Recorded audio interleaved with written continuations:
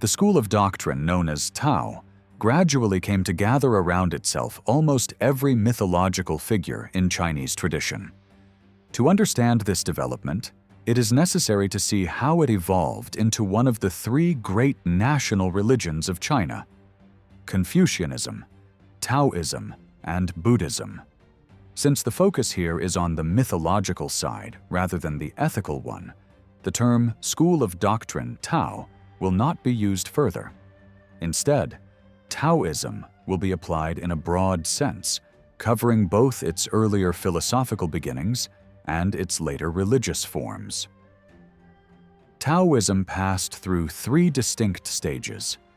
The first may be called the ethical stage, beginning with the teachings of Lao-tzu in the Tao Te King. This was a period of philosophical thought that took shape around the late 6th century BC. The second stage, often described as the magical period, arose in the 1st century AD and centered on the figure of Chang Taoling. He withdrew into the mountains of western China, where he pursued alchemy and cultivated purity through meditation and mental discipline. Many disciples came to him, supporting themselves by paying him 5 measures of rice each day, which led his movement to be known as the Doctrine of 5 Pecks of Rice. This community marked the earliest step toward Taoism becoming a formal religion. Chang styled himself the Celestial Teacher, a title earlier mentioned by Kuo Tzu-i as having been conferred on a youth of Shang by the Yellow Emperor, and also described in the Su Wen as a designation given to Qi Po, an assistant of the Yellow Emperor regarded as the founder of medical arts. Unlike the moral teachings of Lao-tzu, this stage of Taoism relied heavily on the mystical patterns of the Book of Changes. The third stage came in the 7th century AD, during the reign of the Tang Dynasty's founding emperor, Li Shimin, better known by his title Taizong. Influenced by the tradition that Lao-tzu shared his family name Li, Taizong promoted Taoism as a national religion alongside Buddhism, to which he was also devoted. In fact, he claimed Lao-tzu as an ancestor of his own branch of the Li family. From this time onward, Taoism assumed the shape of an organized religion, borrowing many features from Buddhism. Temples were built, ascetics were gathered into communities, and rituals were formally established. Chinese history was scoured for native figures who could parallel the Indian saints brought by Buddhism. Thus, Lao-tzu was placed in the role of Sakya Muni. The 4 heavenly kings were equated with the 4 Lokapalas, and the 3 pure ones were set against the 3 precious ones. Taoism did not seek to openly refute Buddhist doctrine, but their foundations were quite different. Buddhism taught the extinction of both soul and body, whereas Taoism aimed to refine and spiritualize the body until it achieved immortality. Despite this fundamental contrast, the enthusiasm of Emperor Taizong ensured that Taoism was reshaped into a national faith, aligning the popular appeal of Buddhism with a distinctively Chinese tradition. While Taoism adopted Buddhist organizational models, its teachings and mythology remained rooted in Chinese soil.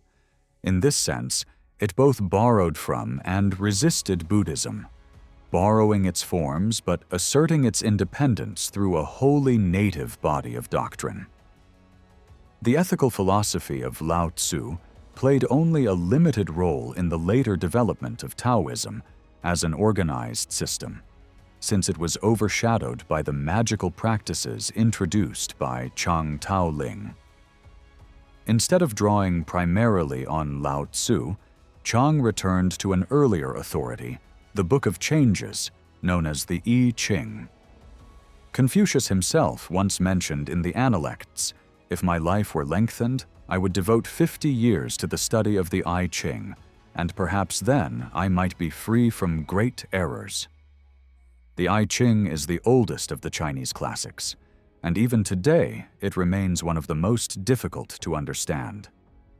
It likely originated centuries before both Confucius and Lao-tzu, though after the era of King Wen, who expanded the original 8 diagrams into the 64 symbols preserved in the text. The classic links favorable or unfavorable outcomes with these diagrams, associating good fortune with events such as marriage, returning home, or setting out on campaigns. It also ties morality to success in statements like, "Prosperity comes to the hero who is correct in conduct." Because it gives great honor to rulers, Confucius valued its teachings and overlooked its emphasis on divination. In early Chinese governments, diviners were high-ranking officials, and this text essentially provided the formulaic phrases they used, while a few passages touch on philosophical ideas of governance. Most of the work is absorbed in questions of luck and fate. Other early texts also contributed to the background of Taoist thought. The Shan Hai Qing, classic of mountains and seas, despite its geographical title, is filled with legendary tales of strange lands, creatures, and natural wonders, as is the Shui Qing, classic of waterways, which one might expect to focus on rivers. The Shan Hai Chung took its current form after the beginning of the Christian era, yet many of its stories reach back at least to the Zhou Dynasty. Although the critical catalog of Emperor Qianlong's great library, Su Ku Chuan Shu, denied that its doctrines were related to Lao-tzu, Taoist authors often adopted it into their tradition. Another important text was the Yin Fu Qing, mysterious tally, attributed in Taoist circles to the legendary Yellow Emperor, Huang Ti. This book sought to connect the visible world with the unseen, showing how apparent disharmony could in fact reflect a hidden unity. It argued that beneath the surface of discord lies an underlying harmony binding all living things. Alongside these works, Lao-tzu's sayings were preserved in the Tao Te Ching. This title was officially bestowed during the Tang Dynasty by Emperor Xuanzong in the early 8th century AD, but its contents were already recognized as Lao-tzu's teachings. Several philosophers before the Christian era had quoted or paraphrased its ideas, with one living just a little more than a century after Lao-tzu himself. The tradition that Lao-tzu was a real figure. His doctrines were expressed in concise, enigmatic sentences that left endless room for interpretation. The opening chapter discusses the word Tao, which became the foundation of Taoist religion. Tao was described as existing before creation itself. When it took on form, it became Ming, a name. For Lao-tzu, the proper stance of the philosopher was Wu Wei, or non-action, and Qing, or quietude. His text emphasizes humility, self-control, serenity, compassion, and meekness. Man, by following Tao, could accomplish without striving, achieving without effort. While there are a few hints of the mysterious and supernatural, which later Taoist teachers used to justify magical practices, the overall message of the Tao Te Ching remains ethical rather than mystical. Thinkers such as Chuang Tzu and Lieh-tzu, who referred to Lao-tzu's teachings and developed their own discussions, focused mainly on ethics. Their writings might have been expected to protect Lao-tzu's philosophy from being turned into the foundation for Chang Taoling's magical arts in the Han Dynasty, or Emperor Taizong's state religion in the Tang Dynasty. Yet this transformation occurred. The reason seems to lie in the ambiguous style of Lao-tzu's writing, which allowed many different interpretations. Since the magical doctrines of Chang could not be reconciled with the conservative school represented by Confucius, Emperor Taizong found in Lao-tzu a more adaptable authority for shaping a national faith. The conservatives supported the existing order, while a new religion demanded innovation. Tai Tsung honored the conservative scholars who supported his reign and promoted orthodox literature and art. But his devotion to Buddhism led him to borrow many of its features for a Chinese religion that was at once nationalistic and liberal. By grounding it in Lao-tzu's ambiguous yet venerable philosophy, he could create a faith that avoided direct conflict with Confucian tradition, while at the same time drawing heavily from Buddhist organization and ritual. It becomes clear from the preceding discussion that Taoism, once shaped into a national religion under the Tang Dynasty, had a highly mixed origin. By recognizing Lao-tzu as its philosophical founder, Taoism made use of the sayings preserved in the Tao Te Ching, interpreting them in ways that allowed the inclusion of magical practices and alchemy, while ensuring that nothing in them could serve as a challenge to such additions. The later elaborations of Lao-tzu's ideas by writers such as Chuang Tzu, Liu-tzu, Han Fei-tzu, and Huainan-tzu, accepted as authoritative interpretations, contained many more references to supernatural events and extraordinary abilities than Lao-tzu's own terse sayings. These writings also extended his thought on immortality in a direction that led naturally towards the charms, spells, and alchemic studies of Chang Tao Ling. From the time of Shang up to the reign of Emperor Tai Tsung at the beginning of the Tang Dynasty, the conservative Confucian school and its classical writings were relatively weak, their influence diminished by the powerful rise of Buddhism, which poured into China and gained immense popularity. For more than 6 centuries, the cultural climate leaned strongly toward belief in miracles, idol worship, and admiration of ascetic life as the highest form of spiritual refinement. By the time Tai Tsung came to power, this atmosphere was well prepared for a new religion that combined ascetic ideals with magical practices, supported under the respected name of Lao-tzu's teachings. Although the Confucian tradition firmly opposed both asceticism and magic, the ethical elements of Lao-tzu's writings and their connections to ancient historical and legendary figures gave Taoism a shield against persecution. Unlike Buddhism, which suffered hostility because it was foreign, Taoism was embraced, even though it carried more superstition than Buddhism itself, precisely because its tone and imagery were entirely national. This strong nationalistic element explains why Taoist supporters went further back in time to claim the Yellow Emperor, Huang Ti, as the true founder of the faith. Confucius traced his principles to the legendary rulers Yao and Shun of the 24th and 23rd centuries BC, but Taoism reached back 3 centuries earlier to the first of the 5 sovereigns, said to have ruled at the dawn of Chinese history. The Yellow Emperor provided a more suitable starting point for the kind of religion Taoism was becoming than the purely ethical Lao-tzu, for Huang Ti's birth was described as miraculous, and his reign was filled with marvelous achievements. Tradition credits him with 6 great ministers, through whose help he organized the 60-year cycle and established the first calendar. He was said to have introduced mathematical calculation, taught the people to fashion tools from wood, metal, and earth, to build boats and vehicles, to use money, and to create bamboo musical instruments, which he was the first to bring into China. He offered sacrifices to Shang, the supreme ruler, in the earliest temple built for that purpose, thus becoming regarded as the founder of the sacrificial cult. He was also credited with building the first palace to mark the distinction between rulers and commoners, and with studying the interaction of natural forces and the properties of herbs, from which he prepared medicines that could greatly prolong life.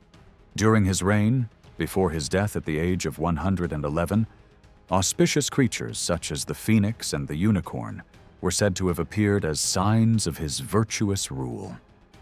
Such legends about the Yellow Emperor were firmly established in Chinese tradition long before Tai Tsung's decision to elevate Taoism into a state religion. So it was only natural that this mythical sovereign, already seen as the origin of miraculous national events, should be regarded as the ultimate source of Taoism. Without the moderating influence of the conservative Confucian school, it is unlikely that Taoism would have been closely linked to Lao-tzu at all, since in truth, the religion's real emphasis lay on magic and occult practice rather than ethical philosophy.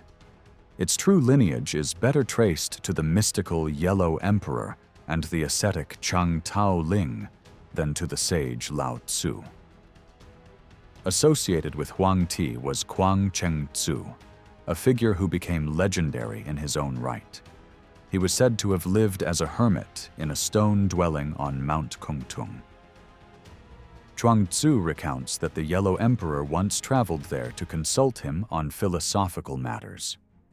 In popular imagery, Kuang Cheng-tzu is portrayed standing with his head lifted, arms folded to gather the long sleeves of his robe, and a large medallion hanging from his belt, inscribed with the 8 diagrams.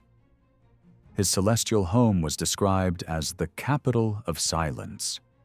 Tradition attributes to him the ability to command evil spirits and grant victory in war, further enhancing his stature as one of the mystical figures bound to the Taoist tradition. It was under the Yuan dynasty that the place of Lao-tzu within Taoism became firmly established. Earlier, Emperor Tai Tsung of the Tang had canonized him with the title Xuan Yuan Huang Ti, meaning Emperor of Mysterious Origin. The Yuan rulers drew upon the first 2 characters of this title and linked them to their own dynastic name, Yuan, in much the same way that Tai Tsung had connected himself to Lao-tzu because of their shared surname. These deliberate associations, first by the Tang through family name, and later by the Yuan through the similarity of titles, greatly strengthened Taoism's position as a recognized religion among the people. During the reign of the first Yuan ruler, Genghis Khan, a famous Taoist recluse named Qu Chu-chi, also called Chu Changchun, was visited at his retreat on the Snowy Mountain, where the emperor learned about Taoist doctrine.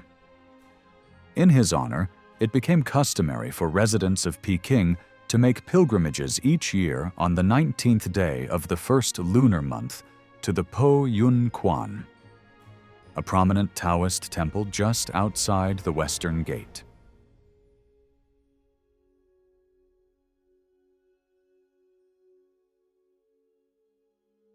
This popular pilgrimage, known as Yen Chu, commemorates Qiu Chu-chi. The temple itself had been the Changchun Palace during the Yuan dynasty, granted to Qiu personally by Genghis Khan. A widespread tale relates that Genghis Khan once wished to marry his daughter to Qiu, who, fearing the consequences, chose to renounce marriage altogether by taking the ascetic path on the 19th day of the first lunar month. Yet this legend does not reflect the true origin of the custom, for the day actually marks Qiu Chu-chi's birthday. Still, the story became attached to the annual pilgrimage as part of popular tradition. Later, during the reign of the Yuan Emperor Tian Li, 1329 to 1332, the renowned statesman and scholar Chao Mengfu composed the inscription for a massive stone tablet commissioned for the Tung Yo Temple outside the Eastern Gate, Chao Yang Men, which had been constructed under imperial patronage. The tablet survives in good condition and is considered one of the most significant and authoritative expositions of Taoism. In this inscription, Taoism was referred to as Xuan Qiao, rather than the common Tao Qiao. Although Xuan Qiao never became widely used, Its adoption by the Yuan court marked yet another step in glorifying Lao-tzu, building upon the earlier canonization by Taoism, while also elevating his divine title as the official designation of the faith.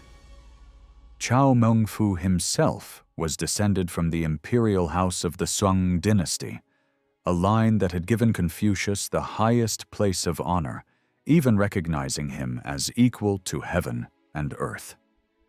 Yet in his inscription for the Taoist temple, he lavished praise on Lao-tzu, drawing connections between him, the Yellow Emperor as a predecessor, and Chang Taoling, the magician, as a successor. In this way, the Tang dynasty had laid the foundations of Taoism as a religion, and the Yuan dynasty had secured and stabilized its position. Through this process, Taoism became closely bound to the mythological figures of China, with all their miraculous deeds and cosmic speculations. If we relied only on the writings of the Confucian scholars, Zhu Qia, the available material would be far more limited, focused solely on the great figures of government and the spread of civilization. Studies of Buddhism would lead us into the myths of ancient India. But it is within Taoism, claiming inspiration from the Yellow Emperor, that we find the myths of early China preserved in full. Their legendary characters, their miraculous events, and their visions of life and the universe woven into a uniquely Chinese religious tradition. An account of Chinese mythology can properly take the Yellow Emperor, Huang Ti, as its central figure. He is listed as the third of the three emperors, San Huang. Yet he is the first to whom an actual personality is attributed. The first of the three, Fu Si, represents the hunting age of the early nomadic tribes who first settled China, while the second, Shen Nung, symbolizes the agricultural age, when permanent communities were formed and farming became a way of life. Only with Huang Ti does a sense of individual character emerge, and in him are gathered the legendary deeds that mark the beginning of Chinese civilization. It is likely that the figure of the Yellow Emperor is a composite of several early leaders whose individual names were forgotten.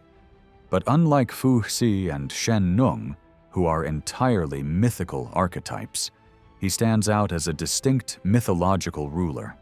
The chronology of the Han Dynasty, Han Li Chai, traces China's earliest history back more than 2 million years, dividing it into 10 great epochs. The first was said to begin with Pan Ku, regarded as both the first created being and the first creator. This was known as the Age of the Nine Sovereigns, Chu Ti. It was followed by the epoch of the Five Dragons, Wu Lung, who were ranked from eldest to youngest, and were also associated with the 5 notes of the musical scale, as well as the 5 planets. The third epoch included 59 generations, the fourth 3 generations, the fifth 6 generations, and the sixth 4 generations, though no names are given for the rulers of these periods. The seventh epoch lists 22 sovereigns whose virtue was so remarkable that their example was eagerly followed by their subjects. The eighth includes 13 sovereigns, one of whom ruled in what is now Sichuan, and taught the people how to raise silkworms and weave silk. Within this epoch appear 2 generations of nest builders, Yu Chao, 4 generations of fire producers, Sui Zhen, and 8 generations of accomplishers, Yung Cheng. The ninth epoch, called Shan Tung, serves as a bridge between myth and reality, characterized by rulers who passed on power in harmony with the fixed laws of the universe.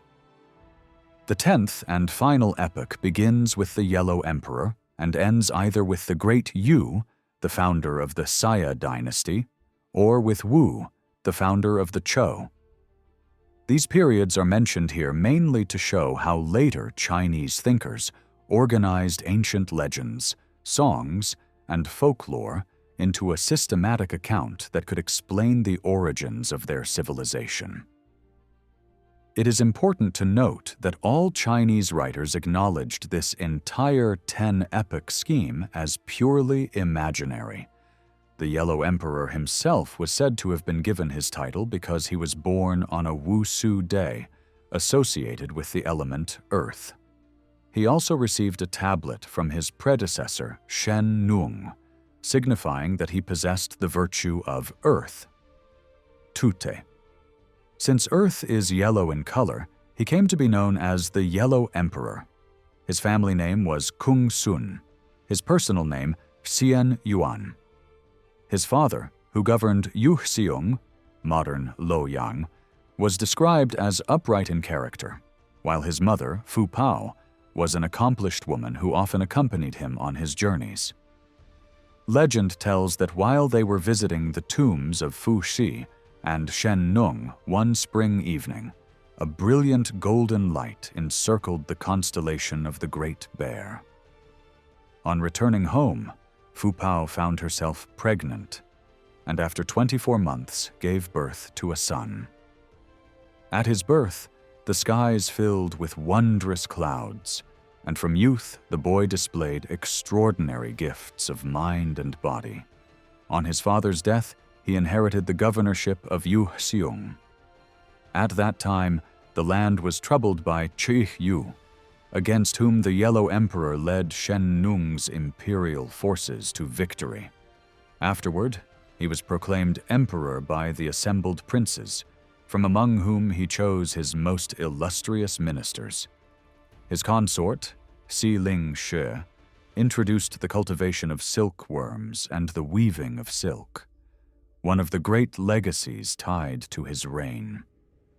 These elements form the historical foundation of his myth, while many other episodes are recorded in the writings of Lao-tzu and in the Huang Ti Ne Ching Su Wen. According to these accounts, the Yellow Emperor journeyed in dreams to distant realms inhabited by spirit beings who walked on air and lay upon space as if it were a bed. They could not drown in water or be burned by fire, and lived free from pain, fear, or sorrow. After awakening from one such dream lasting 3 months, he returned to teach the people how to master the forces of nature and to discipline their hearts.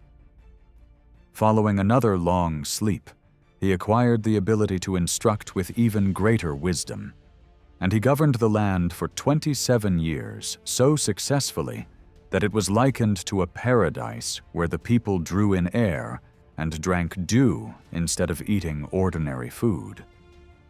Freed from the burden of natural passions, society was said to live in harmony with the highest standards of virtue. In the Su Wen, there is a dialogue recorded between the Yellow Emperor and Qi Po about medicine and natural science. According to this conversation, in the most ancient times, the truly good man held heaven and earth in his grasp and understood the principles of light and darkness. By breathing pure air and keeping his spirit whole, his body followed the commands of his spirit, and so he could achieve a form of immortality equal to that of heaven and earth. Such men became ascetics, carefully preserving their souls, and were believed to wander freely through heaven and earth for countless years. In this dialogue, the Yellow Emperor explained the meaning of the 4 seasons and laid out a vision of the universe. He described 3 types of vital air: that of heaven, Tianqi, that of earth, Tiqi, and that of the cosmic cycle, Yunqi. He also warned of a harmful vapor that attacked human beings and was seen as the origin of all disease. Earth, according to this book, was pictured as a body suspended in space, moving eastward, while heaven itself moved westward. The emperor asked Qi Po to clarify this, and he replied that the ceaseless movement of the 5 elements, metal, fire, air, earth, and water, was comparable to the movements of the sun, moon, and planets across the heavens. The pure essence of all life on earth was said to reside in the realm above. When the emperor asked, "Is not the earth beneath us?" the answer given was that while the earth lies below man, it rests at the center of space, upheld by the vast air that surrounds it. These reflections on natural science were interwoven with discussions of medical practice, offering ways by which human life might be extended indefinitely. Although the Yellow Emperor stands as the figure from whom many of China's early myths unfold, his two imperial predecessors, Fu Xi and Shen Nung, must also be considered. Fu Xi, whose official imperial title was Tai Hao, the Great Almighty, was depicted as both human and supernatural. His birth was said to have been miraculous and to have taken place near Kungchang in what is now Kansu province. The oldest surviving image of him appears on the stone tablets at Wuliang-tzu in Shantung, dated to 160 AD, where he is shown with a female companion, their bodies ending in the intertwined tails of serpents. From this evidence, it is clear that during the Han Dynasty, Fu Xi was not regarded as a human being. According to the Shen Xian Tung Chien, he discovered the 8 diagrams while standing on the banks of the Meng River. There, he encountered a strange monster of immense size, with the body of a horse, the scales of a fish, and several feet. Its lower body was covered in hair, and on its back it carried a tablet. Fu Xi called to the creature, and it emerged from the water, leaving the tablet in his possession. The tablet contained 55 lines entwined with figures, which Fu Xi studied at Fushan. From this study, he composed the 8 diagrams. Tradition also credits him with instituting marriage laws, forbidding unions between people of the same surname. He was said to have driven wild beasts from the land, discovered iron, and created hunting and fishing tools. He journeyed east through the lands of present-day Shantung, Honan, and Shenxi, and made his capital at Chen, near modern Kaifeng, in Honan province. He is remembered for creating the first writing system, for building an altar under the open sky, where sacrifices could be offered to heaven, and most of all, for bringing forth the 8 diagrams, though it is just as likely that the diagrams already existed at the dawn of recorded history and inspired the myth of Fu Xi himself. Shen Nung, called the earthly emperor to distinguish him from Fu Xi, the heavenly emperor, represents the age of agriculture. His birthplace was said to be Mount Lie, in today's Hubei province. He was described as 8 feet 7 inches tall, with the body of a man, but the head of a bull. Within 3 days of his birth, he could speak. By 5 days, he could walk. By the 7th day, he had grown a full set of teeth. And by the age of 3, he was already tilling the fields. He established his capital at Chufu, which would later also be the birthplace of Confucius. Shen Nung is credited with inventing the cart and designing various agricultural tools, as well as creating markets where the produce of different regions could be exchanged. He studied plants exhaustively, testing their effects on the human body. In a single day, he was said to have discovered 70 vegetable poisons. He classified 365 medicinal plants and wrote a book on their healing properties. Shen Nung was believed to have lived to the age of 168, after which he ascended to immortality. 2 other myths from the era of the 3 emperors also deserve attention.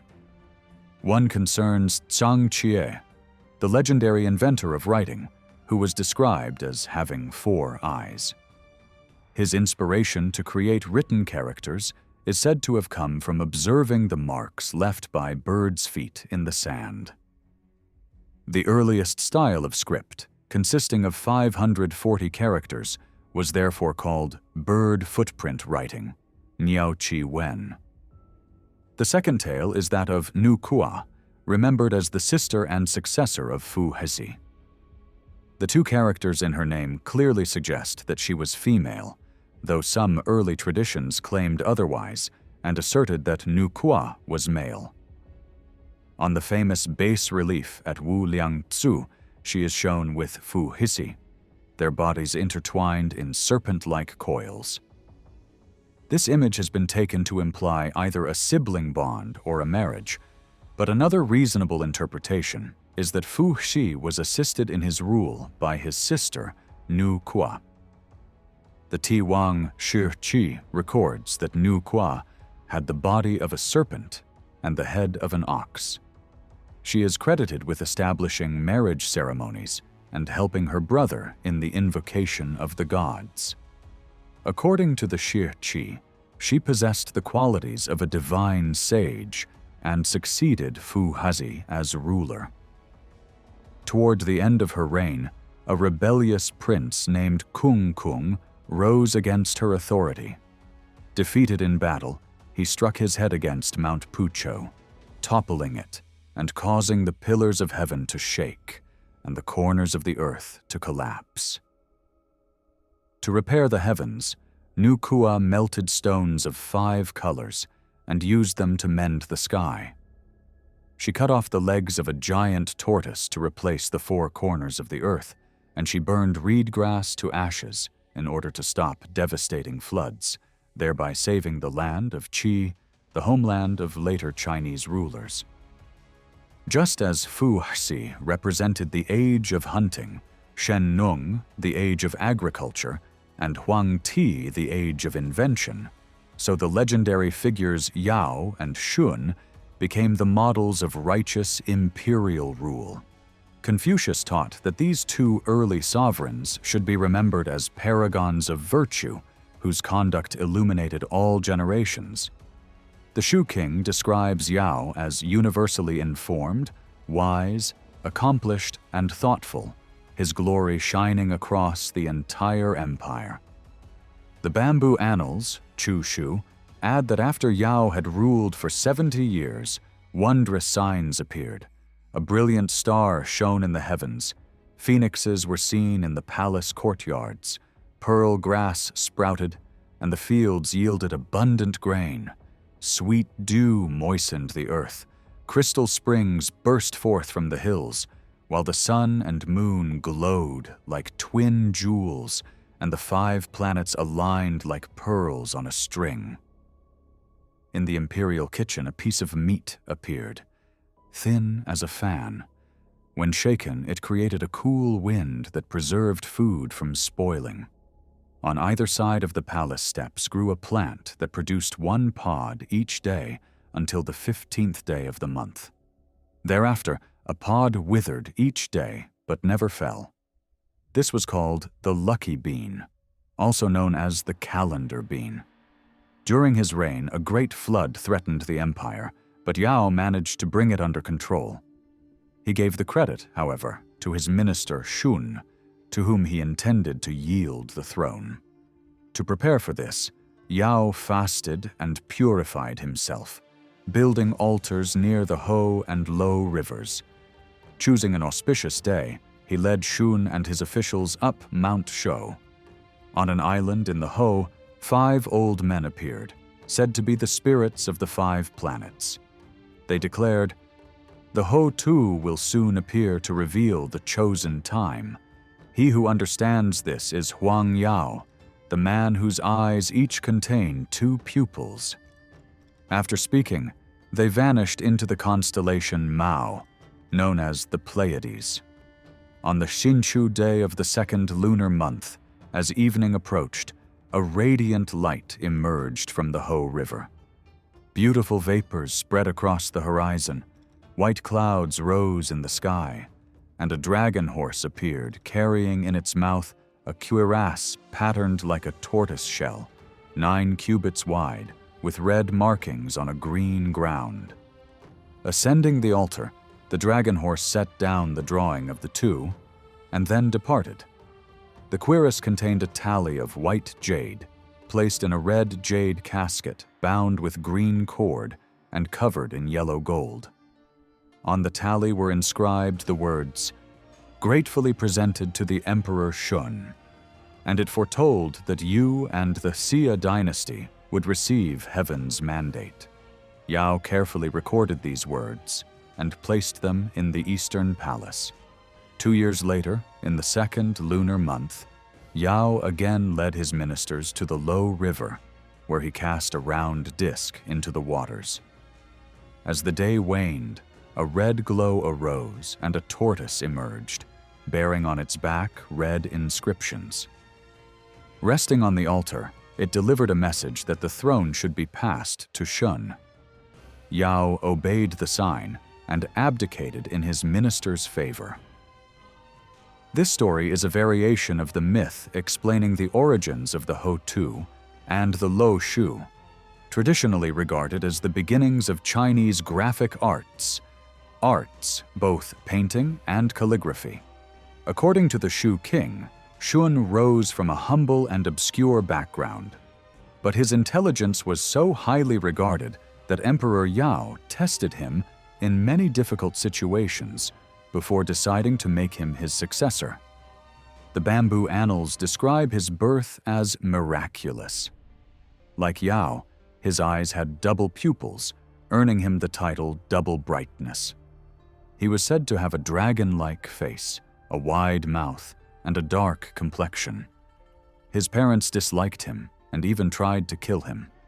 They once ordered him to plaster a granary and then set it on fire, but the magical bird feather clothing he wore allowed him to escape unharmed. On another occasion, they forced him into a well to dig it deeper, and then tried to bury him alive by filling it with stones. This time his dragon-made clothing saved him, enabling him to climb free. Later he dreamed that his eyebrows grew as long as his hair, an omen of greatness. When Shun ascended the throne, auspicious signs accompanied his reign. The lucky bean grew near the palace steps, and phoenixes made their nests in the courtyards. During the 9 ceremonial performances, when musical stones were struck, wild animals reportedly came forth, one after another, as if enchanted by the sound. A brilliant star shone in the sky. In the 14th year of his reign, during a great performance involving bells, flutes, resonant stones, and organs, a violent storm suddenly broke out. Thunder roared, rain poured, winds toppled houses and uprooted trees, drums and bells were scattered in chaos, and dancers fell to the ground. Amid the confusion, Shun calmly held on to the suspended frames of the bells and stones, laughed, and remarked, "How clearly this shows that the empire cannot belong to one man alone. These bells, stones, and flutes themselves prove it." After this, he presented you to heaven, having him perform imperial ceremonies. Immediately, harmonious vapors rose on all sides, and bright whirling clouds appeared, dazzling like smoke yet not smoke, like clouds yet not clouds. The officers sang of these clouds in unison, and Shun himself led the chorus, praising their brilliance and order. The ministers then bowed and declared that the heavens above shone with brightness. The sun and moon ennobled their ruler, and the stars kept their appointed places. Shun again sang, reflecting on how the heavens and seasons followed their rules, how music brought forth harmony, and how its sounds thrilled all living things. When the radiance faded, the clouds dispersed, and the 8 winds blew gently across the land.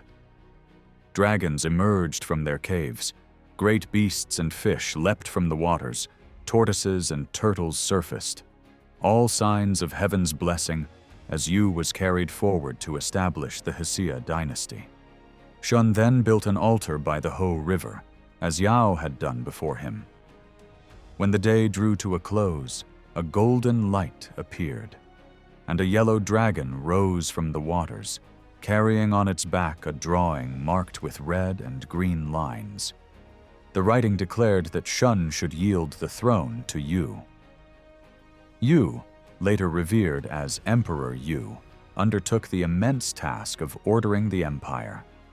He mapped out the 9 provinces, followed the courses of mountains and rivers, set the land taxes, and defined what goods should be offered in tribute.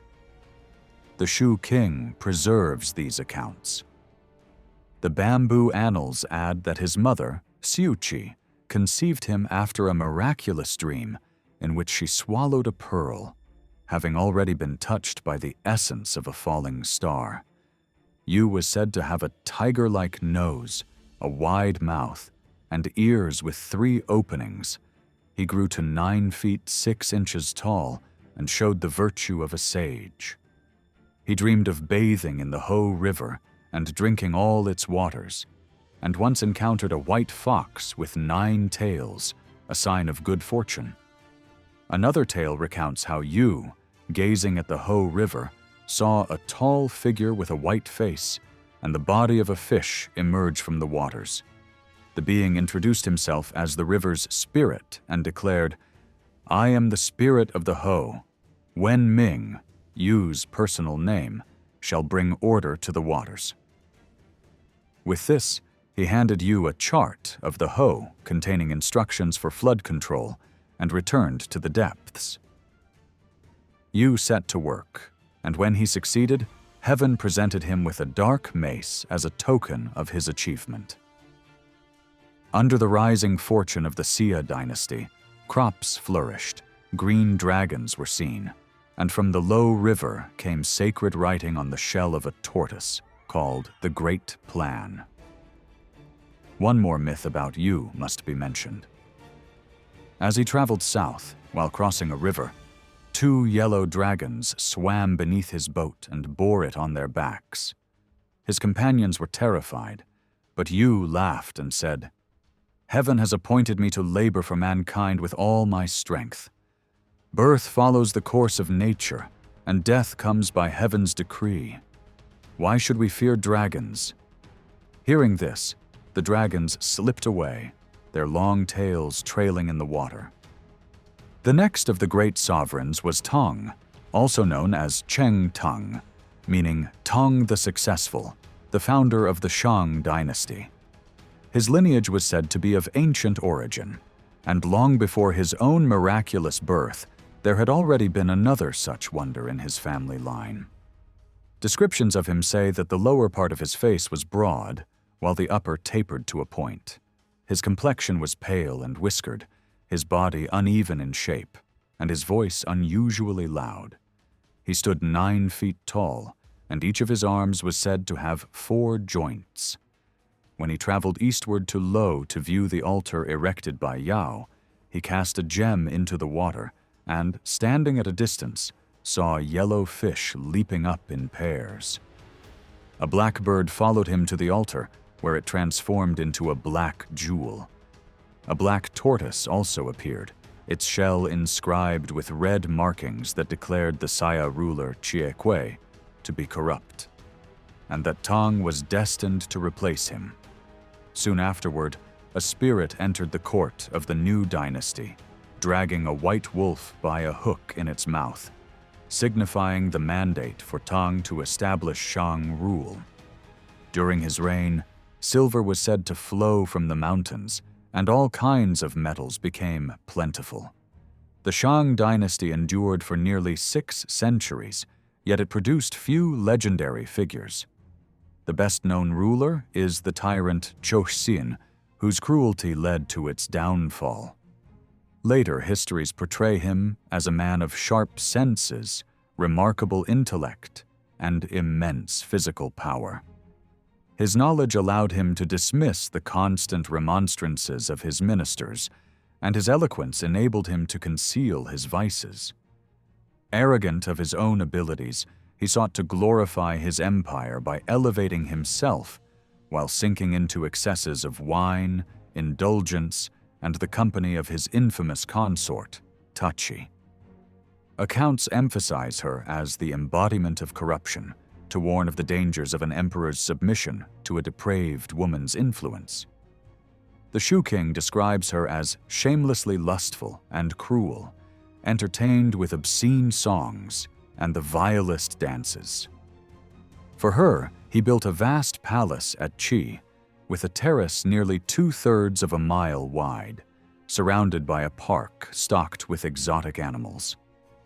The enormous expenses of this project required oppressive levies, stirring deep resentment among the people. At Shaqiu, in modern Pingxiang of Qihli province, his extravagance reached new extremes. Here was built a great pond filled with wine, while trees were hung with strips of human flesh, and men and women were made to chase each other naked in scenes of grotesque revelry. In the palace, nightly feasts of drunkenness and debauchery were held. When rebellion began to stir among the princes, Tachi insisted that punishments were too mild and executions too few. She devised 2 new forms of torture, one called the heater, where victims were forced to hold a red-hot piece of iron, and another called the roasting pillar, a copper column greased and set over burning charcoal, upon which prisoners were made to walk until they slipped into the flames. Tachi reportedly delighted in watching their suffering. Such atrocities provoked outrage across the empire. One of the most infamous episodes of Chou Xin's cruelty was his treatment of Pi Kan, his virtuous relative. When Pi Kan admonished him for his excesses, the tyrant grew enraged and ordered his heart to be torn out, saying he had long heard that the heart of a man of supreme virtue had 7 openings, and he wished to see if this were true. During Chou Xin's reign, the small principality of Chou rose to prominence. Its ruler, later canonized as Wen Wang, led the rebellion that brought the Shang dynasty to an end. This principality lay near present-day Xi'an, the capital of Shenxi province. After the fall of Shang, the younger son of Wen Wang became the first ruler of a new dynasty, which took its name from Chou. Known in history as Wu Wang, he became the founder of a line of rulers whom Chinese tradition credits more than any other with spreading civilization throughout the land. The ancestry of Wu Wang is traced back to the Emperor Kuo Tzu-i. His wife gave birth in miraculous fashion, but at first rejected the child. She left him in a narrow lane where sheep and cattle gathered around and kept him alive. She abandoned him again in a forest where a woodcutter found him and preserved his life. Finally, she placed him on ice in a river, but a great bird spread its wing over him and sheltered him until he was rescued. Realizing he could not be destroyed, the mother raised him, naming him Qi, or castaway. His face was unusually formed, with the lower part greatly developed, giving him an extraordinary appearance. As he grew, he entered the service of Emperor Yao as Minister of Agriculture and earned renown for his contributions to the people's welfare. The next stage in the remarkable ancestry of Wu Wang is linked to Kung Liu, grandson of the figure known as Castaway. His virtue was so great that the surrounding princes treated him with the honors normally reserved for an emperor. 13 generations later, his descendant Qilin was born, his arrival having been foretold as far back as the era of the Yellow Emperor, when a prophecy was declared. The chief of the Northwest will in a certain year become king. Shang will lay the foundations of royal dignity. Fa will exercise the authority required of it, and Tan will establish its principles. Chang, the son of Qilin, became known to history as Wen Wang. His son Fa became Wu Wang, the founder of the Chou dynasty, and Tan became the Duke of Chou, Chou Kung. Both miracle and prophecy were thus invoked to explain the ancestry of this great house. Wu Wang's father, Wen Wang, was described as having a dragon's countenance and the shoulders of a tiger. He stood 10 feet tall and had 4 nipples on his chest. Known as the Chief of the West, Si Po, he made his capital at Feng, which became the central seat of the Chou dukedom and remained near the political heart of China for centuries. Whether this detail originated as genuine tradition or was a later literary invention, it was remembered as the beginning of the capital's enduring importance. To lend further grandeur to Wu Wang's ancestry, numerous tales surrounded Wen Wang, the Duke of Chou, and his mother, Tai Su. One autumn day, a red bird was said to have flown into the capital carrying a message in its beak, which it dropped at the duke's door. The writing declared that the Chou state would bring down the reigning dynasty. Before setting out on a hunt, one of his attendants warned him that instead of capturing a bear, he would meet with divine guidance.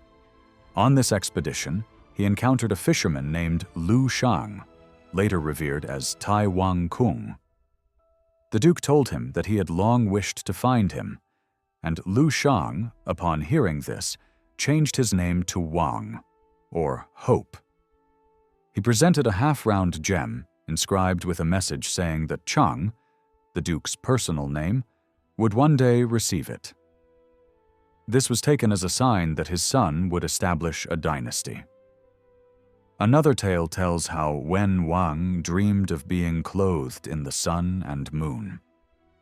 In the spring, all 5 planets moved into conjunction, while male and female phoenixes circled the capital bearing writings that proclaimed, "The Emperor is without principle. He oppresses the people and has thrown the empire into disorder. Heaven will no longer tolerate him. The spirits of the earth have deserted him. The conjunction of the 5 planets will bring brightness to the world within the 4 seas." Thus were astrology, miracle, and prophecy all combined in the myths surrounding the Chou lineage. Wu Wang himself was said to have had a striking appearance. His upper and lower teeth formed solid plates of bone, and his eyes were described as restless like those of a shepherd. While crossing the river Meng, a white fish leapt into his boat. It measured 3 feet long and bore red markings beneath its eyes that formed the words, "Chu Xin may be smitten." Wu Wang wrote the single character for Dynasty above these ominous words, causing the unfavorable message to disappear. He then sacrificed the fish to heaven, and fire descended from the sky. This fire transformed into a red bird, carrying a stalk of grain in its beak, which was taken as a sign of abundance and prosperity. Afterward, Wu Wang moved eastward and subdued the entire land with ease. Tradition says his soldiers scarcely had to stain their blades with blood, for the people turned to him willingly as a ruler of virtue. Harvests flourished, and forests yielded timber for his palace. At Wu Wang's death, his son, Cheng Wang, was still young, and the Duke of Chou, Tan, served as regent for 7 years. He established the institutions and music of the dynasty. During this period, phoenixes were seen again, and the mysterious bean sprouted once more. When the king and his regent visited the Ho and Lo rivers, they cast a gem into the water and performed the rites. As the day faded, radiant light spread across the Ho. Green clouds floated in the heavens, and a green dragon appeared, carrying in its mouth a dark shell. It laid this upon the altar before departing. On the shell were red inscriptions, which the regent carefully copied. These writings foretold the fortunes of the empire down to the Qin and Han dynasties. The young king then composed a song, humbly declaring that he possessed no virtue worthy of attracting phoenixes, and that their presence was due entirely to the lasting influence of his forebears, whose virtue still reached into the lives of even the humblest subjects. The differences between the bamboo annals and the Shu king are considerable, They vary mostly in chronology and in the narratives about Shun's rule and Yu's labors. From a mythological standpoint, the bamboo annals offer far more supernatural detail, preserving ancient legends that Confucius, in editing the Shu king, pared down or omitted entirely, reflecting his skepticism toward the mysterious. The bamboo annals, like the I Ching, emphasized omens and marvels, ensuring their survival in later tradition. Perhaps no better example of the divergence of ancient Chinese thought exists than in comparing the Book of Changes, I Ching, attributed to Wen Wang, with the Chou Li, attributed to the Duke of Chou. The I Ching is a work of occultism in which the original 8 diagrams, Pakwa, are expanded into 64, made up of continuous and broken lines used in divination. From this text stemmed much of China's tradition of mystical inquiry. In contrast, the Chou Li deals with the practical establishment of government. The emperor, as son of heaven, Tian Tzu, was surrounded by ministers and the heads of feudal states. His officials oversaw 6 departments of government, Liu Fu, each with defined duties. It even set out the architectural plans of the imperial palace and prescribed the emperor's daily routine, his clothing, meals, words for special occasions, and ceremonial postures. Everything in this work related to concrete governance. To modern minds, it seems impossible that such opposing systems could coexist, and stranger still that one individual might revere both. Yet this paradox is key to understanding Chinese civilization. Its strength lay in its very inconsistency, blending the sublime with the commonplace, the solemn with the strange, the true with the flawed. In antiquity, the same people accepted the refined rituals of the Chou Li alongside the mysteries of the I Ching, without concern for their contradictions. This habit of mind has endured through the centuries, and without appreciating it, one cannot understand how myths came to flourish so widely among a people who, in state ceremonies, were otherwise so uncompromisingly rational. The blending of early Chinese beliefs is clearly reflected in the symbolic use of jade objects described in the Chou Li, as explained by scholars like Dr. Berthold Laufer in his work on jade. 6 particular jade forms were connected to rituals honoring heaven, earth, and the 4 directions. A round green disc was used to honor heaven, while a yellow jade tube represented earth. A green tablet was linked to the east, a red one to the south, a white one to the west, and a black semicircular piece was offered to the north. Even the color of the animals sacrificed and the silk used in offerings matched the color of the jade for each direction, showing a consistent symbolic system. The Chou Li also gave precise directions for placing these jade objects in the coffins of imperial family members. When the body was laid inside, the green tablet was positioned on the left, a divided tablet at the head, the white tablet to the right, and the black semicircular piece at the feet. A round disc was placed beneath the back, while the jade tube lay upon the abdomen. Together, these objects formed an image of the brilliant cube, or Fang Ming, a sacred emblem in sacrifice. The separation of the round disc and square tube symbolized the balance between heaven and earth. The strong connection between the use of jade in ritual ceremonies and in burials is unmistakable. These references in the Chou Li align with what is known about bronze ritual vessels. Such vessels were central both in family and state worship, and were especially tied to ancestral rites, which, according to ancient traditions preserved in the Shu king, dated back to the legendary emperors. One passage notes that the minister of religion under Emperor Shun was called the arranger of the ancestral temple. Confucius later insisted that parents should continue to be honored through proper sacrifices after death, a principle that likely reflected very old customs. The spirits of ancestors were believed to be aware of their descendants' lives and capable of influencing them. Important family events were reported before ancestral shrines, and even matters of government were often conducted in the presence of ancestral tablets. For example, when Emperor Yao entrusted Shun with the duties of government, the transfer took place in the Temple of the Accomplished Ancestor. Shun, during Yao's lifetime, also offered sacrifices there whenever he returned from the tours of administration. Similarly, when Shun shared responsibilities with Yu, the ceremony took place in the Temple of the Spiritual Ancestor, honoring Shun's lineage. A striking story tells how Tan, the Duke of Chou, prayed for his brother Wu Wang's recovery when the king was gravely ill.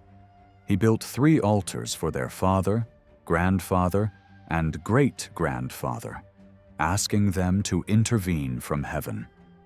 When divination revealed that Wu Wang would recover, Tan declared that the throne's continuation had been secured by the favor of these ancestors. Likewise, Emperor Pan Keng, ruling in the 14th century BC, warned rebellious nobles that his great ancestor Tong would punish them, since their own forefathers, now in the spirit world, were urging Tong to act against them.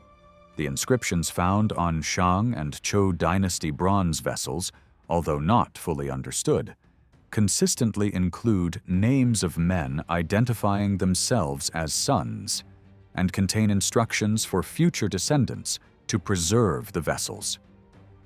This suggests their use in ancestral sacrifices within temple settings. One famous set of bronze vessels, known as the Qi Hu set, was dedicated to the Marquis of Qi and used in ceremonies that honored early rulers who had elevated the small state to prominence. The overlapping of religious ideas is also visible in the earliest references to the supreme ruler. The title Shang Ti, later often equated with the Christian god, was paired in the Shu king with Huang Tian, or Imperial Heaven.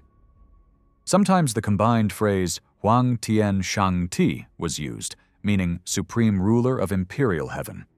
Both Shang Ti and Tian, or Heaven, were explained by the Song Dynasty commentator Chu Si as equivalent to Li, a concept translated variously as order, law, principle, or abstract right. Yet intelligence may come closest to capturing its original meaning.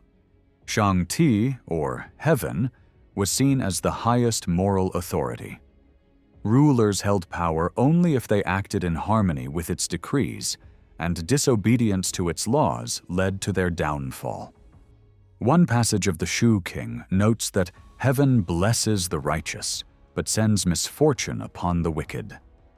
Thus, the ruler's foremost duty was to live according to the laws of heaven, providing a moral example for the people. If society became corrupt, it was a clear sign that the ruler himself had failed, and a new leader would inevitably arise, just as happened with the fall of the Xia and Shang dynasties. Early Chinese belief was therefore not strictly monotheistic.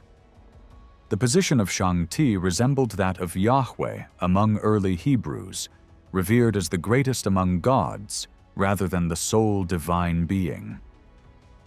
In China, spirits of heaven and earth, the land, the harvest, and the ancestors all stood alongside the supreme ruler.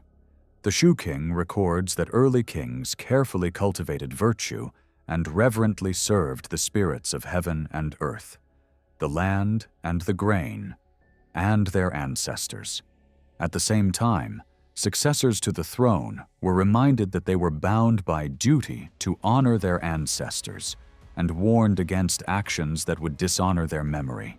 An early misunderstanding about Chinese religion comes from the way people interpreted the role of Shang Ti, the supreme ruler. Unlike other cultures, the Chinese never made statues of him in human form. Instead, they imagined him far above all others, majestic and powerful, beyond any comparison with mankind. Because humans were thought to be so inferior to heaven, it was unthinkable to fashion the supreme ruler after the human body or mind. Yet the Chinese did create other types of images that suited their more abstract way of thinking. For example, a round jade disc with a hole in the center symbolized Earth, while other jade forms stood for the four directions: north, south, east, and west. According to later explanations, the Chinese viewed their cosmic deities not as people, but as forces of nature, each with its own sphere of influence. The forms of these symbols were designed using geometric ideas believed to reflect the structure of great natural phenomena.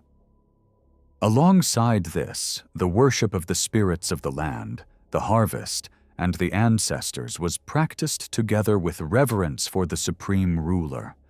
This was accepted as binding on rulers and commoners alike, and it was not thought to lessen the dignity of Shang. Unlike in Israel, where prophets rose to condemn the worship of other deities, no such warnings appeared in China. Over time, the supreme ruler was gradually overshadowed by a growing multitude of lesser gods modeled after humans, animals, and natural forces. As a result, the high moral ideals once associated with heaven became less visible, giving way to a broader nature worship. It is recorded that the Emperor Shun offered sacrifices to a group known as the Six Honored Ones.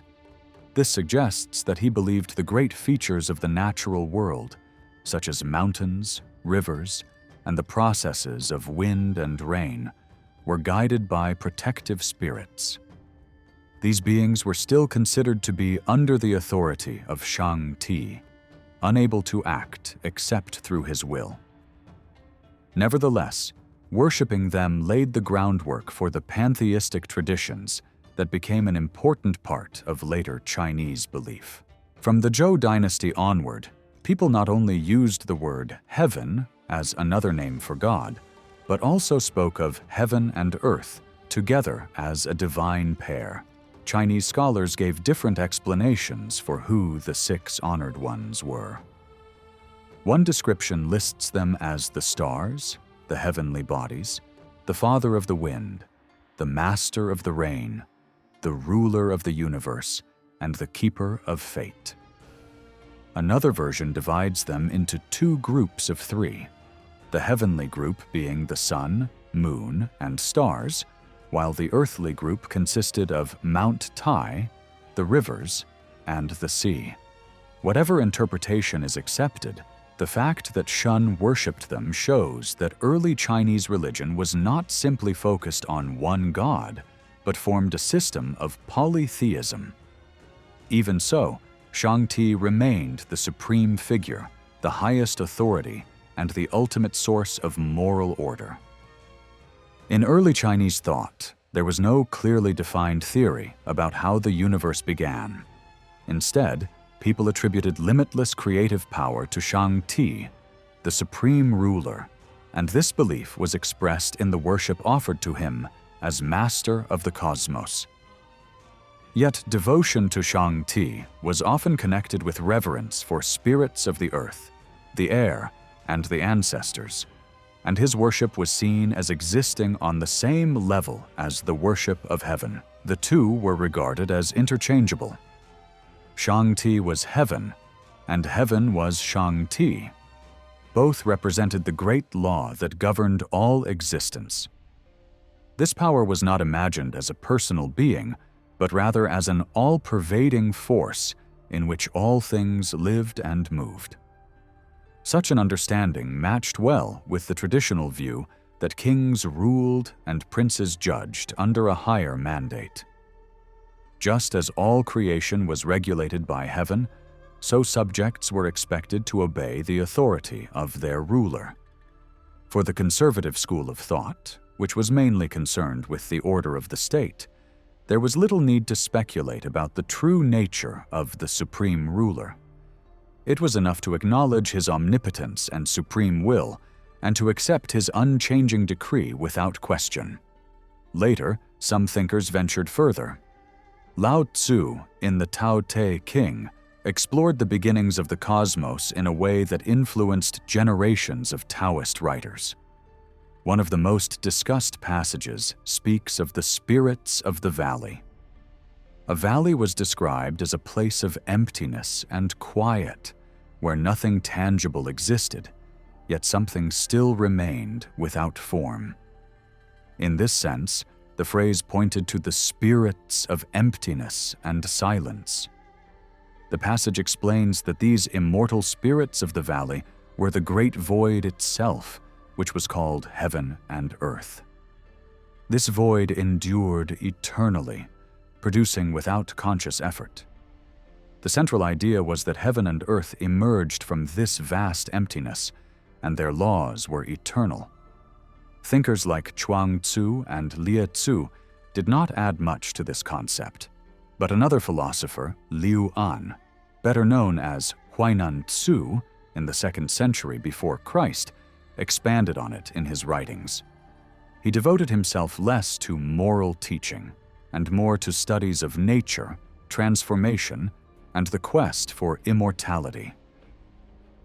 He gathered groups of ascetics who pursued esoteric practices, and through these explorations, he developed a philosophy centered on the law of spontaneity.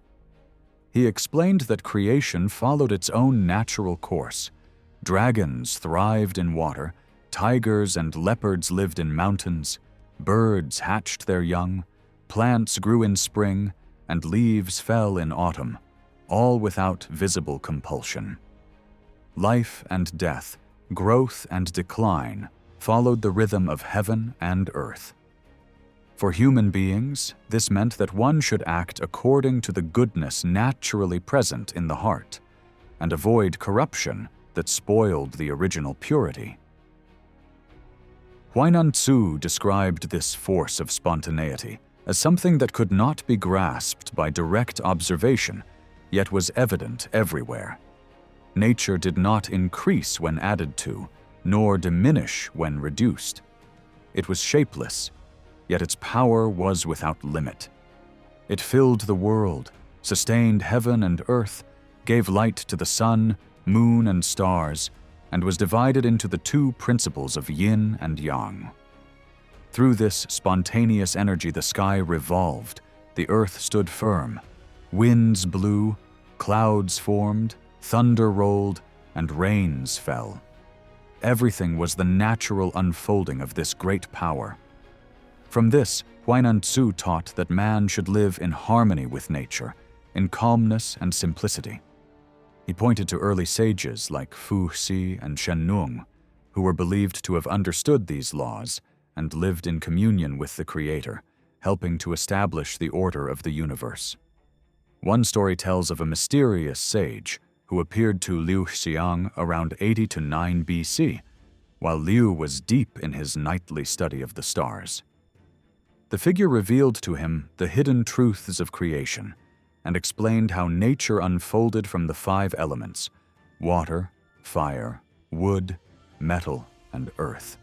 Before vanishing back into the heavens, the sage declared himself to be the very essence of the great center, known as Tai I Cheng. Liu Xiang, remembered as the writer of the history of the Han Dynasty, and as the pioneer of a new style of historical writing, spent much of his free time in the study of the occult. From his era onward, scholars within the Taoist tradition turned their focus less to ethical questions and increasingly toward the mysteries of life's origins, longevity, and supernatural powers. A century later, Chang Tao Ling would mark the beginning of Taoism's emphasis on magical practices, which came to dominate the tradition. After Liu's time, it became nearly impossible to pinpoint when or how the many elements of Taoist cosmology were introduced.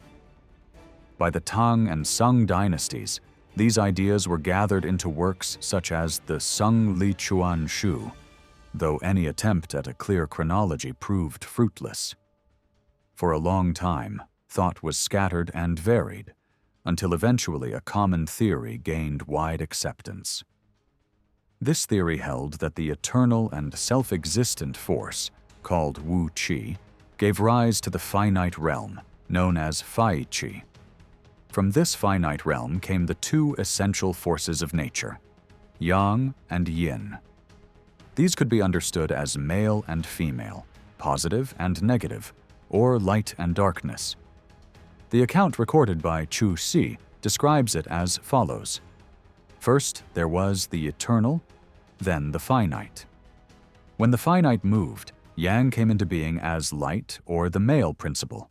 When the finite rested, Yin appeared as darkness or the female principle. In this view, nature itself was described in terms of the generative principles familiar from animal life. Yet there was never any attempt to explain the eternal self-existent source in human terms, for it was believed to be unknowable and beyond description. Another work that explored such ideas was the Tai Chi King, or Classic of Breath Control. The book has no clear date or author, though its content suggests it was written during the Yuan dynasty, when Taoist thinkers placed great emphasis on breath regulation as a key step toward immortality. It taught that the universe contains only one vital energy, known as Chai, from which all life and death arise. Every finite thing emerges from this vast and inexhaustible reservoir. For this reason, the Qi was described as a mother, the yin or female principle, which joined with the yang or male principle to form the eternal Tao. The yang was described as the spirit of vacuity, a force of vitality that united with the receptive energy of the Qi to create the power of the cosmos. Both spirit and energy came from the original chaos, and neither could be increased or diminished. This view of creation clearly reflected the Taoist focus on breath cultivation, though later writings blended such ideas with Buddhist influences. Works like the Sin Yin King, or Classic of Heart Revelation, are examples of these mixed traditions, but they never gained wide enough influence to shape mainstream Taoist thought. In contrast, the refined philosophical interpretations of creation were eventually overshadowed by more popular Taoist myths that captured the imagination of the people. Chief among these was the legend of Pan Ku, regarded as the great creator. Emerging from the original chaos, Pan Ku was said to be 4 times larger than an ordinary man, with horns on his head, tusks in his jaw, and a body thickly covered in hair. He understood the workings of heaven and earth, and the constant transformation of the dual fires of nature. With this knowledge, he carved valleys, raised mountains, and taught humanity how to build bridges and boats. He knew the qualities of rocks and selected those most useful for mankind. With his hammer and chisel, he shaped the universe itself. From his lofty throne, he taught people about the order of the cosmos, dividing them into nobles and commoners. He told them of the sun, moon, and stars above, and of the 4 seas below. So compelling were his teachings on how chaos was transformed into order that the people forgot their fatigue as they listened. Then, one morning, after his instructions were complete, he vanished and was never seen again. In this way, the impersonal forces of nature were given human form in the figure of Pan Ku, a fully anthropomorphic image of creation. According to Zhen Fang, who wrote the Shu Ai Qi in the early 6th century, this myth had been brought into China by envoys returning from the kingdom of Siam. Interestingly, it was not even mentioned by Liu Shu in his 11th century work, the Tung Qian Wai Qi. Another example of turning an abstract principle into a personal figure appeared during the Sung Dynasty, when Shang, the great ruler of early classical writings, was transformed into Yu Huang, the Jade Emperor of Taoist belief. This shift is said to have begun after Emperor Chen Song, in 1005 AD, signed a humiliating peace with the Khitan Tartars that forced him to give up parts of northern China. In an effort to restore his reputation, the emperor turned to fortune-tellers, geomancers, and interpreters of dreams. His minister Wang Qinzhou encouraged him, arguing that the supposed revelations once claimed by earlier rulers had been nothing more than fabrications to secure obedience. If the emperor were to create similar stories, he too could win back the loyalty of the people. In 1012 AD, Chen Sung gathered his ministers and announced that he had dreamed of receiving a letter from Yu Huang. The message explained that Yu Huang had already written twice to the founder of the Shang Dynasty, and that now the emperor's ancestor would soon appear in person. Later, the emperor told his ministers that his forefather had indeed visited him, just as Yu Huang had promised. Historical records mention that this was the very first time Yu Huang's name appeared, and nothing at all was known of his background or life. Before this dream, no one had ever spoken of him. He was, in truth, an invention of a desperate ruler and a minister later remembered as corrupt. The so-called revelation, described as a heavenly letter, was supported by another high official named Wang Tan, who accepted a generous gift from the emperor in return for his approval. Later generations often criticized him for his weakness. Despite such questionable origins, Yu Huang rose quickly in importance.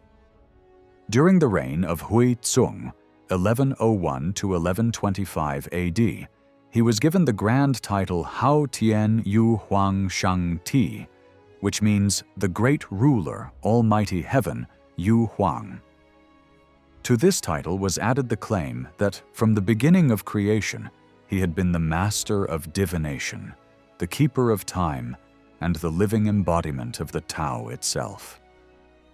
This was the highest honor that could be given, for it placed him on equal footing with Shang Ti, the supreme ruler of the universe. From this moment, stories about Yu Huang's life began to circulate. According to these tales, his father was King Qing Te of a distant and marvelous land, and his mother was Queen Pao Yue, whose name meant the precious month. She had reached middle age without bearing a son, so the king summoned priests to pray for an heir. That night she dreamed of Lao-tzu, who appeared riding a dragon and holding a child in his arms. Flying toward her, he agreed to give her the boy as her son and tossed the child into her embrace. She woke feeling that she had conceived, and a year later gave birth. From childhood, the boy showed a noble spirit, giving away the treasures of the palace to help the poor. When his father died, he was crowned king, but within days he handed the throne to his prime minister and withdrew to live as a hermit in Puming, in the province of Shenxi. There he reached spiritual perfection and devoted himself to healing the sick. In the midst of his acts of kindness, he passed away. This version of his life was preserved in collections of marvels and wonders, and it shaped the popular imagination for centuries. For the people of China, Yu Huang, together with Pan Ku, came to be regarded as the great origin of all things, and to both of them worship was offered as to the true creators of the world. The most enduring form of religious devotion in China has been directed towards the spirits of the earth. Ancient traditions say that Emperor Shun performed sacrifices to the hills during the Wang ceremony, while later rulers carried out offerings in the Lu ritual. The Duke of Zhou, for instance, is remembered for sacrificing a bull on the Shi altar as an act of reverence to the powers of nature. Over time, numerous ceremonies emerged. the Fang rites to the 4 quarters of the earth, the Yu ritual to ask for rain, the Qiao offering made to heaven during the winter solstice, and to earth during the summer solstice, as well as sacrifices at the Shi-Qi altars, dedicated to the spirits of soil and grain, which were built in every feudal state.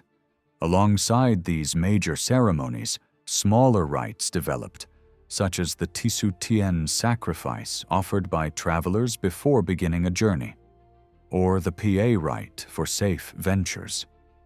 There were offerings to the spirit ancestor of horses in the Po ceremony, the year-end sacrifice known as Cha during the Zhou dynasty and later La under the Qin, which expressed gratitude for the harvest, as well as seasonal rituals like the Yo sacrifice in spring and the Ti in autumn, both requiring the presence of the ruler and the feudal lords.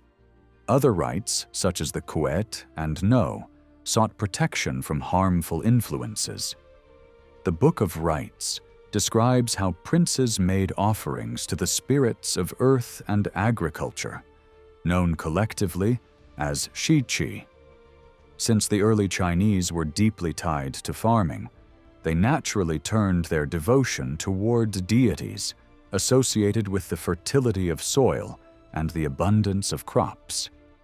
She represented the spirit of the earth, while Chai symbolized the spirit of grain, together embodying the divine guardianship of agriculture, much as Emperor Shen Nong was seen as the figure who introduced farming itself.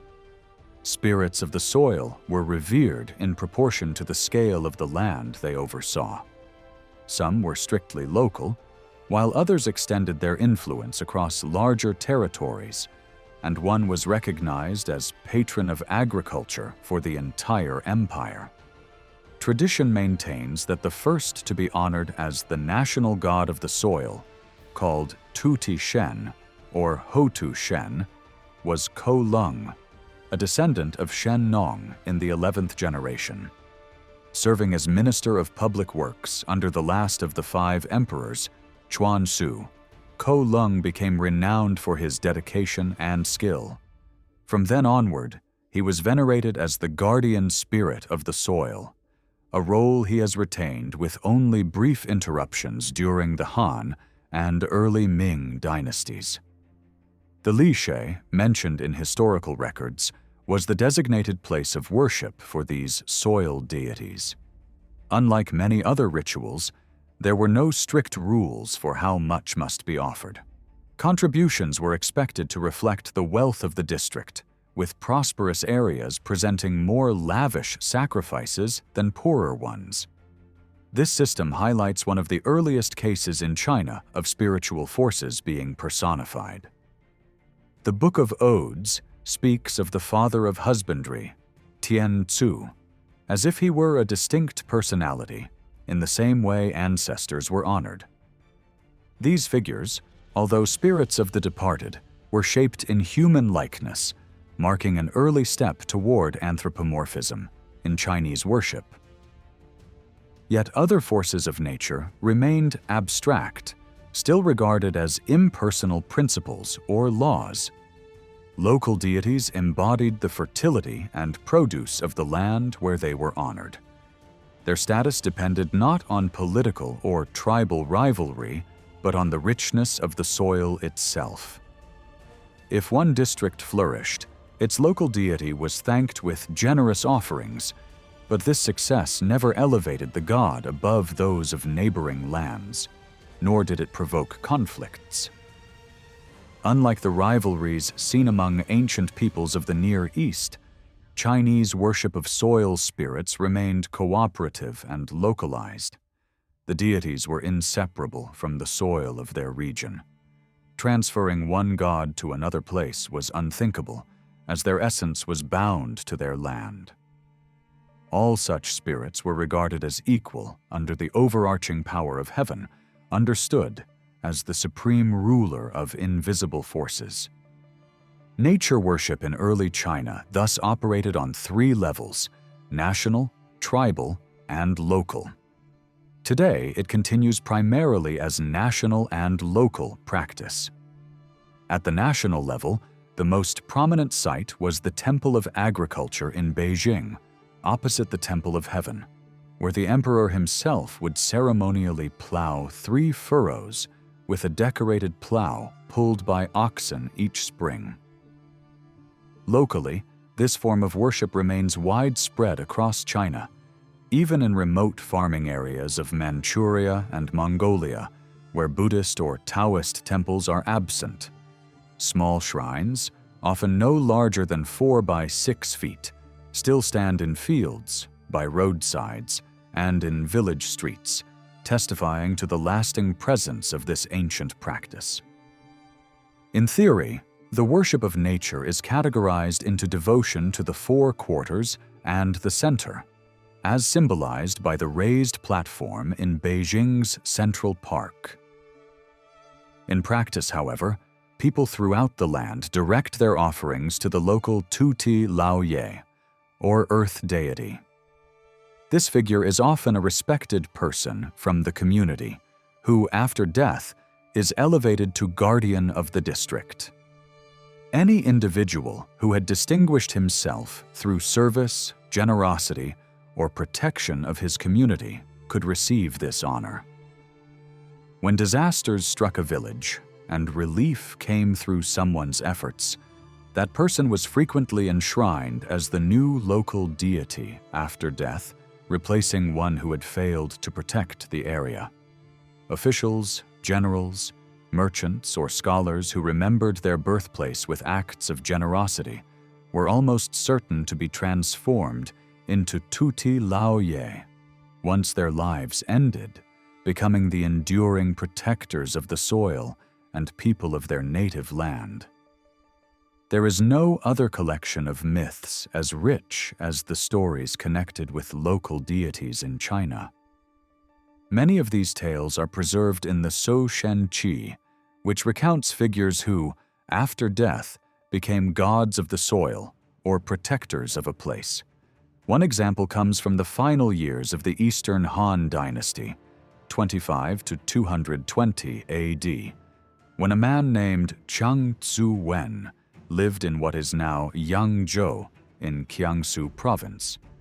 He was notorious for drinking and debauchery, yet he declared that his bones were of a bluish-green color, proof, he claimed, that he would one day be deified.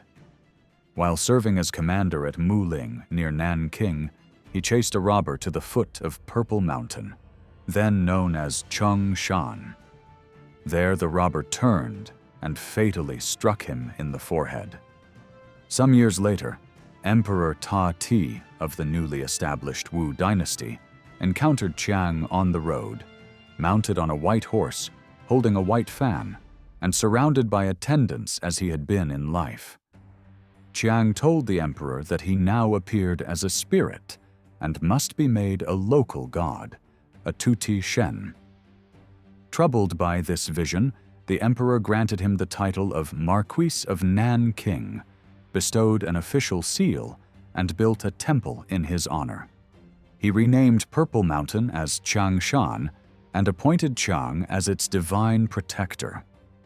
This case, questionable though it may be, shows how a deceased person could be chosen as a local deity. Often, however, the reasons were more honorable. Many great warriors became protectors of their homelands. Peng Yulin, a famous general from Hunan in the last century, was venerated as the guardian of Huku at the mouth of Poyang Lake. Yue Fei, the legendary general of the Song Dynasty, who defended China in the 12th century against the Jurchen Tartars, is buried near the West Lake. Though he was posthumously granted the rank of Prince of O in Hupei, the farmers of Hangzhou still revere him as a local protective deity, calling him Tuti Lao-ye.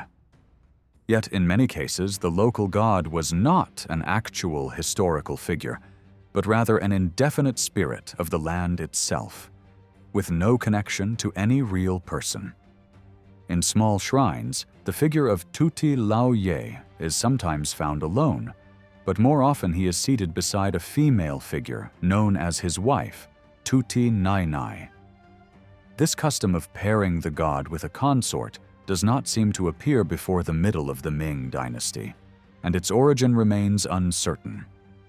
In larger shrines, additional deities often appear, such as Jai Shen, the god of wealth, whose horse is kept beside the shrine, and Yo Wang, the god of healing. Sometimes minor protective spirits are also included, like the gods who govern smallpox or cholera. Another important figure associated with agriculture was Ho Chi, revered as the patron of grain. He had served as director of agriculture under Emperor Yao, and offerings were made to him during the Xia dynasty. Later records note that in the Zhou dynasty, sacrifices to Ho Chi were performed alongside those offered to heaven itself. Another story tells of Yin Hung, also honored as a patron of grain. According to the Feng Shen Yen Fruit, when he was 12 years old, the empress of the tyrant Chou sought his execution. As he was about to die, two immortals swept him away in a whirlwind to Mount Tai Hua, where he was kept safe. Later, he joined the supporters of the Shang against the Zhou, angering a Zhou general who struck him down with the 8 diagrams.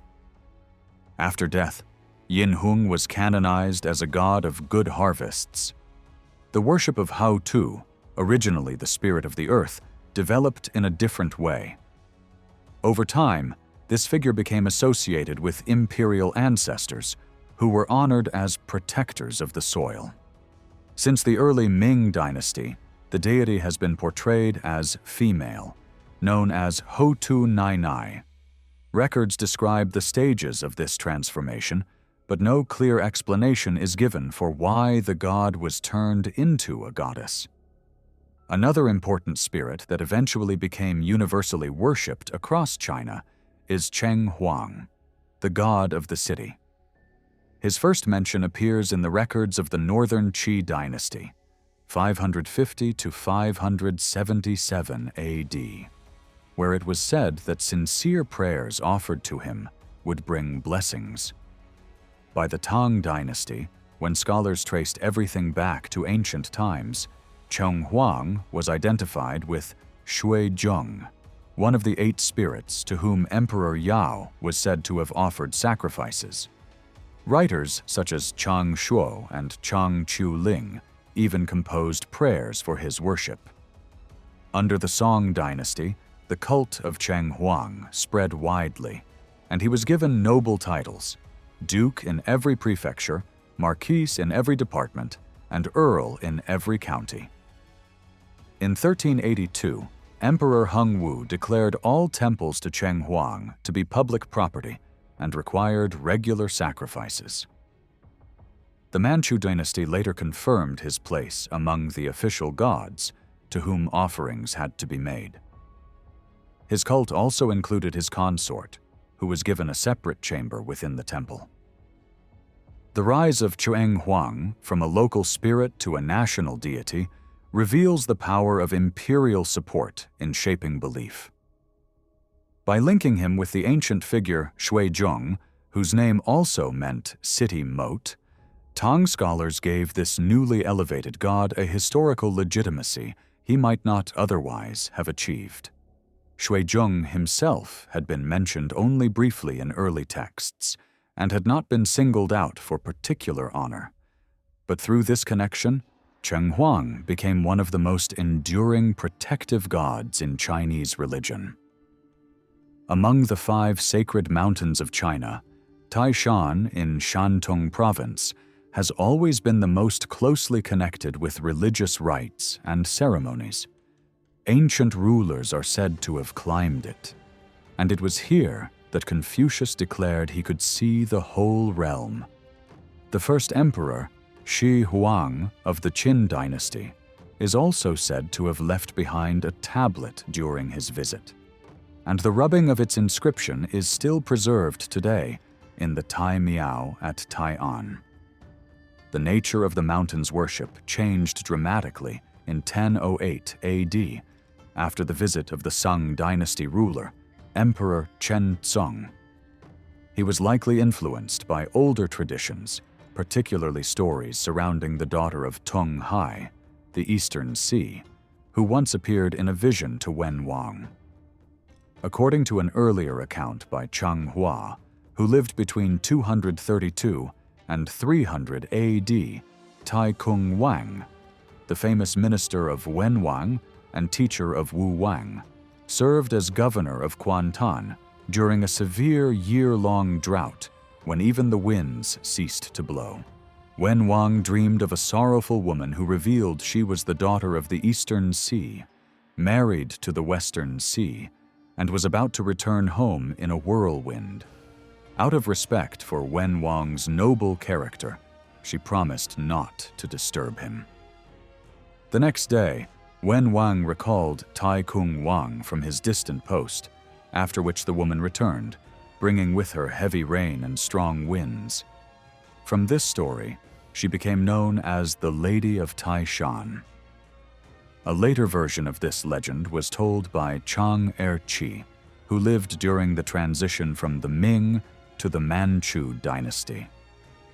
He repeated an account from the romantic tale Pai Shi, which described how, in the Han dynasty, a craftsman carved two statues, one of the Golden Lad, Qin Tung, and the other of the Jade Lady, Yu Nu. During the troubled period of the 5 dynasties, the temple hall housing these statues collapsed. The Golden Lad was destroyed, but the Jade Lady fell into a pool. Centuries later, in 1008 AD, Emperor Chen Sung visited Taishan and, while washing his hands in this same pool, discovered a stone figure floating on the water. When it was retrieved, it proved to be the Jade Lady.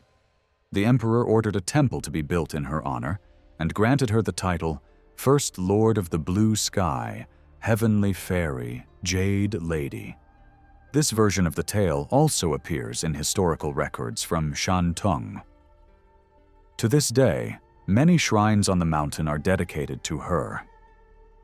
Unlike Taishan, the other 4 sacred mountains never developed myths of such wide influence, for Taishan alone drew the focus of Taoist devotion.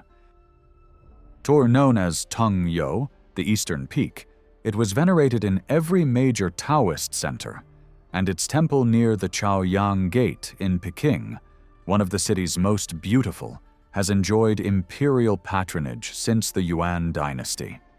The 4 sacred Buddhist mountains, Puto, Chuhua, Wutai, and Omei, were also important, but their myths were of foreign origin and did not become part of national legend. Another widely revered figure was Tian Hu, goddess of the sea. She was said to have been the 6th daughter of Lin Yian, a man from Putian in Fujian province, who lived during the Sung dynasty. From childhood, she displayed supernatural powers, especially in aiding her brother who worked in sea trade. Whenever violent storms arose, she would close her eyes, project her divine spirit, and save him from danger. She died at the young age of 20, yet continued to exert her protective influence over sailors. Mariners throughout China worshipped her, and in the Ming dynasty, Emperor Yongle, 1402 to 1423, formally honored her with the title Heavenly Consort. A large temple was erected in her name on North Suzhou Road in Shanghai, at the corner of Honan Road, which for many years also housed visiting envoys.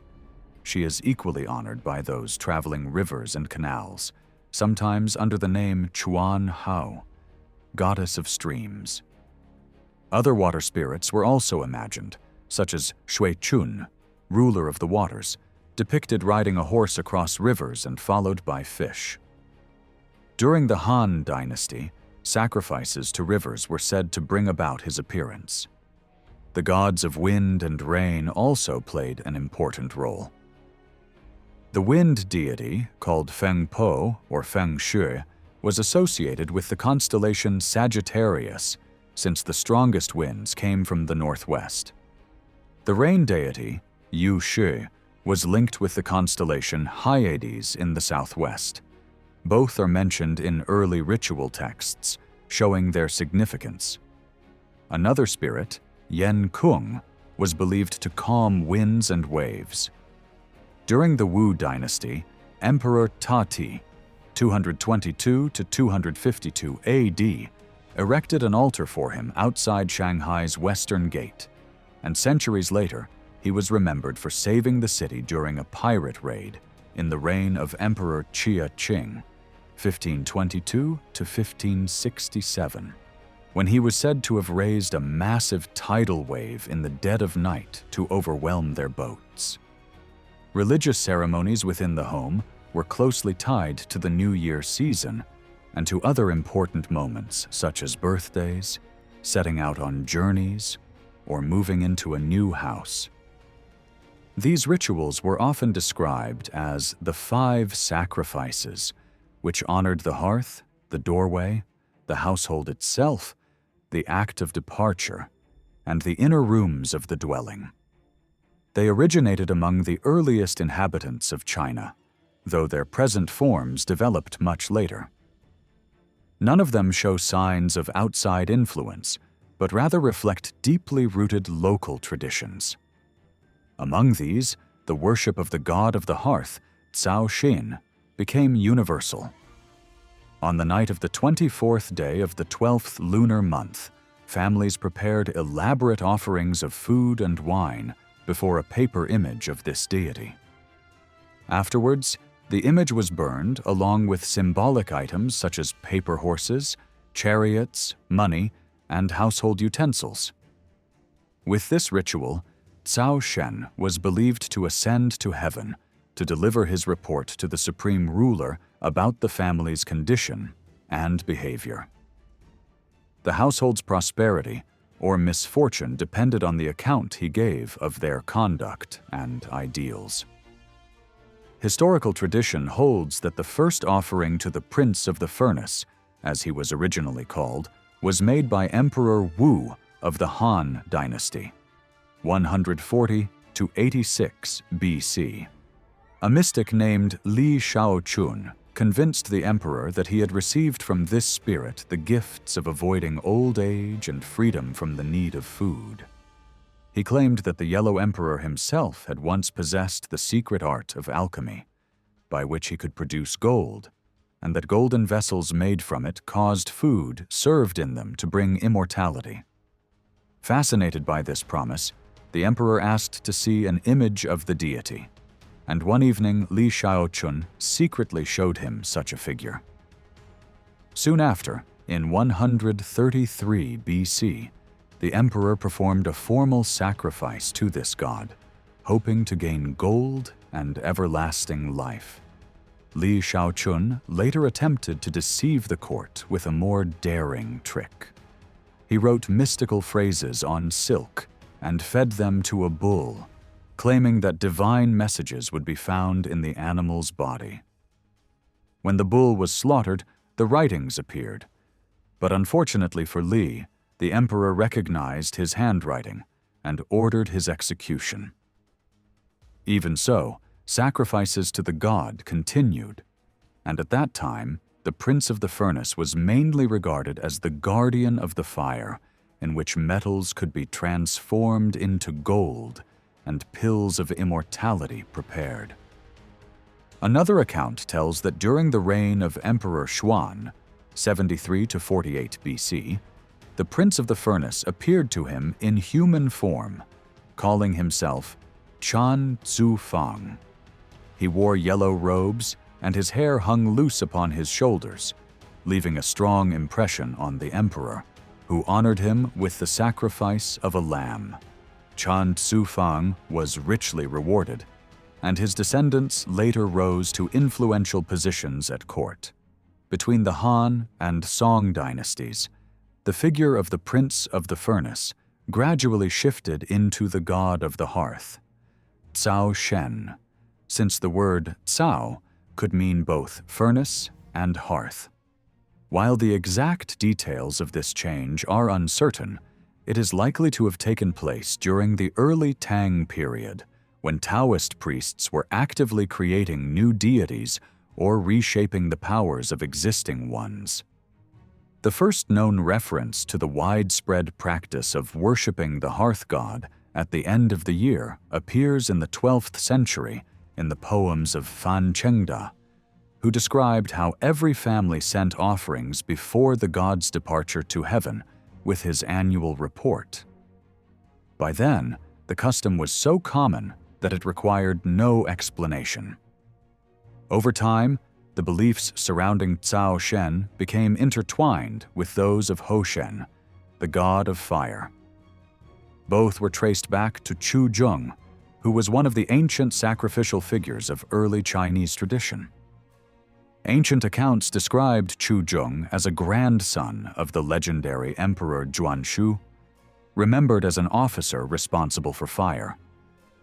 Later commentators identified him with the hearth itself, while others equated him with Ho Shen, the spirit of fire, because the words for furnace and fire were often used interchangeably. In the Han Dynasty, for example, groups of 5 soldiers shared a single cooking range called Tsao, yet the leader of the group was called the Fire Chief, Ho Fo, rather than the Hearth Chief, which shows how these two terms overlapped. From this, it can be seen how the names and roles of the hearth god and the fire god became interwoven in Chinese belief.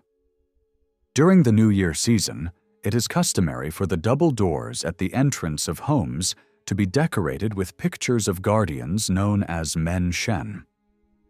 These figures, usually shown in military attire with swords, arrows, or spears, are believed to protect the household from harmful influences. The appearance of these guardians varies across regions. One of the earliest known depictions, mentioned in the Feng Su Tong, was of Cheng Qing, an ancient warrior portrayed in a long robe holding a sword. Another early example was Qing Kuo, the bold adventurer who died in 227 BC after his failed attempt to assassinate the Prince of Qin. 2 other figures, the brothers Shu Yu and Yu Lei, were also drawn as protectors of the doorway, remembered only as warriors of the distant past. From the Tang Dynasty onward, however, the guardians most commonly depicted were Qin Qiong and Hu Qingte.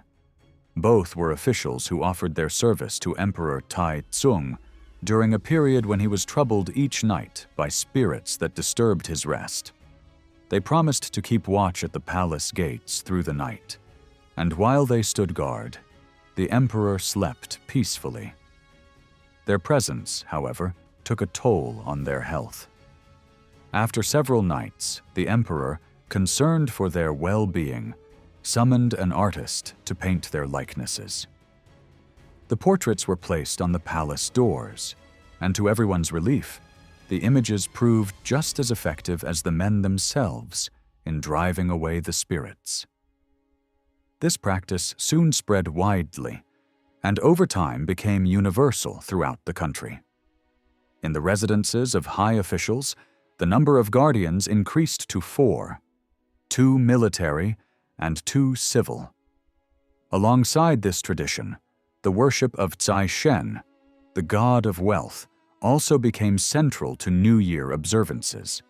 Families customarily honored him in the first days of the year, most often on the 5th or 8th day of the first lunar month. He is usually depicted as a visiting guest who seeks entry to the household, accompanied by attendants bearing treasures to be freely given to those who show him respect. His story is linked to Chao Kung-ming, a hermit from Mount Omei in Sichuan, who used spells to aid the Shang dynasty in its struggle against the rising Chou. When Chiang Tzu-ya supported the Chou cause, he sought to end Chou's supernatural assistance. He created a straw figure of Chou, recited spells over it for 20 days, and on the 21st day shot an arrow of peach wood from a mulberry bough, striking the effigy in the heart. At that moment, Chou, who was in the enemy's camp, was struck with a fatal illness and died. Later, when Shang visited the deity Yuan Shi Tianzun, he was instructed to bring Chou before the god. There, Chiang expressed regret and praised Chou's virtues. Yuan Shi decreed that Chou should be honored as the god of wealth, granting him the title of Minister of Riches.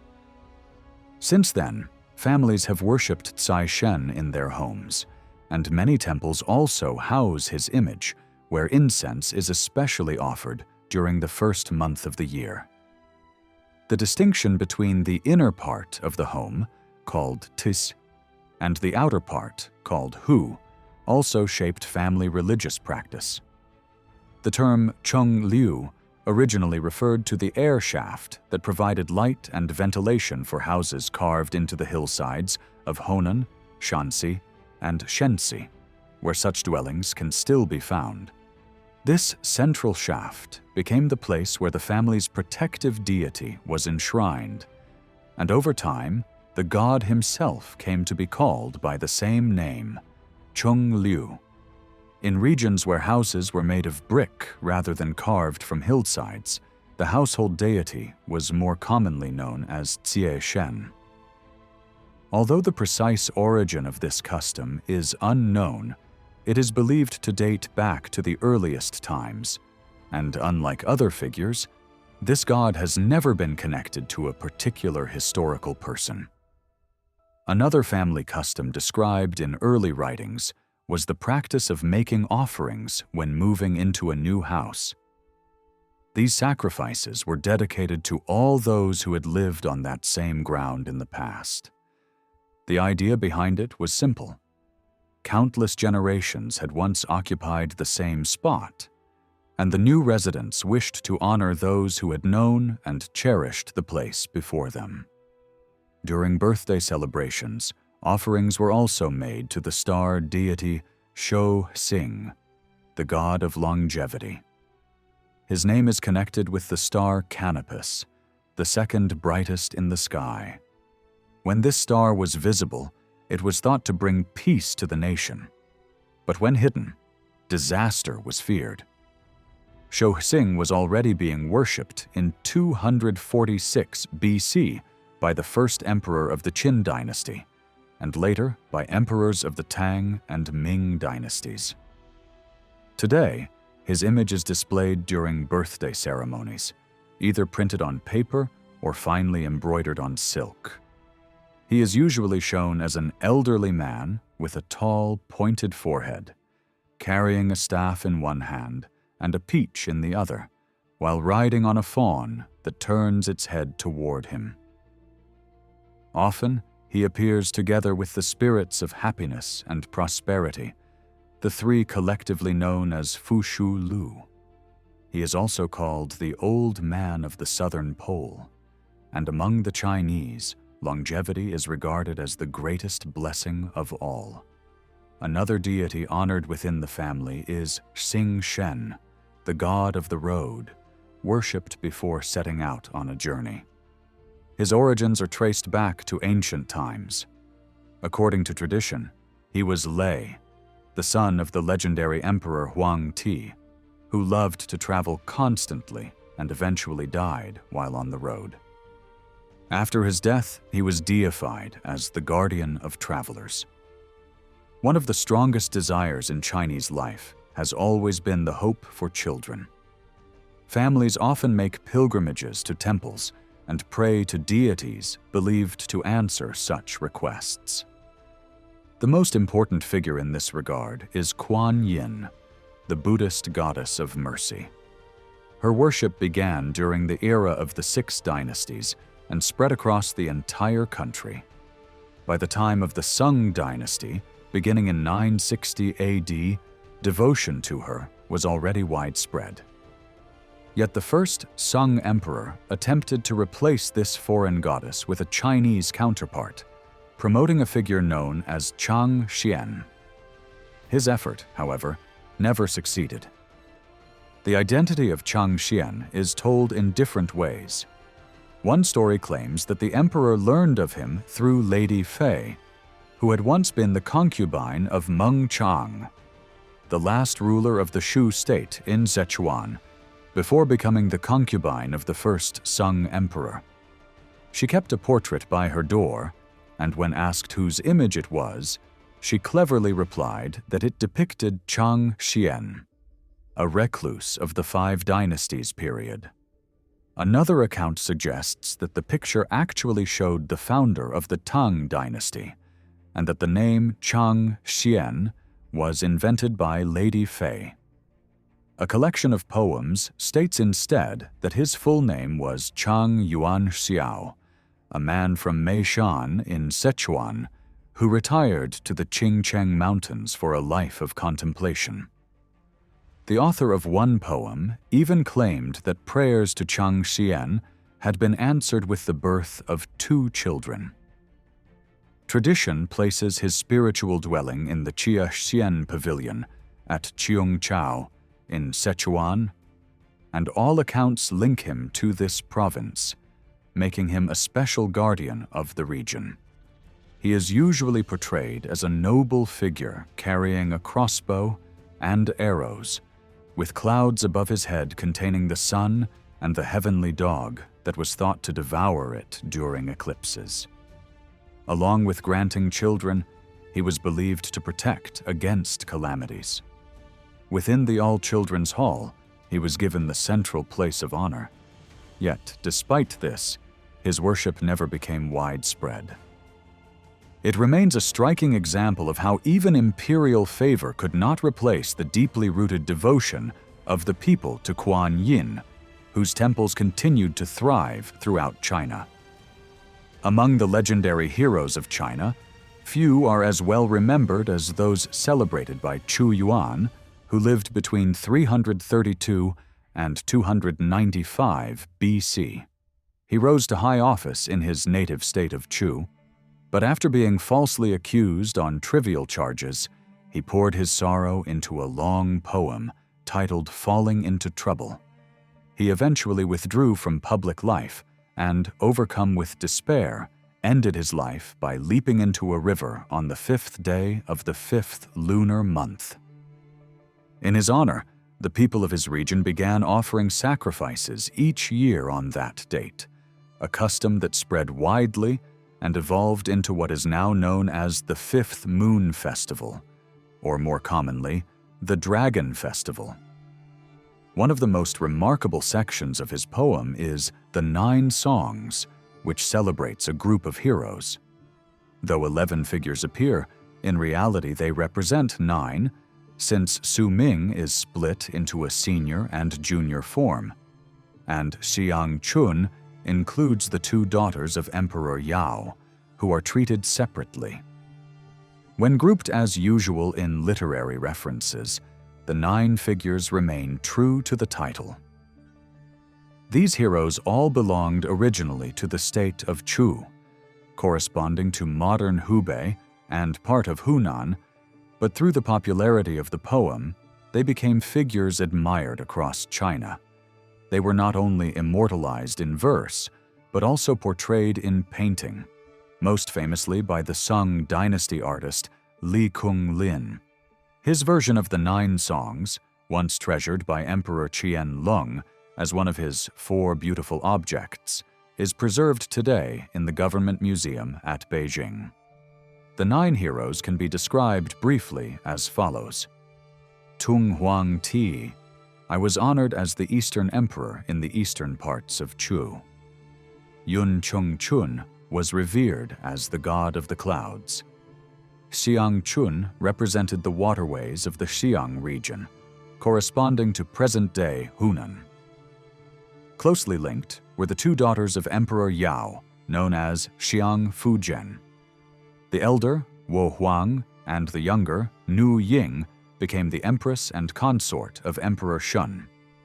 Their burial places were said to be on Xiangshan, an island in Lake Tungting in Hunan. When the first emperor of the Qin dynasty attempted to cross the lake, he was forced onto this island by a violent wind. In anger, he ordered the destruction of all vegetation there, turning the once green hillsides into barren slopes.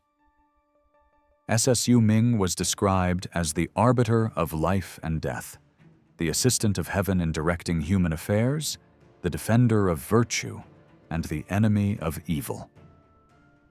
In the elegy, he is separated into a senior and junior figure, a poetic device that later caused confusion with stellar deities such as Shang and Wenchang.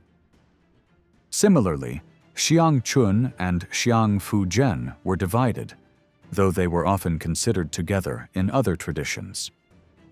Tung Chun was portrayed as the god of the rising sun in the east. Hopo was honored as the spirit of the Yellow River, and though he was said to take human form, his name was sometimes used interchangeably with other water gods, such as Shui Shen, Yupo, Feng Ai, and Shui Ai. In the poem, Hopo journeys with a maiden who falls into the water, whom he rescues and takes to his home, described as the fish scale house. Another figure, Shan Kui, was envisioned as a mountain demon. One translation describes him as a spirit of the hills, clad in wisteria and girdled with ivy, with smiling lips and a captivating appearance, riding a red leopard while wild cats followed behind. He reclined in a chariot with cassia banners, wrapped in orchids and bound with azaleas, gathering the fragrance of blossoms to leave behind a lasting memory. Kuo Shang was depicted as a patriot who gave his life for his country, bravely facing a multitude of enemies compared to dark clouds massing in the sky. Lastly, Li Hun was remembered as a guardian of ritual, admired for his determination to observe correct ceremony even when it cost him his life. The 9 heroes of Chu Yuan's poems were celebrated in countless verses throughout later centuries. Their names and poetic imagery inspired writers who regarded them as national heroes, yet they never captured the devotion of ordinary people. For the common folk, these figures remained distant and mythical. In contrast, 3 historical men emerged whose lives, though not wrapped in many myths, greatly shaped the popular imagination about mystery and magic. The first was Chang Liang. During the collapse of the Qin dynasty in 209 BC, 2 leaders, Liu Pang and Xiang Qi, struggled for control. Xiang Qi won battle after battle, and eventually peace terms known as the Quang Wu Agreement were arranged, restoring Liu Pang's father and wife to him. Yet Liu Pang quickly broke the pact, attacked again, and this time defeated Xiang Qi, proclaiming himself the first emperor of the Han Dynasty. Out of these turbulent years came the remarkable figure of Chang Liang. He first became known for his failed attempt to assassinate the great Qin Emperor Shi Huang at Po Lang Sha, a place identified with modern Yangwu in Honan Province. After this, he hid in Jiangsu before entering the service of Liu Pang. It was largely on his advice that Liu Pang abandoned the peace terms, and when the empire was won, Liu Pang acknowledged that his triumph rested on Chang's counsel. He raised him to the rank of marquis and honored him as one of the so-called 3 heroes. Yet after receiving such recognition, Chang Liang chose to withdraw from worldly affairs. Following the example of Qi Sung Tzu, remembered as the master of rain during the legendary age of Shen Nung, he turned instead to the teachings of Huang Ti and Lao-tzu, practiced fasting, and sought immortality. His pursuit of mystical knowledge deeply influenced later generations, inspiring his 8th-generation descendant Chang Tao Ling to dedicate his life to the study of alchemy. From the struggles at the end of the Han Dynasty, when the empire fractured into the 3 kingdoms of Shu, Wei, and Wu, another celebrated figure arose, Kuan Yu, later worshipped as the god of war. He was the sworn brother of Liu Pei and remained loyal to him through a life of conflict. At one point, he was placed in command of Xiapi, the region corresponding to modern Shuqiao in Jiangxi province. But during Liu Pei's defeat by Cao Cao, he was captured. Rather than executing him, Cao Cao treated him with great respect. Out of gratitude, Kuan Yu aided Cao Cao in a campaign against Yuanshao, where he personally slew the general Yan Liang. After fulfilling this obligation, he sent Cao Cao a respectful letter resigning his post and returned to Liu Pei's side. Kuan Yu continued to support his brother's cause, helping him in campaigns across central China. He was later appointed governor of Xiangyang and Qingchao in present-day Hubei, where his reputation for just and generous rule spread widely. But when Sun Quan, founder of the Kingdom of Wu, launched an assault, Kuan Yu was killed. Long after his death, rulers sought to honor him. During the reign of Emperor Hui Tsung of the Sung Dynasty, 1100 to 1126, he was granted the title Duke of Chunghui. His successor, Emperor Qin Tsung, raised him further to the rank of prince as the Sung court fled south from Kaifeng to Hangzhou. Under the Ming Dynasty, Emperor Wan Li, 1572 to 1620, deified him with the title Patriotic Assistant of Heaven and Protector of his country. Later, during the rule of the Manchu Emperor Qianlong, 1736 to 1796, the title was shortened, but his importance elevated once more, as he was named protector of the dynasty itself. Even in modern times, his veneration continued. By 1914, the Republic officially ordered sacrifices to be made in his honor at military temples, alongside those to You Fei.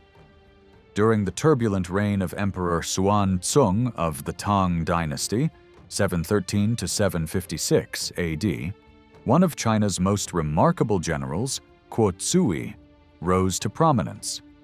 The corruption at court, centered around Empress Yang Kui-fei, led to the rebellion of An Lushan, who for a time declared himself Emperor Xiong Wu of the Yan Dynasty in what is now Qilin province.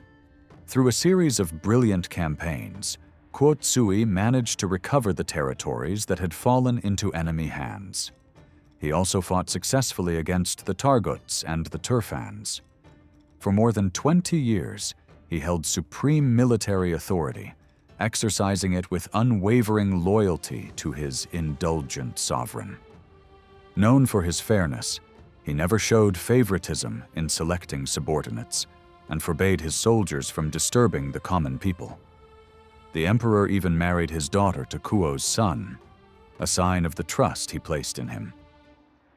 Kuo continued his service under successive Tang rulers, earning equal respect and confidence from each of them. He lived to the age of 85, passing away in 781 AD. Described as more than 7 feet tall, he possessed a commanding presence that impressed all who met him. In 763, Emperor Tai Tsung granted him the noble title of Prince of Fenyang, while Emperor Taizong honored him further by calling him Imperial Father. His posthumous name was Patriotic Militarist, and in later times he came to be worshipped as a god of wealth. Tradition tells that this worship began after an encounter with the celestial figure known as the Weaving Damsel, who appeared to him on the night of the 7th day of the 7th moon and declared, "You are the god of riches and longevity, and all honors and treasures shall accompany you." Another patriot of great renown was You Fei, 1103 to 1141 AD, who rose to fame during the Sung dynasty's struggles against the Nuchen Tartars. The Tartars grew so powerful that the Sungs were eventually forced into a humiliating peace, surrendering their northern provinces to the enemy, who then established the Qin dynasty, 1115 to 1234 AD. Youfei remained steadfast in his loyalty to the Sungs, but his loyalty cost him his life when he was betrayed by the treacherous minister Qin Kui, who had him imprisoned and executed. After his death, Youfei was ennobled as a prince, and his tomb by the western lake at Hangzhou became a place of reverence. Since 1914, his memory has been honored alongside that of Kuan Yu, with sacrifices offered in military temples across China. These two figures represent only a part of China's long tradition of heroes. Many others of equal significance could be recalled, but Kuo Tzu-i and Youfei stand out both for their historical importance and for the enduring place they hold in Chinese literature and popular memory. According to the ancient text Li Qi, there are 4 spiritual or benevolent creatures known as Ssu Ling. These are the unicorn, called Qilin in Chinese, the phoenix known as Feng Huang, the tortoise, or Kui, and the dragon, called Lung. Each one holds a special place in the natural order. The unicorn leads all 4-legged animals, the phoenix rules over birds, the tortoise stands above all shelled creatures, and the dragon is supreme among scaled beings. Other animals, such as the crane, fox, and tiger, appear in Chinese mythology, but these 4 are regarded as the most significant. The unicorn is described as having the body of a deer, the tail of an ox, and the hooves of a horse. A single horn, soft to the touch, grows from its forehead. Its back shines with 5 colors while its belly is yellow. It does not eat living plants or step on fresh grass, and it is known for its gentle nature toward other creatures. Tradition says that it appears when virtuous rulers or wise sages are born. To harm one is considered a sign of future misfortune. Records claim its first appearance was in the garden of the Yellow Emperor around 2697 BC. Later, during the reign of Emperor Yao, 2 unicorns were said to live in the capital Pingyang. Another appeared to the mother of Confucius before his birth, after which she brought forth a jade tablet inscribed with words praising the future sage. Near the end of Confucius's life, a unicorn was struck by a charioteer, which was taken as a forewarning of his death. The male form of this animal is called Chai, and the female Lin, and together they form the word Qilin. The phoenix is described as a magnificent bird, its feathers blending the 5 colors, and its voice resonating with the harmony of the 5 musical notes. Said to originate from the sun, it represents the active principle of nature, or yang. Another account tells that it was created in the land of sages. The phoenix is believed to bathe only in the pure waters flowing from the Kunlun Mountains, and to rest at night in the cave of Tan. Its graceful tail can rise to 6 feet in height, and wherever it goes, all the hundreds of other bird species gather in respect. Like the unicorn, it was said to appear in the time of the Yellow Emperor, and again during the reigns of Shao Hao and Yao, around 2597 to 2514 BC. Its presence is considered a sign of prosperity, and its departure signals approaching calamities. Many stories describe its appearance to fortunate monarchs, the last being near the grave of the father of Hung Wu, the founder of the Ming Dynasty, 1368 to 1399, at Fengyang in Anhui Province. It was also seen as a promising omen because the name of that place contained the character Feng, one of the 2 characters making up the phoenix's name. The tortoise has been associated with divination since the earliest periods of Chinese history. Its shell was heated in fire, and the cracks were interpreted to reveal fate.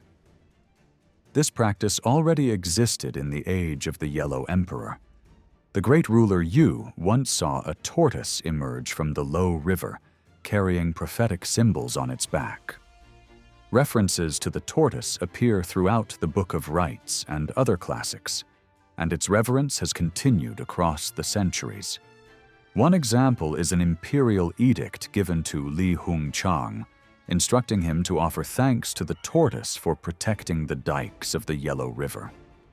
In ancient thought, possession of a great tortoise was likened to possession of the 9 tripods, a mark of imperial authority. The tortoise is often paired with the crane as an emblem of longevity and has also symbolized the triumph of righteousness. In the famous painting Kuo Tzu-i, it is shown defeating a snake, representing good overcoming evil. Because of its auspicious character, stone tortoises have long been used as pedestals for inscribed tablets. One of the earliest known examples dates from the Shang Dynasty between 990 and 995, bearing passages from the classic of filial piety. Legends claim that a tortoise can speak with humans once it reaches 1,000 years of age. Another story tells of a man during the lifetime of Sun Wukong, founder of the Wu Dynasty, who caught a giant tortoise while wandering the hills. As he carried it home, night fell, and he took shelter in a boat tied to a mulberry tree. In the darkness, he heard the tree speak to the tortoise, warning that it must die. The tortoise answered that it had ventured out on an unlucky day and went on to predict the fate of the Wu Dynasty, which later proved accurate. Despite its noble associations, the word tortoise also became a grave insult, originally linked to outcast groups in the Tang Dynasty who wore green cloth on their heads. Because the tortoise's head is green, it became a symbol for these outcasts, and to call someone a tortoise meant branding them as vile or illegitimate. This insult, which twists an otherwise honorable symbol, mirrors how sacred names are sometimes misused as curses in the West. The last of the 4 creatures is the dragon, though it is in fact the oldest. A dragon horse was said to have delivered the 8 diagrams to Fuxi in 2852 BC, and a pair of dragons appeared in the river during the reign of the Yellow Emperor. Dragons were seen as heralds of prosperity and could make themselves visible or vanish at will, changing color and size as they pleased. In spring, they ascend to the heavens. In autumn, they retreat into the waters. They became the emblem of imperial power, and under the Manchu dynasty, the 5-clawed dragon was adopted as a symbol of the throne. Everything belonging to the emperor was described in dragon terms: dragon throne, dragon robes, dragon boat. Artistic depictions of the dragon vary, but most include a horned, bearded head, a scaly body, and clawed feet. Dragons were thought to command the clouds and rain, appearing in the black storm clouds that precede thunder. The shifting shapes of these clouds were said to explain the many different forms of the dragon. A powerful or swift horse might also be called a dragon, or more specifically, a dragon in flight, a phrase often used on signboards for stables and, more recently, even garages. Above all, the dragon has always been regarded as a sign of good fortune. Alongside the 4 well-known sacred animals, many others hold an important place in early Chinese myths and symbolic traditions. The tiger, known as Hu, was said in some tales to be the mount of Chang Tao Ling when he ascended to heaven, though other versions describe him rising upon a dragon instead. Lao-tzu himself was believed to have made his ascent riding a cow. The tiger often appears painted on gateways, acting as a guardian spirit, and is thought to live to a great age. The fox, or Hu Li, symbolizes cunning and is said to consort with fairies.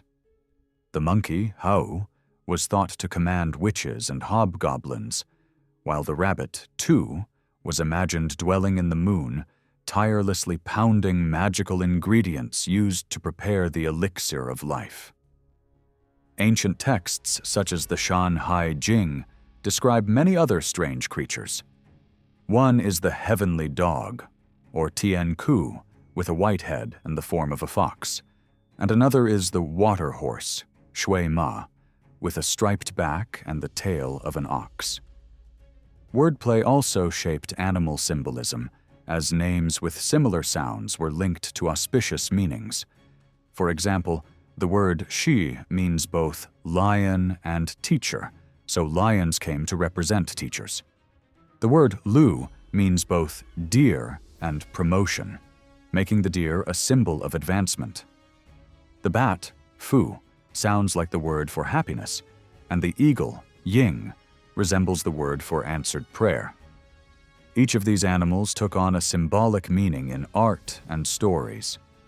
The crane, Xian Ho, became a sign of long life, while the rooster was seen as a guardian against evil. One tale tells of Zheng Zan, a disciple of Confucius, who spared the life of a wounded crane.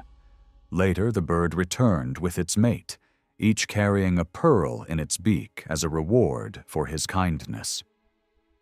Although few ancient myths are attached to such animals, they appear often in fairy tales and were used by scholars of the Tang and Song dynasties to illustrate Taoist teachings, much as Buddhist storytellers used miracles to spread their faith. The plant world also held sacred associations. The peach tree, or Tao, was considered a tree of longevity. According to legend, one great peach tree grew near the palace of the Queen Mother of the West, Shi Wang Mu, and bore fruit only once every 3,000 years. She gifted these rare fruits to chosen mortals such as Mu Wang and Wu Ti, and the fruit, when mixed with ashes of the mulberry tree, was believed to cure illness and even grant immortality. Another tradition tells of the brothers Shu Yu and Yu Lei, who had the power to control demons. They placed an amulet on a peach tree that could frighten away all spirits of evil, and they would bind demons with reeds and feed them to tigers. To honor these peach men, families would hang reed grass and peach branches at their doors during New Year celebrations, often painting a tiger on the entrance as protection. Other trees and plants took on similar roles. The plum tree, or Mei, was also tied to long life, and Lao-tzu himself was said to have been born beneath one. The pine, Sung, and the bamboo, Chou, symbolized resilience and longevity as well. The willow, like the reed grass, was believed to ward off evil and was placed above doorways for this purpose.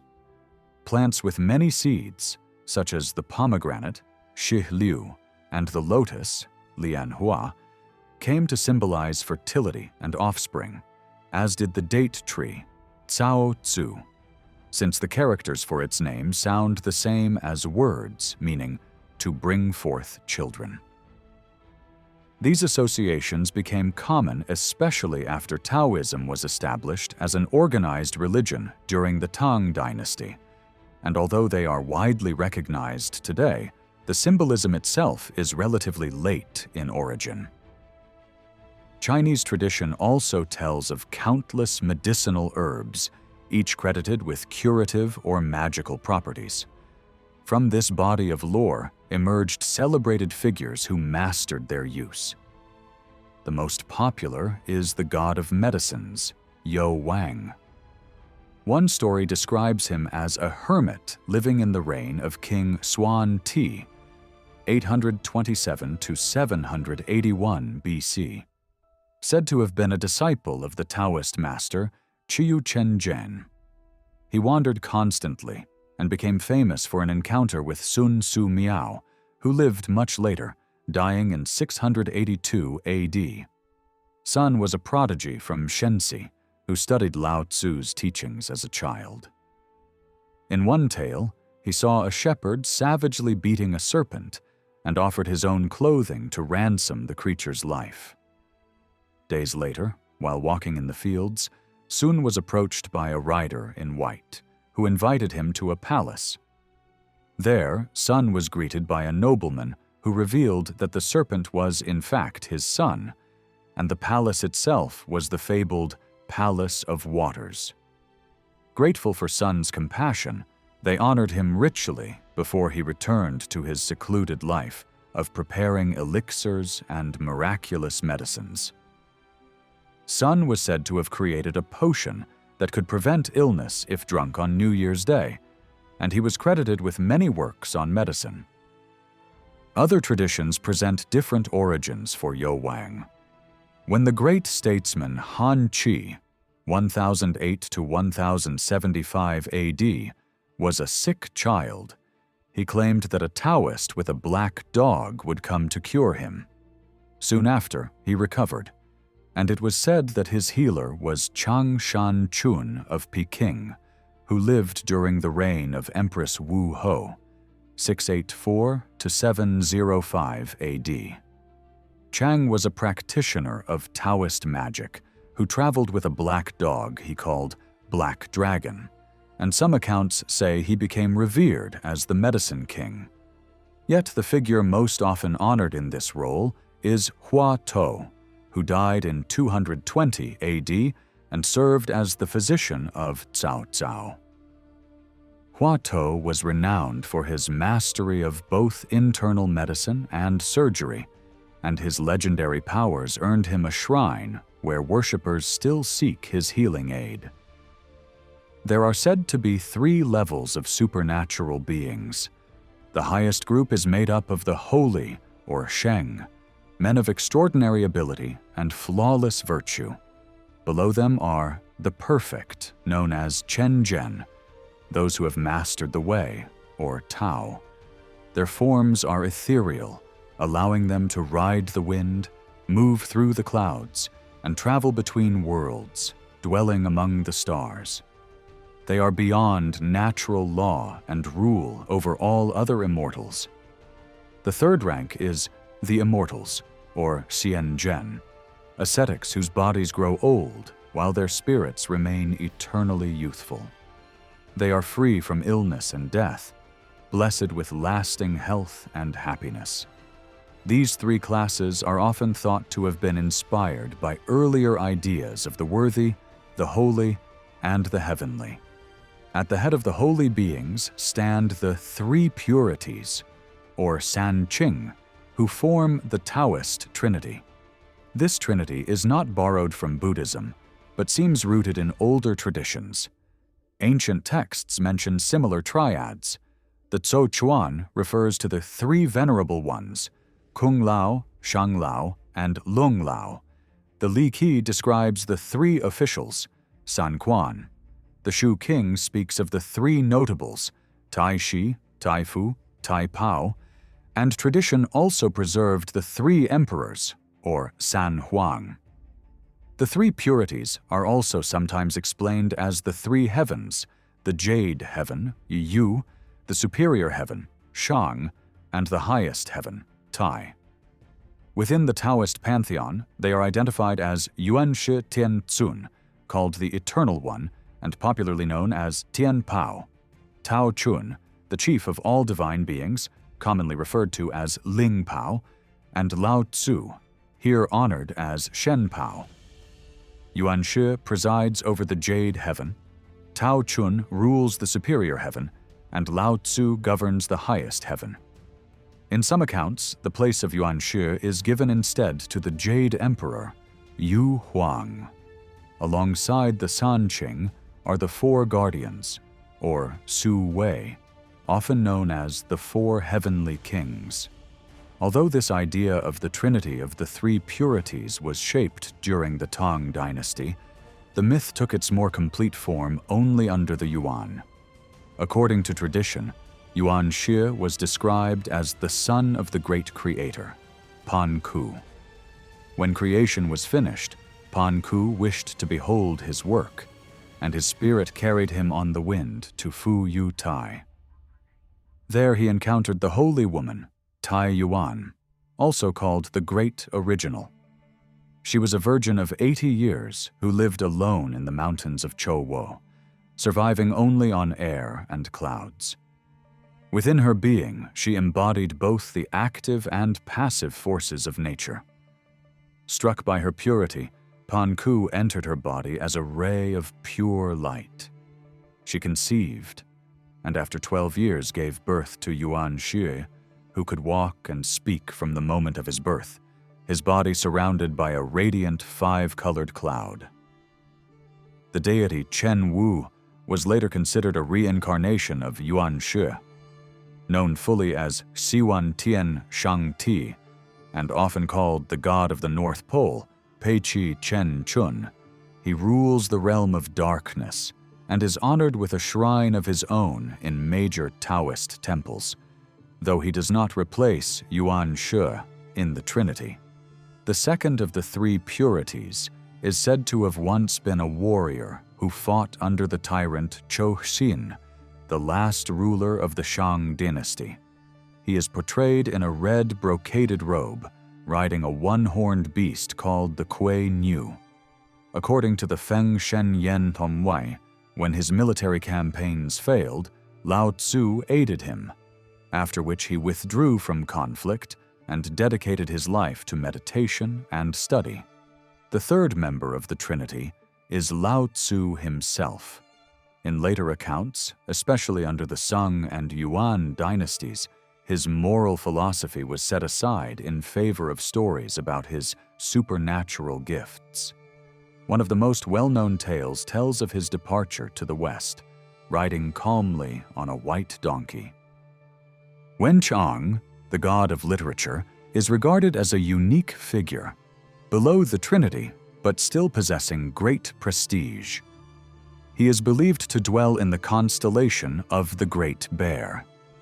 Different traditions exist about his life on Earth, but the most commonly accepted story identifies him as Chang Yatzu, who lived during the Qin dynasty in the 3rd or 4th century AD. Later, Emperor Xuanzong, 713 to 756 AD, honored him posthumously with the title of President of the Board of Rites. During the reign of Chen Tsung, 997 to 1022 AD, of the Sung dynasty, he is said to have appeared before General Lei Yucheng, who had been sent to suppress a rebellion. At that time, he called himself the deity of Zutong, a name linked to the belief that Chang Yatzu had once lived in the Zutung district of Sichuan province. By the Yuan and Ming dynasties, Wenchang's status as the god of literature had become firmly established. He came to have his own shrine within large Taoist temples, and in many regions, separate temples were dedicated to him. In front of his image is usually placed a black horse, saddled and bridled, attended by 2 servants, Tian Lung, meaning the celestial deaf one, and Tiya, meaning the earthly mute. Their symbolic names reflect the idea that true literature holds mysteries that cannot be uncovered even by the most brilliant minds, remaining deaf to questions and silent when it comes to offering simple explanations. Another important category of Taoist spiritual beings is known as the perfect ones. The philosopher Chuang Tzu in the 3rd century BC described figures such as Kuan Yin and Lao Tan as very great perfect beings, Pota Chenjen. He explained that the word perfect meant to be completely sincere, Qing Chen Chichi. During the flourishing periods of Taoism, several individuals were considered to have reached this high state of perfection.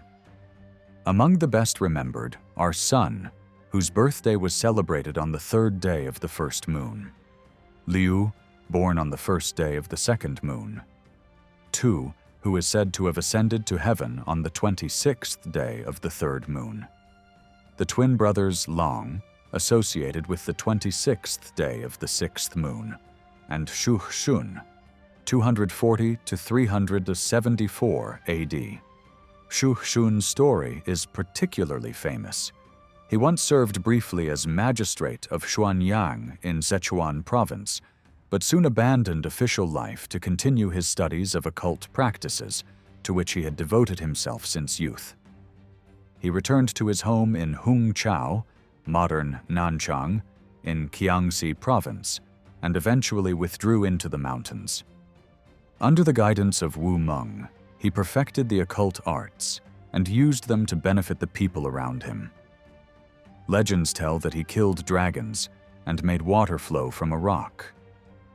At the remarkable age of 134, he gathered his family of 42 members and ascended with them all into heaven. For this reason, he is remembered as Su Chen Zhen. The most fascinating group of all, however, is the Immortals, CN.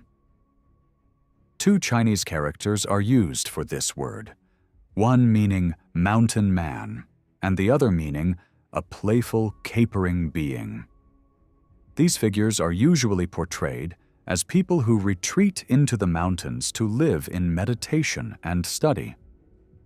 The character meaning mountain man does not appear in texts earlier than the Han Dynasty, and is believed to have been created during the reign of Emperor Shi Huang of the Qin Dynasty, who was an enthusiastic supporter of magical arts.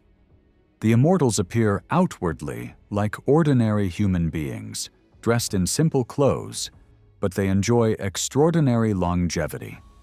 Some traditions claim that when they die, their bodies dissolve and their souls rise into the immortal ether. Others say they never physically age and look youthful even after 1,000 years. The Immortals are said to have permanent abodes, yet they can freely move throughout the universe.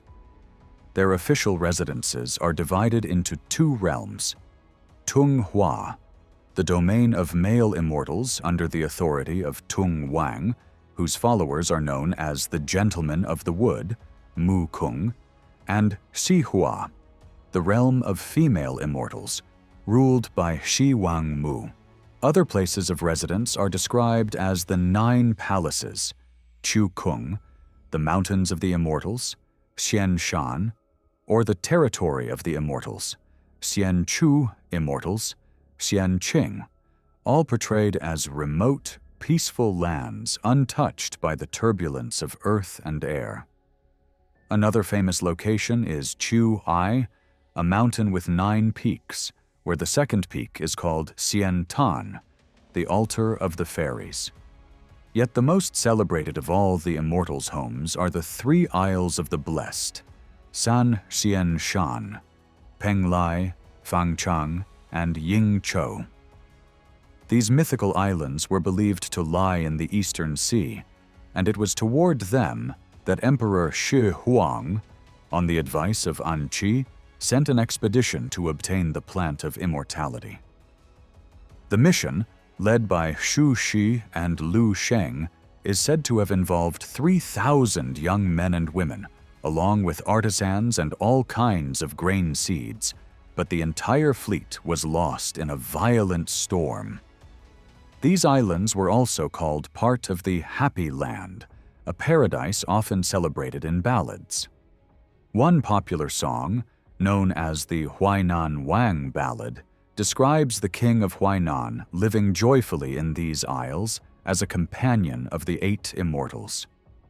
Among the immortals there are said to be 2 great rulers. The first is the fairy queen, Shi Wang Mu, who governs all female spirits. Alongside her is Tung Wang Kung, the master of male spirits, also known as Mu Kung. He was imagined as a consort for the fairy queen, though in stories he is far less admired and is almost forgotten next to her. His heavenly palace is said to have walls made of blue clouds, but popular tales rarely linger on him. Shi Wang Mu, by contrast, became one of the most captivating figures in Chinese mythology. She is connected in old accounts with the travels of King Mu, the fifth ruler of the Zhou dynasty, who died in 946 BC.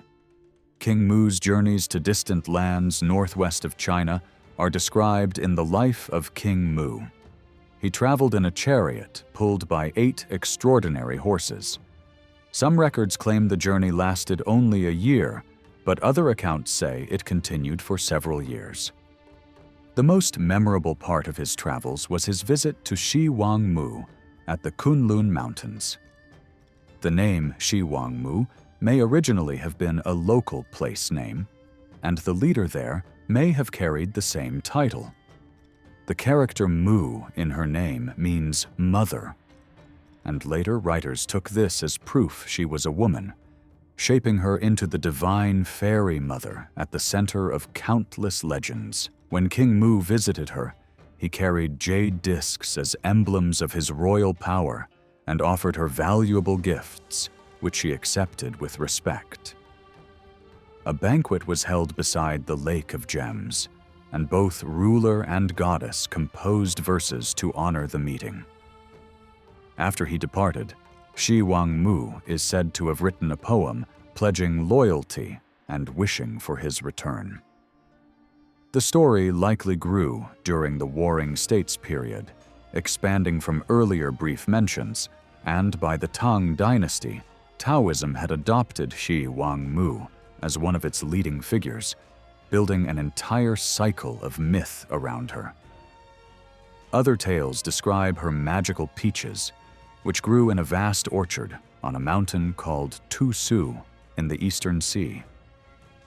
These peaches ripened only once every 3,000 years, and their sweetness was unmatched. She is said to have gifted 4 of them to Emperor Wu of the Han Dynasty. When he wished to plant their seeds, she told him that the soil of China could never grow them. Later, during the Ming Dynasty, a large peach stone engraved with characters claiming it once belonged to Emperor Wu was discovered in the treasure houses of the former Yuan dynasty. Even in more recent times, large flat peaches known as pantao were grown in Zhejiang province and sent to the imperial court in Peking as gifts. Among all the immortals, the group best known is the 8 Immortals, or Pa Xian. Their number may have been modeled on groups of 8 officials or scholars who lived in earlier dynasties. The figures themselves only appear clearly in records after the Yuan dynasty, suggesting that their title was borrowed from these earlier models. Different lists of names exist, but one version is the most widely accepted. The first of them is Li Tiequai, who as a young man was handsome and strong, and lived a life of ascetic discipline for more than 40 years in the mountains. He practiced meditation, often forgetting to eat or sleep. He longed to learn from Lao-tzu, and the great master sometimes appeared to him, teaching him that earthly things were empty. On other occasions, Lao-tzu invited him to travel to distant realms. During one of these journeys, Li left his body in the care of his disciple, Lang Ling, instructing him to cremate it if he did not return within 7 days. On the 6th day, however, Lang Ling was called away to tend his sick mother, and he burned the body early. When Li returned the next day, his earthly form was gone. Finding himself without a body, he entered instead into the corpse of a lame beggar who had just died. From then on, he carried an iron staff to support his twisted frame, which earned him the name Li Tiequai, Li of the Iron Staff. He also kept a gourd on his back, into which he would vanish at night, reappearing by day to sell healing medicines in the marketplace. He is remembered as a friend of the poor, a man with the body of a beggar but the heart of a saint, who cured the sick and even restored life to the mother of the disciple who had burned his former body. Chung Li Chuan is often listed first among the 8 Immortals, though some stories place him second, saying that he only chose the life of an ascetic after being influenced by Li Tie-kwai. In truth, it matters little which of them comes first, since both hold central places in legend. Chong-li is sometimes connected with the Han Dynasty, and so is often called Han Chung-li, meaning Chung-li of the Han. Another tale claims he once served as a military officer under Duke Xiao of the Zhou Dynasty. Writers have offered many versions of his origins, but all are recognized as imaginative tales rather than history. What all the stories agree upon is that he spent his life seeking immortality and lived as a hermit in the mountains. He is typically shown with a full beard, carrying a fan decorated with a tassel of horsehair in one hand, and at times holding the peach of immortality in the other. Lu Tung Pin, also called Lu Yen or Lao-tzu, is said to have come from a respected family and to have achieved the highest honors in the civil service examinations. One tradition claims he became magistrate of Tehua, which is today's Qiuqiang in Jiangxi province. Later, he abandoned his post to live as a recluse on Stork Peak in the Lu Mountains near modern Ruling. There he spoke of the 5 levels of spiritual beings and the 3 categories of merit. It was also there that he met the fire dragon, who gave him a magic sword, a weapon that allowed him to perform wondrous deeds. Another tale describes how he disguised himself as a humble seller of oil in Youyang, hoping to test the honesty of the people. For a year he watched as most tried to take more oil than they paid for, until at last he found an old woman who asked for no more than her due. Delighted by her fairness, he went to her home and cast rice into her well, turning the water into wine. With its sale, the old woman grew wealthy. He is usually shown with the magic sword slung on his back and a fly whisk made of horsehair in his hand. Lan Cai-ho is always portrayed as a youthful figure carrying a basket of fruit and playing a flute. Some traditions insist Lan was a woman, while others say otherwise. On the stage, Lan appears in female clothing but speaks with the voice of a man, adding to the ambiguity. Lan delighted in singing ballads, and a few of these verses are still remembered. One begins with the words "Tatako, Lan Cai-ho," and ends with reflections on how fleeting mortal life truly is. In images and plays, Lan is recognized by the flute held to the lips and played with both hands. These 4, Chung Li Chuan, Lu Tung Pin, Li Tie-kwai, and Lan Cai-ho, are often shown together beneath a pine tree, where Chung Li and Lu Tung Pin drink the wine that Li is heating on a brazier, while Lan entertains them with music. Chang Kuo, known also as Chang Kuo Lao, is remembered as a recluse who lived on Chung Tiao Mountain in Shanxi province. He was said to travel often between Fenchao and Qinchao. In one tale, he claimed to have been born as far back as the reign of Emperor Yao. During the Tang Dynasty, both emperors Taizong and Kaozong summoned him, but he refused to appear at court. Later, Empress Wu Ho also sent messengers, but when they arrived, they found him already dead. Not long after, he was seen alive again. Even Emperor Ming Huang invited him several times, and eventually Chang did come to the capital, where he amazed the court with his magical feats. During the reign of Kai Yuan, he was offered high office, but he declined it. One curious story tells that Emperor Ming Huang once asked the scholar Ye Fashan who Chang Kuo truly was. After being promised safety, Ye replied that Chang Kuo was none other than the original vapor of creation itself. But despite the promise, Ye was struck dead for revealing this secret. In art, Chang Kuo is depicted riding backward on a white donkey, with a phoenix feather in his hand, and sometimes the peach of immortality as well. Han Xiang was said to be the nephew of the famous scholar Han Yu, 768–824 AD, who was strongly opposed to all forms of magic. Despite his uncle's disapproval, Han Xiang became a follower of Lu Tongpin. While his uncle wanted him to pursue classical studies to prepare for the Imperial examinations, Han Xiang declared that his goals were different. He wished to master the ability to create fine wine without grain and to make flowers bloom instantly. When his uncle doubted that such things could be done against the laws of nature, Han Xiang demonstrated his power by placing a little earth under a basin. When he lifted it, 2 flowers appeared, each bearing golden characters forming a couplet. The lines spoke of clouds blocking the path on Qing Peak and snow filling the Lan Pass. Though Han Xiang refused to explain their meaning, Han Yu later realized the significance when he himself was exiled to Chou in Guangdong province. Han Xiang is usually shown carrying a gourd-shaped basket filled with the peaches of immortality, often held in both hands, though he is sometimes also depicted holding a bouquet of flowers. Cao Chu is described in tradition as the younger brother of the Empress of Zhen Zong, 1023 to 1064 AD.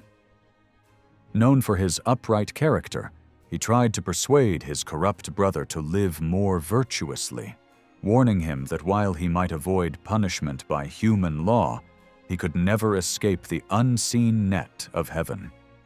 Giving away his wealth to the poor, Cao withdrew into the mountains to live as a hermit. It was there that he met Chung Li Chuan and Lu Tongpin, with whom he discussed spiritual truths. When asked about his beliefs, he replied that his heart was heaven, to which Chung Li responded, "The heart is heaven, and heaven is the way. You now understand the origin of all things." After this, Cao was accepted into the ranks of the Immortals. However, some critics, such as Hu Ying-lin, pointed out that the official histories of the Sung dynasty record details of the Empress's brothers, and none of them is mentioned as having lived the life of a recluse. Cao is traditionally shown dressed in official robes, wearing a court hat, and holding in his right hand a tablet symbolizing his rank and his right to appear before the emperor. Ho Xian Ku is the only woman recognized among the 8 immortals, unless one counts Lan Cai-ho, whose gender was debated. She was from Shang in Canton Province and lived during the reign of Empress Wu Ho, 684 to 705 AD. At the age of 14, she dreamed that by eating powdered mother of pearl, she would achieve immortality. After doing so, her body became light and ethereal, allowing her to move freely among the mountains. Each night she returned home carrying herbs she had gathered during the day. Eventually, she stopped eating ordinary food, and in time she vanished altogether after being summoned by the Empress. 50 years later, she was seen drifting on a cloud, and later still she appeared to the virtuous magistrate Cao Huang of Canton as a reward for his goodness. She is usually portrayed as a graceful woman holding a lotus flower, or sometimes the peach of immortality, which she is said to have received from Lu Tongpin. Legends also tell of her presence in the great celebration of the Queen Mother of the West, where the immortals gathered to honor her birthday. Her palace gardens were described as full of rare blossoms and extraordinary herbs, with exotic birds strutting about and unusual animals performing tricks for the guests. The flat peach, known as the fruit of immortality, hung ripe from every tree in the vast orchard. In the pavilions, music filled the air while the entire scene was suffused with fragrance and wonder. The 8 Immortals once offered Shi Wang Mu a scroll inscribed with 76 characters said to have been written by Lao-tzu. The scroll itself was woven from a naturally formed silk fabric discovered by one of the fairies. The characters were arranged to resemble stars, while the tassels were made from threads cut from a rainbow. During the banquet, Shi Wang Mu's 5 daughters attended the guests, encouraging them to drink freely. The fairy Lan Cai Ho performed a lively song and dance, and by the time the magnificent celebration ended, the 8 Immortals departed for their homes completely intoxicated. This is remembered as one of the earliest accounts involving the 8 Immortals. The wine they drank was known as celestial wine, believed to make those who tasted it more intelligent and sharp-minded. In truth, this wine was a form of sweet, heavenly dew. A story tells of a man living beyond the northwestern sea who consumed 5 gallons of it each day. Understandable, since he was said to stand nearly 600 miles tall. Another kind of wine, scented with asters, is traditionally linked with kite flying on the 9th day of the 9th moon. This drink was prepared by fermenting the stems and leaves of the aster plant and was considered ready exactly 1 year later. One tale recounts how Fei Changfang of the Han Dynasty advised a disciple to go to the mountains on this day, drink the aster wine, and fly kites. When the disciple returned, he discovered all his household animals had died violently, and he realized that had he ignored his master's advice, he too would have perished. In the hills of Li District in Honan Province, large asters are said to grow, and in the nearby valley lies a village where people often live to 120 or even 130 years. Their longevity is attributed to the water flowing there, naturally infused with the flavor of asters. Over time, both kite flying and drinking aster wine became closely linked with the idea of extending human life. Fei Changfang himself was said to have studied under Wukong, whose powers seemed extraordinary. It is told that Wukong would sleep each night inside a gourd, hanging from his door. When Fei finished his studies and prepared to return home, Wukong gave him a magical staff that allowed him to transport himself instantly from one place to another. Believing only a short time had passed, Fei was shocked to discover that more than 10 years were gone by the time he arrived home. When he placed the staff down, it transformed into a dragon, granting him command over the powers of darkness.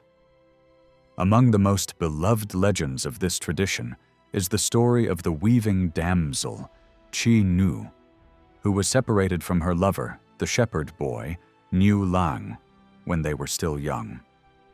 Moved by her sorrow, magpies took pity on her.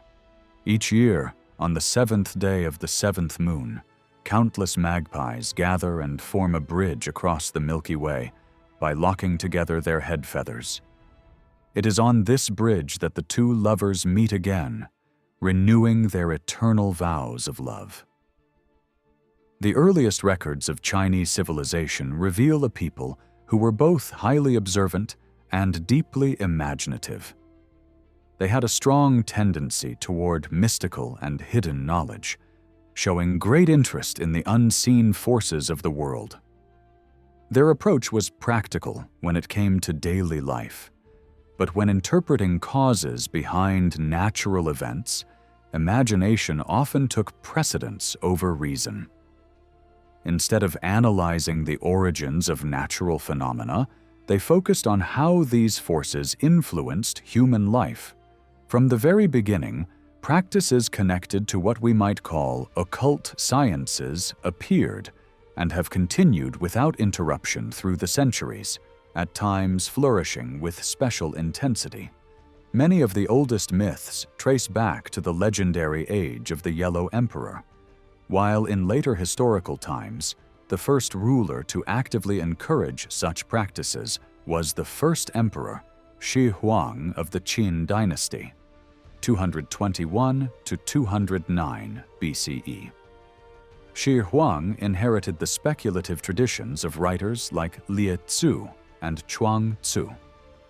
These works, while critical of the strict ceremonial system promoted by Confucius and Mencius, were remarkably open to belief in extraordinary powers.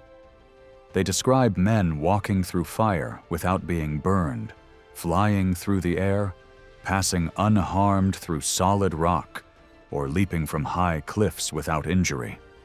Though presented as expositions of Lao-tzu's thought, they blended ethical reflections with accounts of supernatural feats.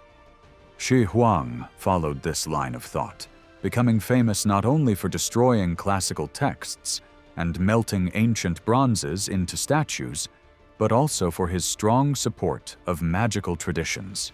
Later emperors continued this interest.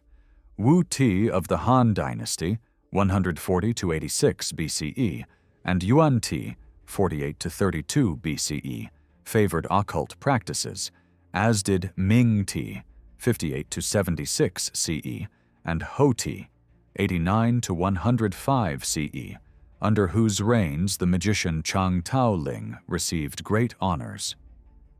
Wu Ti of the Western Qin Dynasty, 265 to 290 CE, was another noted patron. The centuries of the Northern and Southern dynasties, 420 to 618 CE, provided fertile ground for belief in supernatural experimentation, so that by the time Emperor Taizong, 627 to 650 CE, established the Tang Dynasty, the population was already steeped in magical traditions.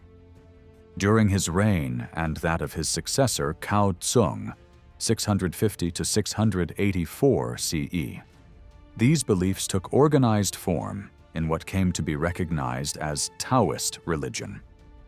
Kuo Tzu was guided by the magician Ye Fashan, and he elevated Lao-tzu's writing, giving it the title Tao Te King and recognizing it as a sacred classic.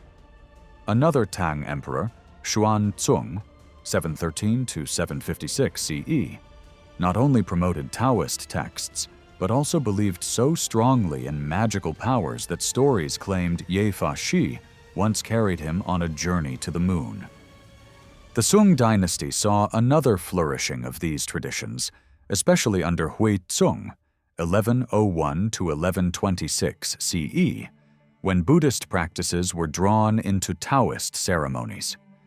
The Yuan dynasty surpassed all others in its devotion, constructing two great Taoist temples in Beijing, Poyunquan near the Western Gate and Tungyou Miao near the Eastern Gate, both under imperial sponsorship. Even today, elements of these occult traditions remain woven into the daily lives of the Chinese people. The main forms of practice can be grouped into divination, geomancy, astrology, and alchemy. Divination itself took many forms, but two of the most ancient methods were reading the cracks formed by heating a tortoise shell and arranging stalks of the milfoil plant, also known as reed grass. The tortoise shell method is traditionally linked to the Yellow Emperor around 2600 BCE, to Emperor Yao around 2300 BCE, and to Emperor Yu around 2200 BCE. Later records show it in frequent use during the Zhou dynasty, 1122 to 1255 BCE. It was believed that through this ritual, the will of Shang, the supreme ruler, could be discovered. A tortoise shell was smeared with the blood of a sacrificial animal, then heated until cracks appeared. These lines were associated with the 5 elements, but only the right and left sections of the shell were interpreted. The resulting marks were called the 4 omens and were used to guide decisions about matters such as warfare, celestial events, treaties, rainfall, epidemics, and other major concerns. The milfoil method worked differently.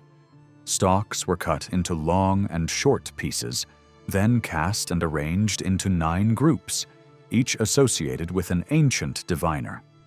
These groups were matched with the 8 diagrams, and their meanings interpreted accordingly.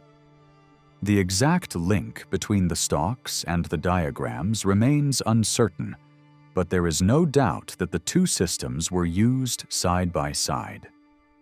The 8 diagrams, known as pakua, are traditionally said to have been discovered by the mythical emperor Fu Hizhi.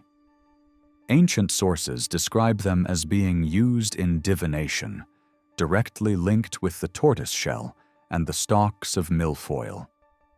These diagrams are formed from combinations of solid and broken lines. The first arrangement, consisting of 3 unbroken lines placed one above the other, is called Chien, symbolizing heaven and the active force of the universe. The last, made up of 3 divided lines, is called Kun, representing earth and the passive principle. The other 6 diagrams were connected with different natural elements.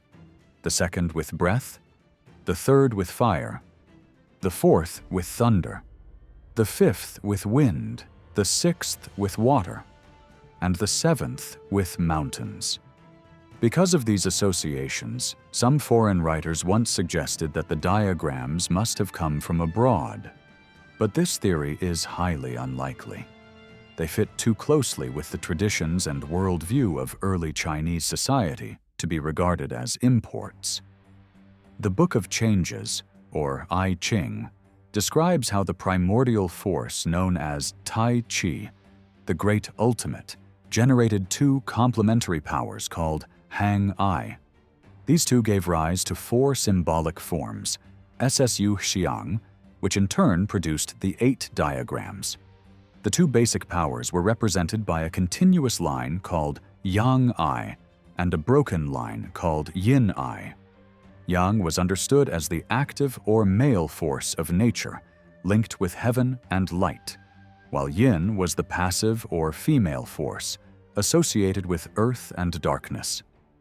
From their interaction came the 4 forms, 2 unbroken lines placed together, symbolizing the sun, warmth, vision, intellect, and supreme power in the state.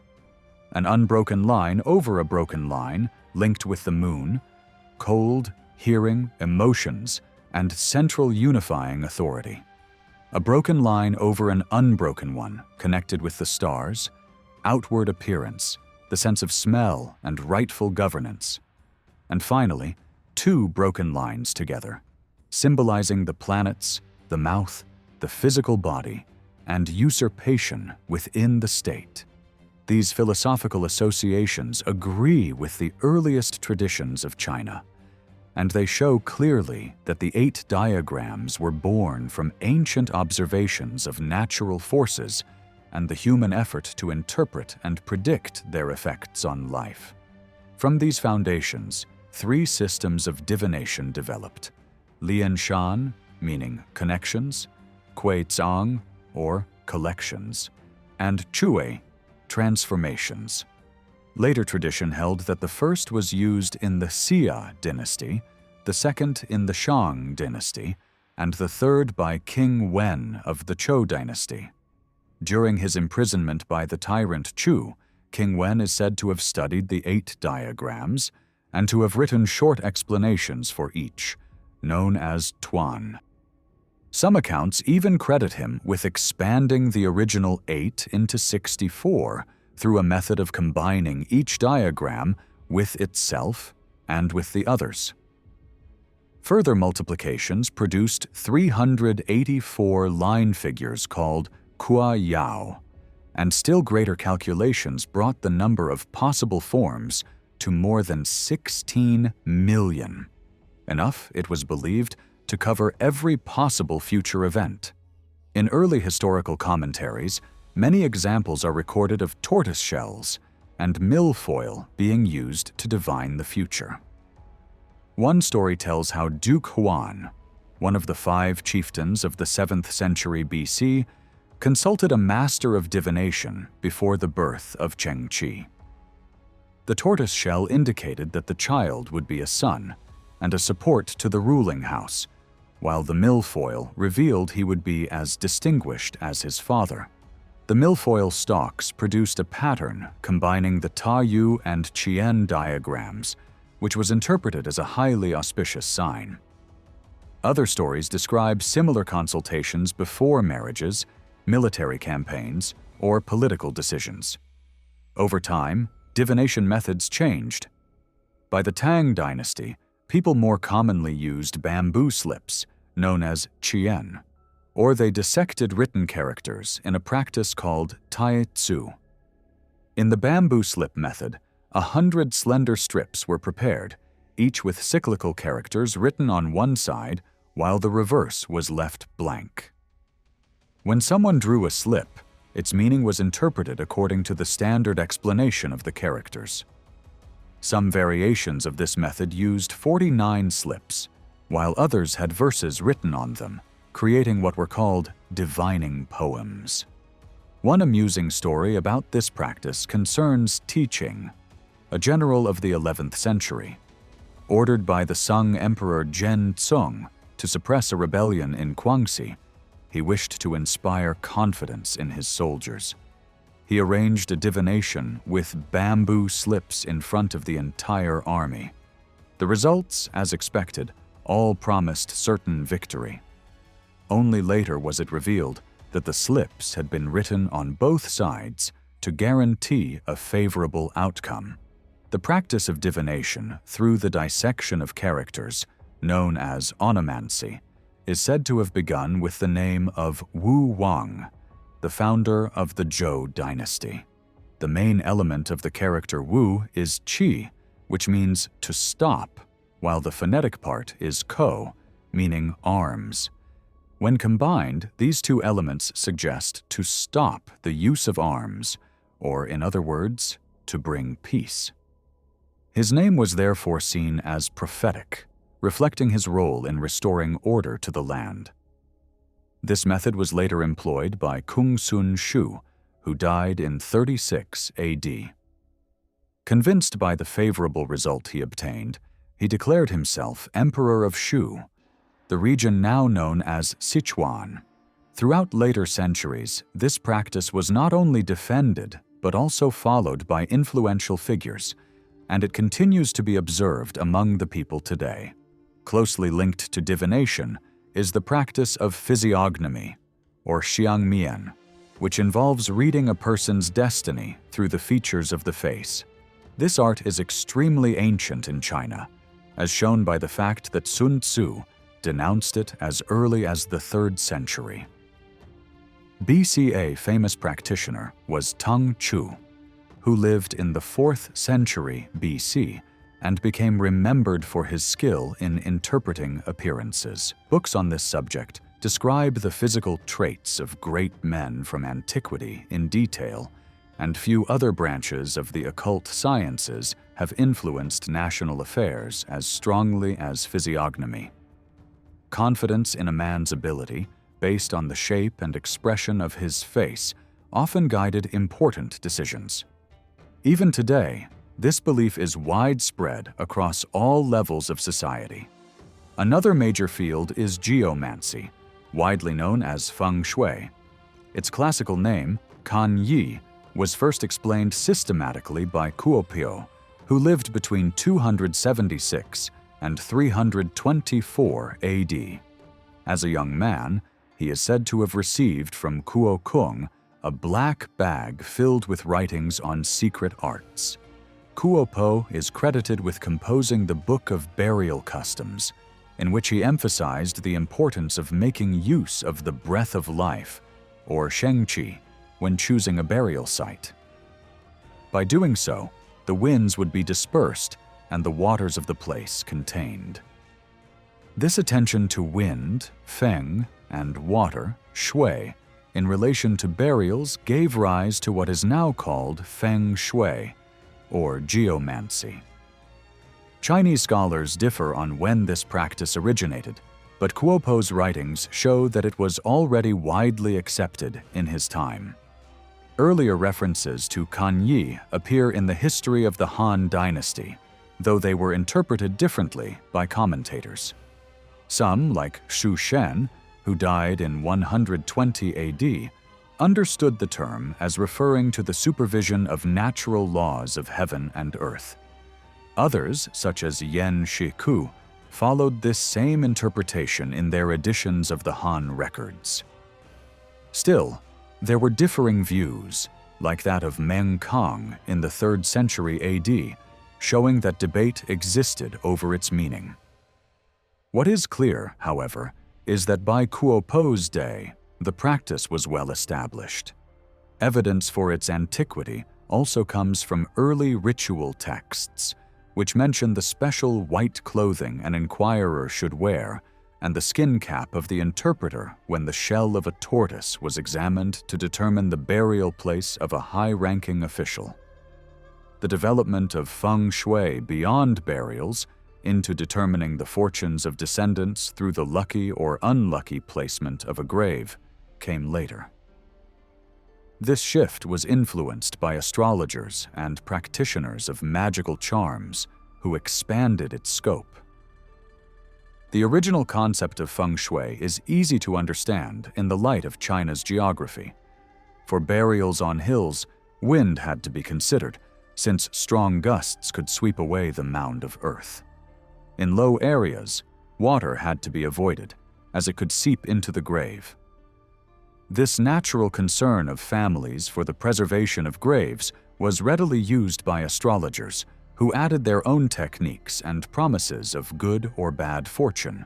Today, feng shui is universally practiced in China when selecting burial sites, and since before the Tang Dynasty, it has also been applied to choosing locations for homes of the living. Over the centuries, many works have been written expanding on Kuo Po's Book of Burial Customs, giving rise to 2 schools of thought. One that bases its interpretations on the movements of the 5 planets and the 8 diagrams, and another that focuses entirely on the visible features of the landscape and the relation of streams to the presence of a dragon. The main tool used for these selections is the Lo-pan, or geomantic compass. It is usually enclosed in a wooden frame and has 7 concentric rings, each containing different sets of symbols. Some rings display the 60 hexagrams, while others are divided into groups of cyclical stems, branches, and the principles of yin and yang. One ring repeats 4 of the 5 elements: fire, water, wood, and metal, while leaving out earth.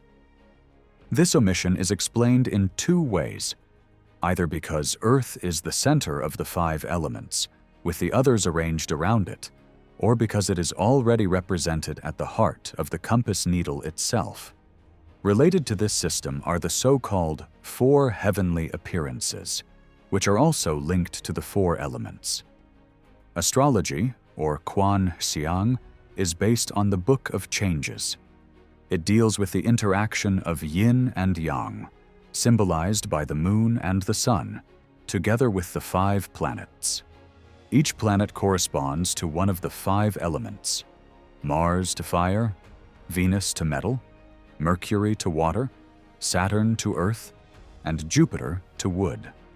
There are 28 constellations, or stellar mansions, each with descriptive names such as the horn, the neck, the room, the heart, and the tail. These are connected to the 7 heavenly bodies, the sun, moon, and 5 planets, just as our days of the week are. Their cycles are further subdivided by the use of stems, branches, and diagrams in complex combinations. Later works, such as the Book of Long Life, written by Kuo Shouqing in the Yuan dynasty, laid out detailed instructions for applying these signs. Yet, despite such efforts, the rules often differed from one author to another, leaving the system diverse and varied. The movement of the planets was believed to shape the fortune of particular years, and even the destiny of entire nations. In earlier times, the days of the year were classified as lucky, unlucky, or uncertain, and published in the official calendar known as the Imperial calendar, also called the Tung Shu, or Huang Li. These judgments were based on the position of the sun and the moon within the zodiac. Some writers have suggested that astrology in China began no earlier than the 3rd or 4th century AD, during the turbulent age of the warring states, when rival princes sought any means to predict the outcome of their constant wars. When examining the stars surrounding a person's birth, the method focused on what were known as the 8 characters, or patzu. These represented in pairs the year, the month, the day, and the hour of birth.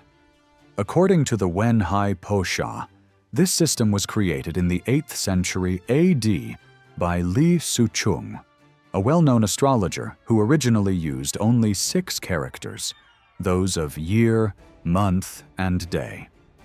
It was said that the element of the hour was added later in the Shang Dynasty.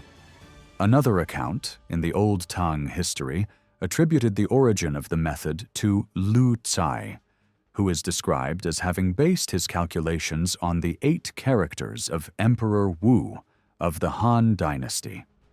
In practice, the comparison of a man's 8 characters with those of a woman he was to marry was an essential task carried out by the middlemen who arranged marriages. The same method was also applied whenever advice was sought about personal fortune or the suitability of a certain action. The office of an inspector of astrology was first created under the Tang Dynasty, where he was known as the Sssu Tian Tai.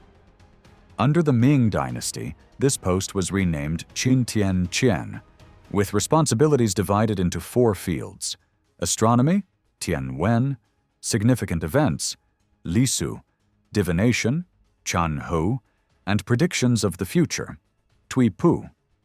His workplace was on the eastern wall of Peking, at the site now called the Observatory, or Quan Xiang Tai, where the great bronze instruments still stand. After the fall of the empire and the rise of the Republic in 1912, the observatory was separated from astrology and turned entirely to modern astronomy and meteorology. Alchemy, the quest to transform base metals into gold and to discover the elixir of life, found one of its earliest expressions in a text called the Chan Tung Chi, the Covenant of Unity. Ko Heng, in his Shen Xian Chuan, said that this book was written by Wei Po Yang in the 2nd century AD, though later scholars doubt this attribution. Even so, the text shows that alchemy was practiced in the final years of the Han Dynasty. Its author drew inspiration from a phrase in the Book of Changes, which spoke of the Yao manifestations by saying that their movements were internal, while prosperity and disaster appeared externally. This cryptic line was taken as evidence of the principles behind transmutation, much like the motto "Solve et coagula" among European alchemists. Traditional commentaries explained it as referring to yin and yang, the opposing forces of nature, but the author claimed it referred to the transformation of metals. The title, Covenant of Unity, reflected his attempt to unite alchemical theory with the teachings of the Book of Changes, as well as the philosophy of the Yellow Emperor and Lao-tzu. This work was later praised by eminent scholars of the Sung Dynasty, including Chu Si, who even wrote an explanation under an assumed name, and Chai Yuan Ting. 2 distinct systems of alchemy developed from it, one called Chia Chia, which combined the 10 cyclical branches with the 8 diagrams to indicate the most favorable times for transformation, and another called Lu Ho, which centered on actual crucible experiments. Legends claimed that the author succeeded in producing pills of immortality. One pill killed a dog, another killed him, and a third killed his elder brother. Yet, when their younger brother prepared their burial, Both rose from the dead and were counted among the immortals. Kuo Hong himself, remembered under the name of his book as Kuo Tzu-i, became the most influential figure in spreading occult traditions in China, surpassing even Chang Tao Ling, though he never received the same official honors.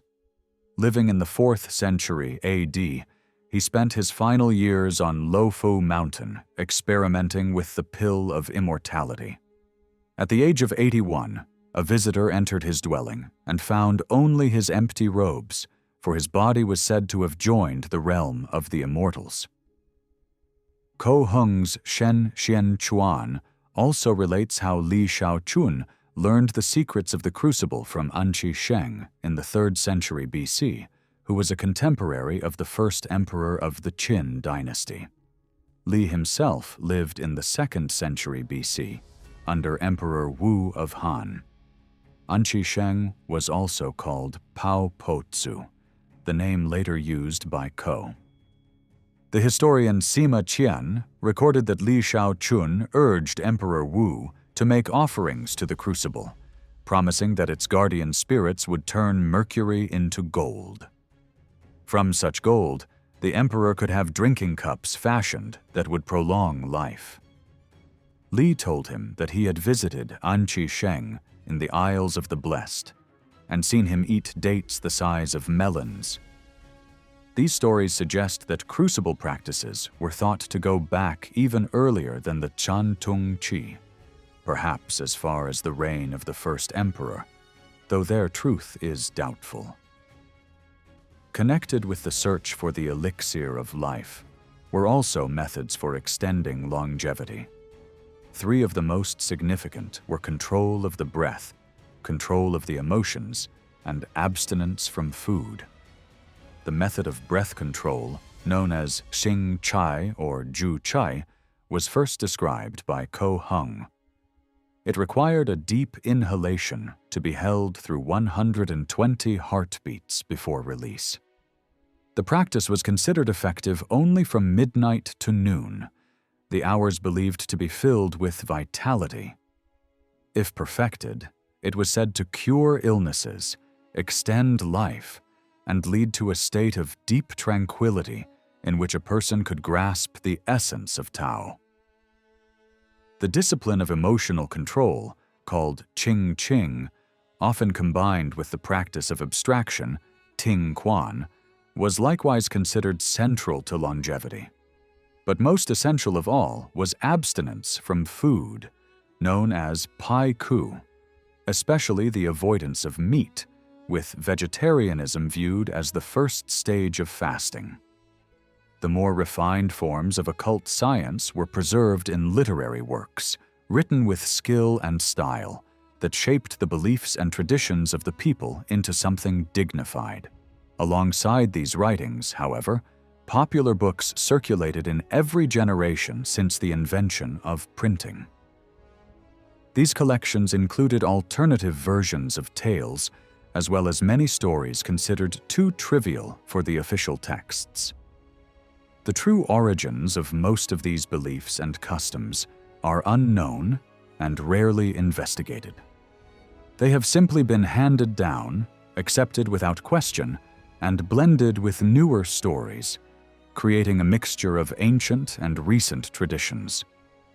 In many cases, it is impossible to know which parts are old and which are later additions, but perhaps that hardly matters.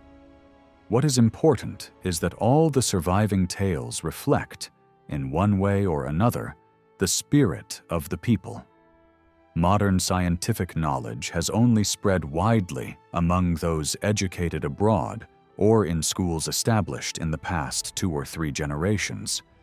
The majority of people still accept traditional beliefs without doubt. For them, heaven and earth remain full of mystery, and all of nature is seen as alive. Forces of nature, whether benevolent or dangerous, are believed to be controlled by spirits, animals, or unseen powers whose favor must be won and whose anger must be avoided. No country is richer in folklore than China, and the Chinese language overflows with proverbs. Every stage of life has become wrapped in traditions and expressed through established sayings. The three great passages of life, birth, marriage, and death, are especially surrounded by customs, each with its own meaning. Childbirth is thought to attract malignant forces, so families use protective devices to drive them away.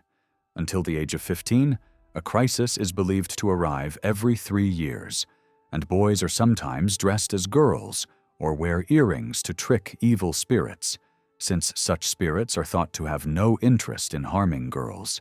Marriages are arranged by matchmakers through a comparison of the 8 characters of the boy and girl, known as Kuo Tzu, which represent their birth year, month, day, and hour. If the groom dies before the wedding, the bride may still be married to him by using his spirit tablet in a ceremony called marriage by tablet, Pai Pai Tsochin. This is particularly common when the deceased groom belongs to a higher social class. At funerals, the dead are dressed in their finest clothing, and personal trinkets are placed in the coffin. Paper money, paper houses, paper horses, carts, and clothing are burned so that the spirit is supplied with all it needs in the afterlife. Charms, talismans, and amulets are constantly used to prevent disaster. Wearing jade is believed to protect someone from falling off a horse. Children's shoes are embroidered with tigers' heads for good fortune. Cash swords and other symbolic items are hung inside homes, while figures like the swastika or filfot appear everywhere, from parcel wrappers to temple idols to the eaves of houses. The character Chou, meaning longevity, is used in similar ways. Such charms are thought necessary because evil spirits may appear at any time. They might be the restless ghost of someone wronged, or simply a wandering demon bent on mischief. There are tales of hungry ghosts seeking compensation for their suffering on Earth, and of rigid corpses, Jiangshi, leaving their coffins at night to attack travelers. Other stories speak of the wood demons known as Shan Xiao, described in the Southern Tang history as beings with human bodies and bird-like claws that dwell in trees. Spirits of fire, plague, disease, or death were also feared, but it was believed that virtue or superior intelligence could drive them away, since wisdom and moral strength were thought to be one and the same when dealing with devils. One story, told by Mr. C.T. Gardner of the British Consular Service, illustrates this belief. 2 partners, Chang and Li, were traveling home by canal after collecting debts in Yangzhou. Greedy for the money, Chang pushed Li into the water and left him to drown. The next year, around the anniversary of the crime, Chang fell ill and was visited by Li's ghost, who demanded that the money be given to his family. Chang promised, recovered, but then broke his word. The following year, the ghost appeared again, angrier than before, and this time Chang paid the family their due. Still, his health declined, business failed, and he eventually left for Honan to escape his bad luck. To his shock, he met Li alive in the street, not as a ghost, but in broad daylight. Terrified, Chang bowed and begged to know why he was still haunted. Li explained that he had never died. He had fallen in because he neglected proper rites to his father's spirit, and believed his near drowning was a punishment for his impiety. Other tales describe how strong personal resolve alone could defeat spirits. A scholar named Tsai bought a house in Hangzhou that no one dared enter, believing it haunted. On his first night there, he calmly faced the apparition of a woman who tried to hang herself in front of him, and then urged him to follow her example. He simply laughed, telling her that it was she who had erred long ago, not him. The ghost wept and vanished, never to return, and from then on the house was free of hauntings. In many cases, however, outside help was sought. The fierce-faced figure of Chung Kuei was especially invoked. He was said to have been a brilliant scholar in the Shang Dynasty, disfigured by an evil spirit on the eve of his examination, and after death became a powerful guardian against demons. The mere inscription of Chiang Tai Kung's name, carved in stone or written above doors, was believed to terrify spirits. The name of Shi Khan of Mount Tai was used in the same way. Most powerful of all was the authority of the celestial teacher, Tian Shi, the direct successor of the mystic Chang Tao Ling. Charms written by him were hung in homes for protection. In 1707, the celestial teacher of the time was commanded by Emperor Kang Shi to perform rituals at the 5 sacred mountains and to banish troublesome spirits, such as the white sheep ghost at Huangchao and the red monkey of Tongting Mountain near Wuxi. Women often called upon witches to chant spells against malign influences, and the power of ancestors was drawn upon through the use of medicine and ritual. Every possible method was explored in the hope of turning aside misfortune. Dreams, too, were regarded as messages from spirits. A hermit of Mount Tai once dreamed that the goddess Niang Niang instructed him to travel to Peking to cure Emperor Chen Tsung of the Sung Dynasty. On arrival, he treated the emperor's painful boil successfully. The mother of Chang Tao Ling dreamed of the spirit of the pole star giving her a fragrant herb, and afterward gave birth to the great mystic himself. In Shanghai, a man dreamed of discovering treasure behind a temple, and, on digging in that very spot, unearthed gold marked with his own name. The future Ming Emperor Yung Lo dreamed of an old couple who revealed that 2 water dragons had been disturbed by the construction of Peking's great palaces. They were gathering the waters of the region to leave. Realizing they were the dragons in disguise, Yung Lo armed himself, pursued them, and pierced their baskets, releasing water back into the land. Cruelty, often seen as an ingrained part of human behavior, has appeared in many different forms in China, and these were frequently linked to supernatural beliefs. One of the best-known customs of early times was the burial of servants and laborers in the tombs of emperors, a practice that is well attested. Cannibalism also occurred during the severe famines that struck the country again and again. Sorcery, known as Tiso Tao, or the Black Art, was blamed for many harmful acts, and under the Manchu dynasty, strict laws were imposed against it. In fact, the dynasty's legal code listed 10 atrocious crimes, and the 5th of these involved the mutilation of living people to obtain body parts for spells, the brewing of the infamous Qu poison, and the use of charms and incantations to summon the nightmare demon, or Yen Mei. One notorious case occurred in 1810, when young girls were mutilated in order to extract their life force. Notes on the law also describe how those who called upon the nightmare demon would cut out the eyes and ears of victims, remove their hands and feet, and attach these to carved or molded figures for sinister purposes. Even the blood of executed criminals was gathered on cloth or absorbed into food, and then used as protective charms. Drinking the blood of a fallen enemy was another cruel custom, thought to bring courage. A viceroy was said to have performed this act as late as 1904. The code also refers to cases of abducting young people to roast their organs and bones for medicinal preparations. Any such use of sorcery that led to injury or death was punished with the most severe penalties. Death by slow slicing, confiscation of family property, and lifelong exile of the criminal's wife and children. These acts were seen as the unlawful abuse of supernatural powers. Among all animals believed to influence human affairs, the fox appeared most often in stories. One such tale concerns two sisters.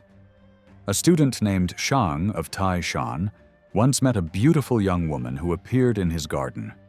She called herself San Qie, the third daughter of the Hu family, though she refused to reveal her home. Night after night she returned, and Shang became enchanted with her company. One evening she told him that her younger sister Su Mei was far more beautiful, and she brought her along. While San Qie soon left, Su Mei warned Shang that her sister was, in fact, a fox spirit, and only her intervention had saved him from being bewitched. She admitted that she herself was also a fox, but claimed to have learned the ways of the Immortals, giving him a charm to protect his home. The charm worked, and San Qie could no longer enter. Yet Shang's loyalty did not last, for when Su Mei was absent, he allowed another alluring woman, who turned out to be a fox as well, to seduce him. The two sisters returned, drove the intruder away, and resumed their bond with Shang. Their fate, however, soon took a darker turn. A man who had been searching for the spirits that killed his brother found them at Shang's house. Invited in by Shang's worried parents, he trapped the sisters in bottles using charms, declaring the household safe. Shang, however, could not bear their suffering. Following Su Mei's whispered instructions, he released her spirit, which rose into the sky. Years later she appeared again, now an immortal, telling him she could no longer remain in the mortal world. 2 decades later she returned one last time, foretelling his death and promising to guide him safely to the other realm. On the day she named, Shang passed away. Evil spirits were also thought to take the form of snakes, and snakes could likewise disguise themselves as humans. The most famous legend of this type is the story of the White Serpent of Hangzhou. Said to have come from the Green Mountain near Chengdu in Sichuan, the White Serpent often appeared as a woman with a maidservant. Upon her arrival in Hangzhou, she challenged the Black Serpent who had already dwelt there for centuries in the deserted garden of Prince Chou. This garden, with its pavilions, altars, and fountains, rivaled the splendor of the Imperial grounds. The Black Serpent, who could also transform into human shape, furiously demanded that the intruder leave. The White Serpent calmly replied that both were spirits, and that they ought not quarrel. Yet when pressed, she agreed to a contest, the loser to serve the victor. They fought with swords, but the White Serpent, reciting powerful spells, disarmed her opponent. The Black Serpent, terrified, yielded and swore loyalty, accepting the role of servant. From then on, mistress and maid entered the garden together. These are only a few of the countless stories and beliefs that formed part of Chinese tradition, illustrating both the cruelty associated with sorcery and the richness of folklore. They offer but a glimpse into the vast treasury of popular tales passed down for centuries among the people. Stories with a moral lesson have always been admired, and among them, none is held in higher regard than the tales gathered by Kuo Tzu-i during the Yuan dynasty. These accounts are remembered as the 24 examples of filial piety, each one presenting an act of devotion to parents that was meant to inspire future generations. The first example is the Emperor Shun, who lived between 2317 and 2208 BC. His mother died while he was very young, and his father remarried and favored the son of his second wife, named Xiang. Shun's father repeatedly tried to kill him, once by setting fire to his house, and another time by throwing him into a well, yet Shun survived miraculously. Despite such cruelty, he continued to show respect to his father and love for his brother.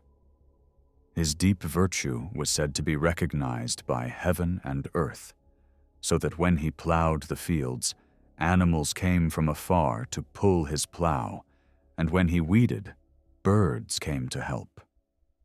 At only 20 years of age, his reputation reached Emperor Yao, who gave him 2 of his daughters in marriage, and eventually passed the empire to Shun instead of his own son. Another story tells of Emperor Wen Ti of the Han Dynasty, who lived from 179 to 156 BC.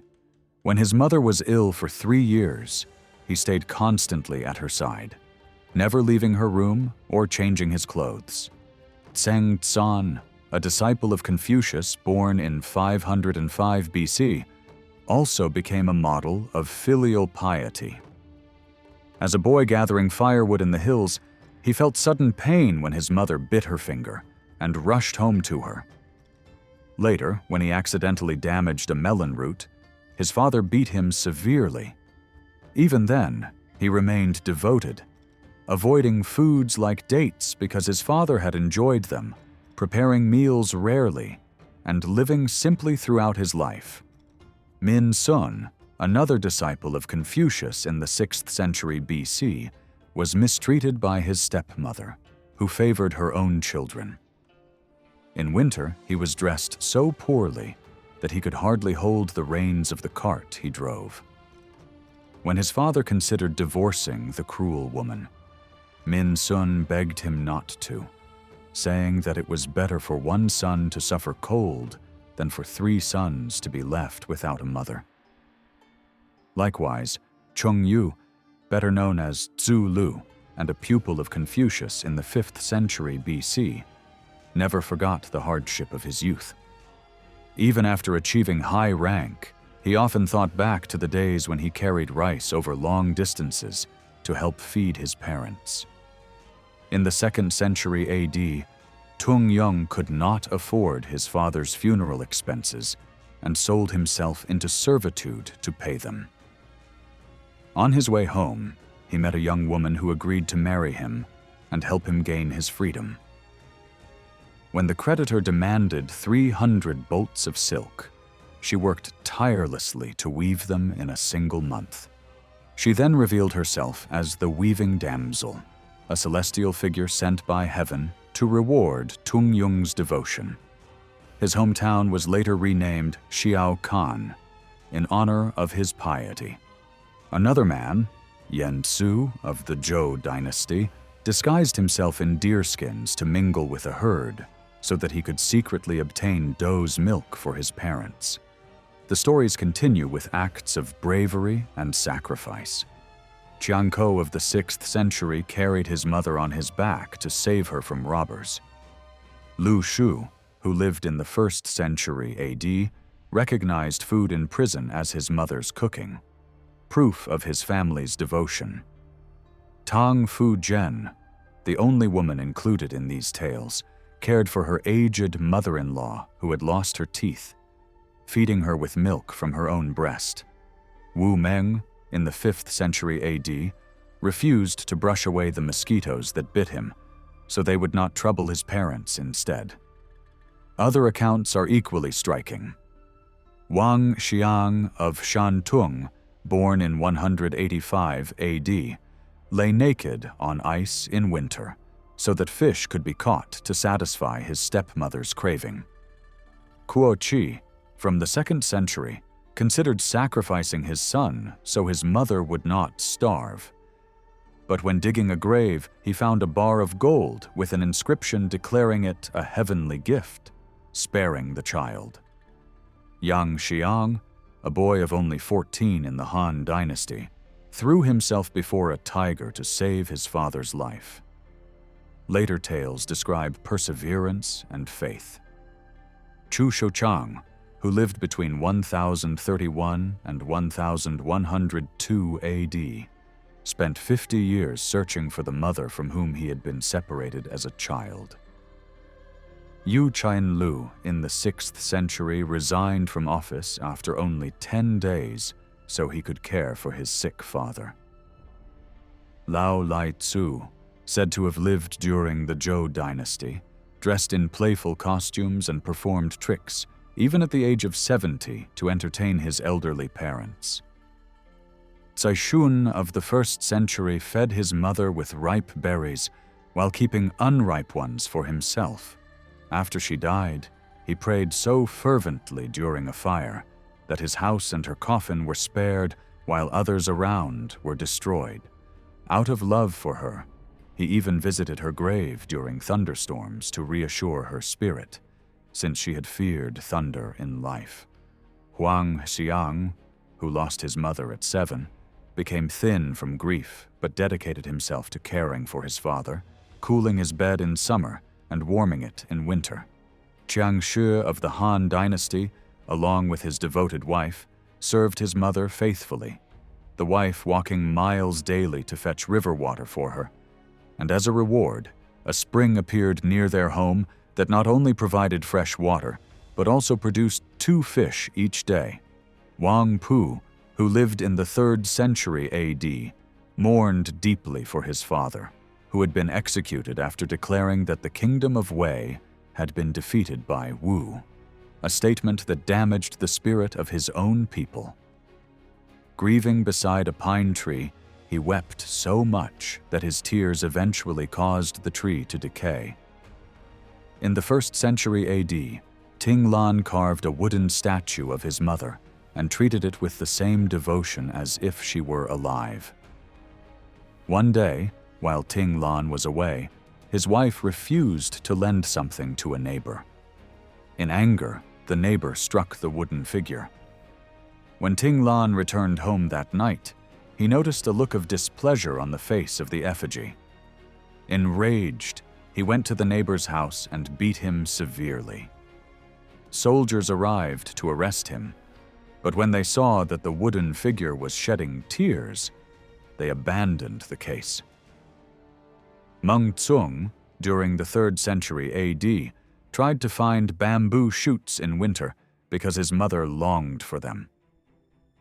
While wandering through a bamboo grove in sorrow, suddenly, to his astonishment, shoots began to sprout around him. Huang Ting Qian, 1050 to 1110 AD, one of the 4 great scholars of the Shang Dynasty, became even more famous for his devotion to his mother than for his literary achievements. He stayed at her bedside for an entire year without removing his clothes. After her death, his grief was so overwhelming that it nearly cost him his life.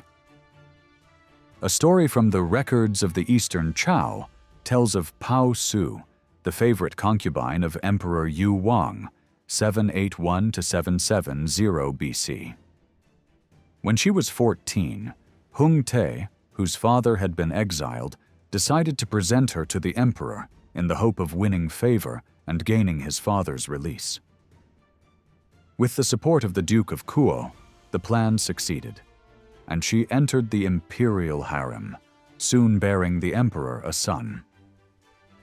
Jealous of this new concubine, the empress conspired with her own son, the heir apparent, to ruin her. During an imperial audience, Kuo Tzu entered the palace garden and was brutally attacked by the attendants of the heir apparent. Outraged, the emperor banished his heir, divorced the empress, and declared Kuo Tzu's son his successor. To please her, he even lit the beacon fires on the hills, which were meant to summon the nobles in times of danger, just for her amusement. The lords were furious at being tricked, but Kuo Tzu laughed at their dismay. Later, when invaders attacked the capital, the beacons were lit again, yet no help arrived. The emperor and Kuo Tzu were both killed. This tragedy was said to fulfill a prophecy made during the reign of Emperor Sun Wukong, Yu Wang's father. In 766 BC, while on a campaign in the west, Sun Wukong took a census in the city of Taiwan. On his return, he encountered children singing a strange song taught to them by a youth in a red coat. The sun is setting, the moon is rising, the dynasty of Chou will fall by boughs of wild mulberry and quivers of rattan. The emperor, disturbed, ordered the youth's arrest. At a meeting of ministers, Po Yang-fu, director of the astronomical board, explained that the youth was Mars, and the song was a warning that the dynasty would not fall to foreign enemies, but to the schemes of a woman in the palace. The sun represented the emperor, the moon a woman of influence. This prophecy came true with the downfall brought about by Kuo Tzu. Another figure remembered is Shu Yu, admired for his humility. When Emperor Yao offered him the throne, he was so disturbed that he rushed to wash his ears, feeling unworthy to hear such words. He usually drank water by scooping it with his hand, but when someone gave him a gourd, he hung it on a tree. The wind blowing through it made a pleasant sound, yet he thought himself undeserving of even this small pleasure, and threw it away. Even outlaws could deliver harsh truths. Once, while traveling south of Mount Tai, Confucius and his disciples Yan Yuan and Zhu Kung met the bandit Tao Chi. The brigand mocked him. "So you are Kung Chiu, the false sage of Lu. You criticize officials only to gain favor with rulers. You pretend to be virtuous, but in reality, you are a hypocrite. They call me a brigand by mistake. It would be more fitting to call you the real thief." Confucius, shaken, lamented, "Why, through the goodness of my heart, have I brought such troubles upon myself?" Liu Qi was the younger brother of Liu Hsiahui, a disciple of Confucius. He became infamous under the name Tao Chi, the brigand. At the height of his power, he commanded nearly 9,000 men and spread chaos across the land. His band seized hostages, abducted women, stole cattle and horses, and devastated the countryside. Over time, he came to be worshipped as the general of the 5 brigands. The word Tao, meaning brigand, was pronounced the same as road, so the original idea was not 5 criminals, but 5 roads. A tale tells of Cui Chishu's wife, who before her death dreamed of a towering figure 10 feet tall, covered in black hair, declaring that he had come to harm her. A sorcerer explained that this being was the general of the 5 ways, and his appearance was a sign of ill fortune.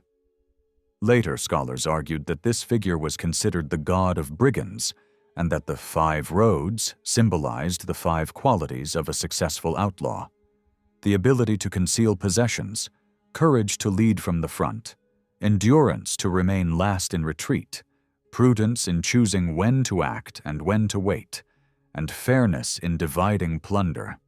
During the reign of Emperor Ming Tai of the Eastern Han Dynasty, 58 to 76 AD, peace and prosperity prevailed, largely due to the emperor's skill in gathering able officials from across the empire. Appointments were not decided by examinations, but by recommendations from local authorities. One magistrate from Yangmai suggested a man named Shu Wu, whose story became widely known. Shu Wu's father had died when he was only 15, leaving him to raise 2 younger brothers, Shu Yan and Shu Pu, then 9 and 7. The small estate they inherited demanded careful cultivation to support the family, and Shu Wu took responsibility. He labored in the fields by day and studied diligently at night, always keeping his brothers beside him. Over time, he improved the land, secured an education, and ensured that his brothers shared equally in both. His reputation for talent and virtue soon reached the elders, who persuaded the magistrate to recommend him to the emperor. At the capital, Shu Wu began as secretary to a board, but eventually rose to high rank. After years of service, he returned home to see how his brothers had fared. To test their character, he proposed dividing the estate in a way that favored himself, suggesting that, given his higher status, he should take the best lands and houses. His brothers, disciplined and modest, accepted without complaint, living simply in thatched cottages, while Xu Wu enjoyed greater comfort. Still, he did not forget them. He recommended both to the magistrate, who in turn presented their names to the emperor, leading to their own appointments to important offices. When the two brothers eventually retired and returned home, Xu gathered the elders and revealed his long test. He declared that he had wanted to prove their virtue and ability, and now that he was satisfied, he insisted on redistributing the property equally among the three. At first, the younger brothers resisted, claiming they had already received more than they deserved. But Xu would not relent. The elders mediated the division, and from then on, the three families lived in harmony, each reaching a ripe age of 100 years. Another tale tells of Yang Yongpo, who lived in the 2nd century AD in a mountain pass, where he offered water to thirsty travelers. After 3 years of this kindness, one traveler gave him what he claimed were cabbage seeds, telling him to plant them, and promising that Jade and a wife would follow. Yang planted the seeds, and when he later sought to marry a local woman who demanded 2 jade bracelets as a condition, he dug in his field and found 5 pairs of white jade bracelets. From this story, the district of Yutian, meaning Field of Jade, took its name. There is also the account of Shi Pi, a magistrate of Tehua district, who lost his wife at the age of 40 and raised his daughter Yue Xiang alone.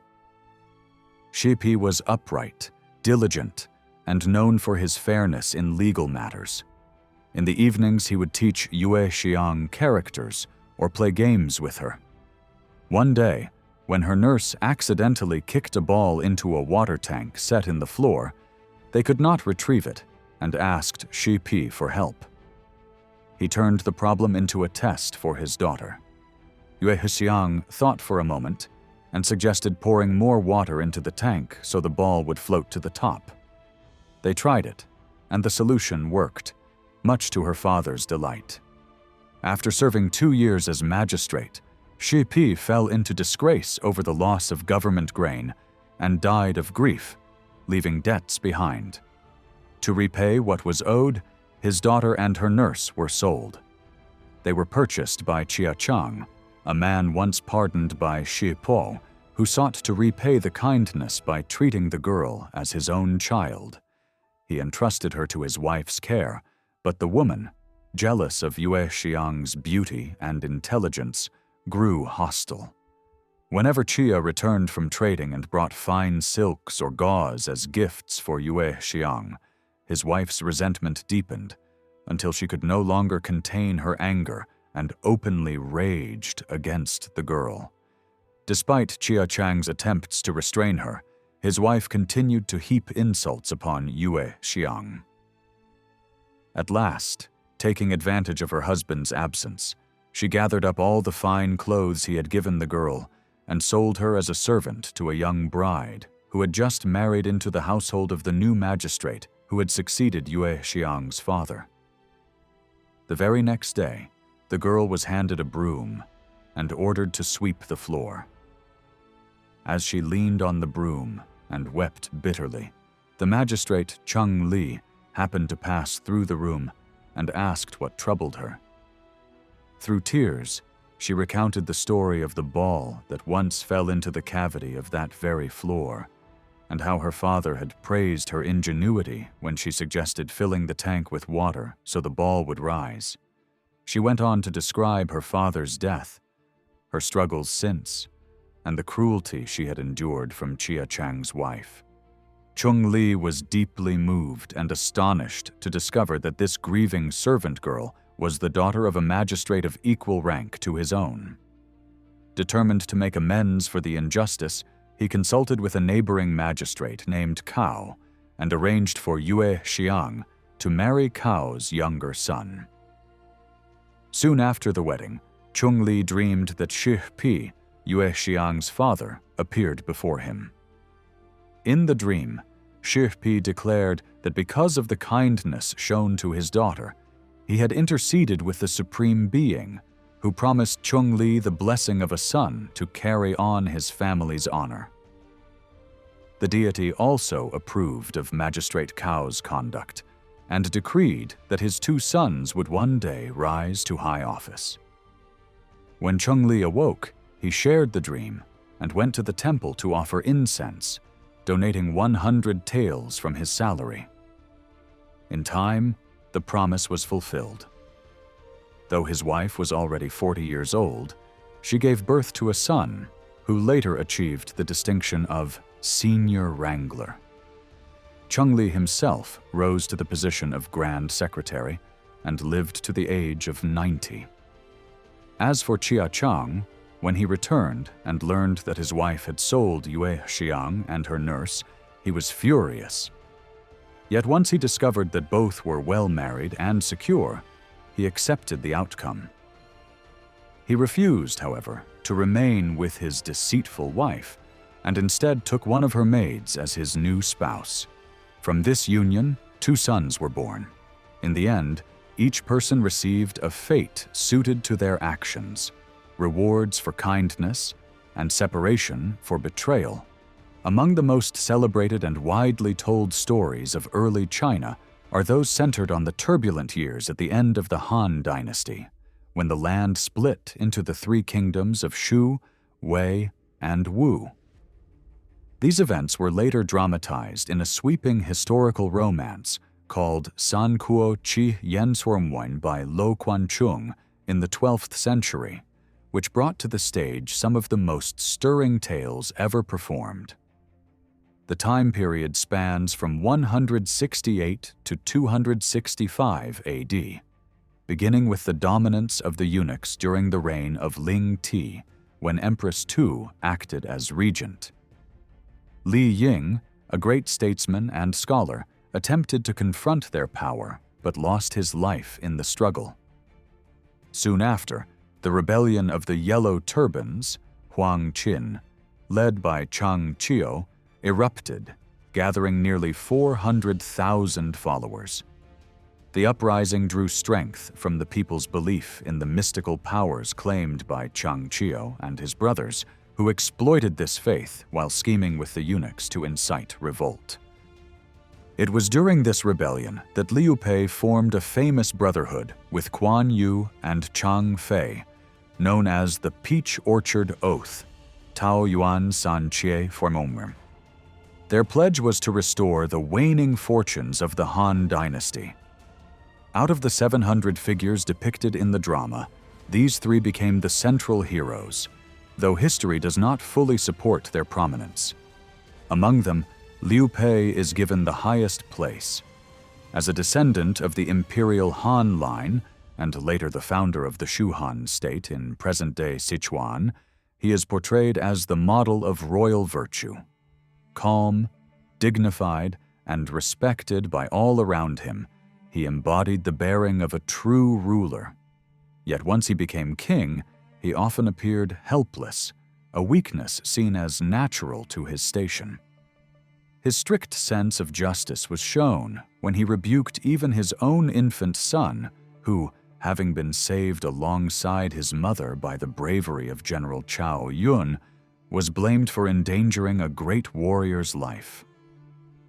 Though he could be severe, Liu Pei was not without fear. In defeat, he would flee, abandoning soldiers and generals to their fate. His physical appearance was said to be extraordinary. Ears so long they touched his shoulders, arms that extended past his knees, and eyes capable of glancing behind him. The 3 brothers' rise to prominence was slow. They drifted from leader to leader, sometimes siding with Cao Cao, sometimes with his rivals, never securing great success until Liu Pei encountered the brilliant recluse Chuko Liang in his thatched hut. Recognizing his genius, Liu Pei compared the meeting to a fish returning to water.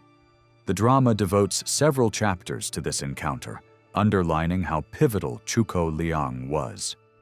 With him as strategist, preparations began for the decisive Battle of Qi, modern Chiayu-Xian, west of Hankou on the Yangtze. Cao Cao's army, said to number 1 million, grew complacent, waiting a month for Liu Pei's forces to appear. When the clash finally came, Cao Cao's troops were utterly routed. After this triumph, the spotlight shifted almost entirely to Zhuge Liang, whose daring campaigns in the south against the unruly tribes called Man added to his fame. Meanwhile, Liu Pei rose to kingship with his capital at Chengdu. His realm of Shu was never as powerful as Wei, nor as wealthy as Wu, yet in the story, his role dominates. Among the sworn brothers, Guan Yu is remembered as the noblest. Loyal to the Peach Orchard Oath, he exemplified faithfulness and righteousness. Though a fierce warrior, he was also merciful, sparing Cao Cao's life after a blunder that could have cost him dearly. Despite being offered riches and honors, he returned to his brothers wearing the same old armor gifted by them, rejecting luxury for loyalty. He fought valiantly against Sun Quan, refusing to surrender even at the cost of his life. His striking figure, with a flowing beard, made him one of the most recognizable figures of the age. Cao Cao, on the other hand, is cast as the villain. Bold but reckless, clever yet always ensnared by his enemies' traps, he embodied cruelty and arrogance. His ruthlessness was notorious. He slaughtered the household of his father's sworn brother with his own hands, and even attempted to assassinate Teng Chou. Yet he was not entirely without virtue. His generous treatment of Guan Yu while holding him captive showed a rare, softer side. Still, his pride and impatience led to his downfall. In one tale, while building a grand palace, he ordered a pear tree cut for a pillar. As the axe struck, the tree groaned, and when Cao Cao himself dealt a blow, blood spattered forth. That night the spirit of the tree appeared, struck him on the head, and summoned the souls of those he had slain to torment him. From this he never recovered. Chang Fei, though towering and ferocious, described as 8 feet tall, with round eyes, leopard-like head, and tiger-like whiskers, plays a smaller role in the plot. Known for his courage, he once stood alone on a bridge, holding back Cao Cao's entire army. Loyal to Liu Pei, he later became a minister in Shu Han. The drama's other towering figure is Zhuge Liang, affectionately known as Kung Ming. His brilliance and virtue were beyond measure, every plan he conceived leading to certain success. Not only did he design clever devices and strategies, but he was also believed to command extraordinary powers unknown to others. Countless stories exalt his genius, one of the most famous being his stratagem for obtaining arrows. When Chou Yu lamented the shortage of weapons before Cao Cao's advance, Kung Ming vowed to deliver 100,000 arrows in 3 days. Gathering boats, straw, cloth, and soldiers with drums, he fashioned straw figures and placed them on the vessels.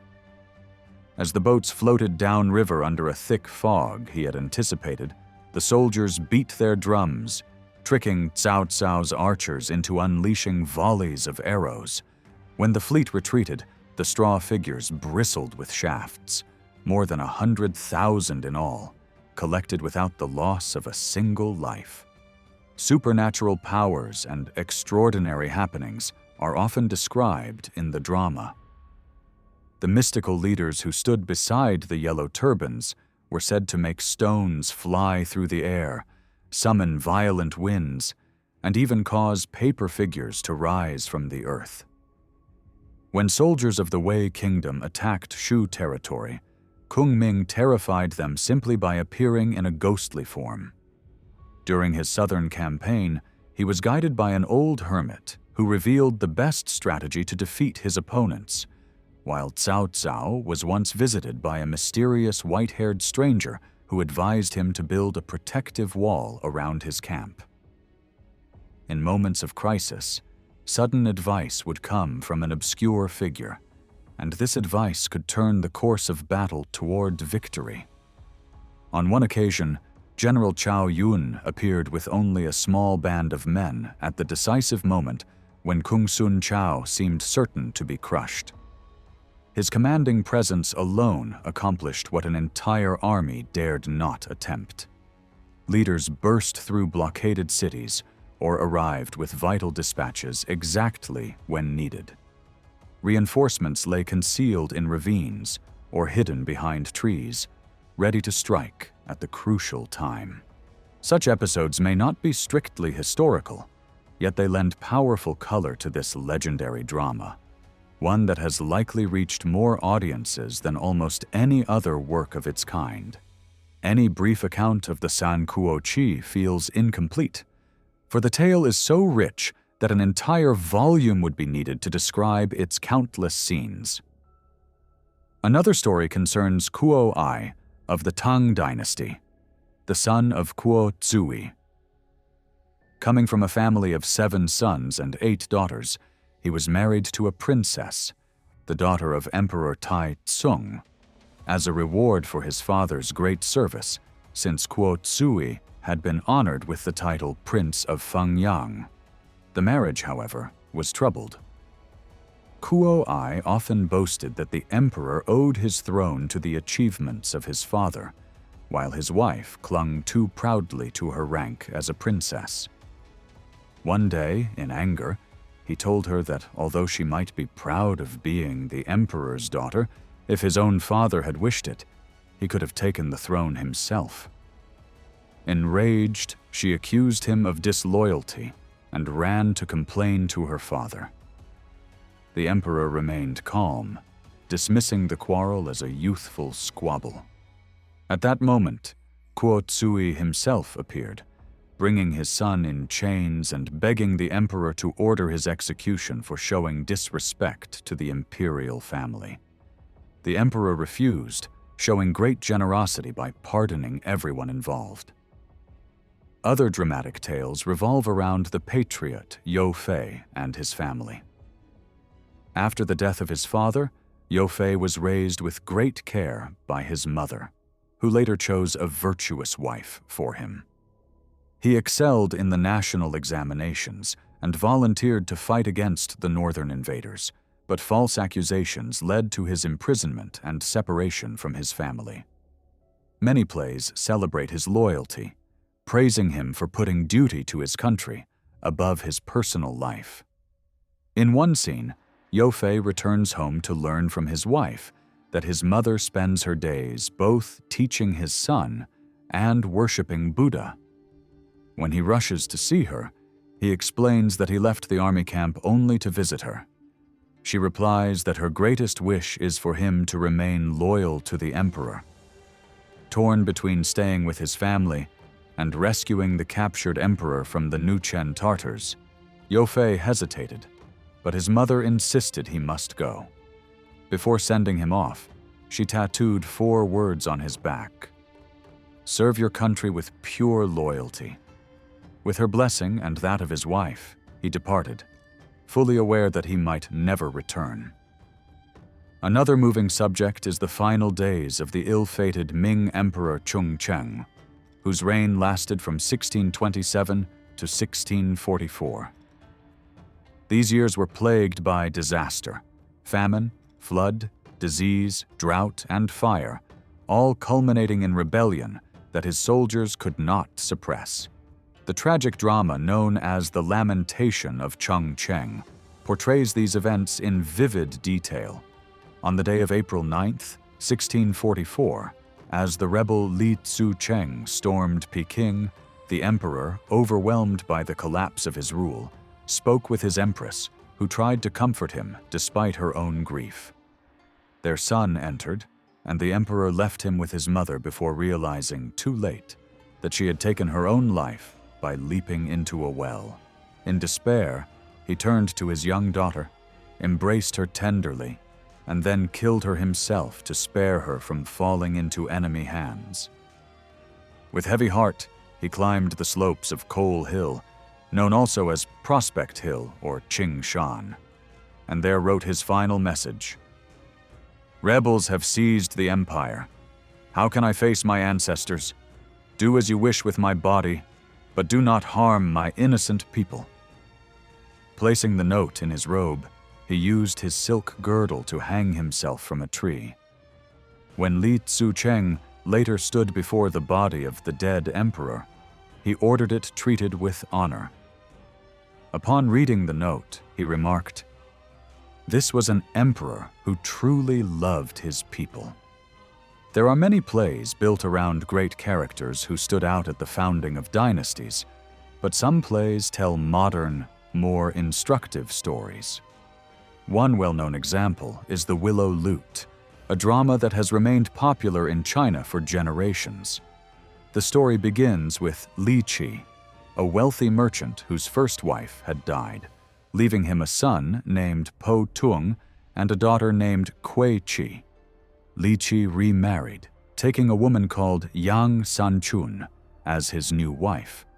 Before long, Li Qi had to travel on business to a distant province, and during his absence, Yang Sanchun began a secret affair with a local libertine named Tian Wang.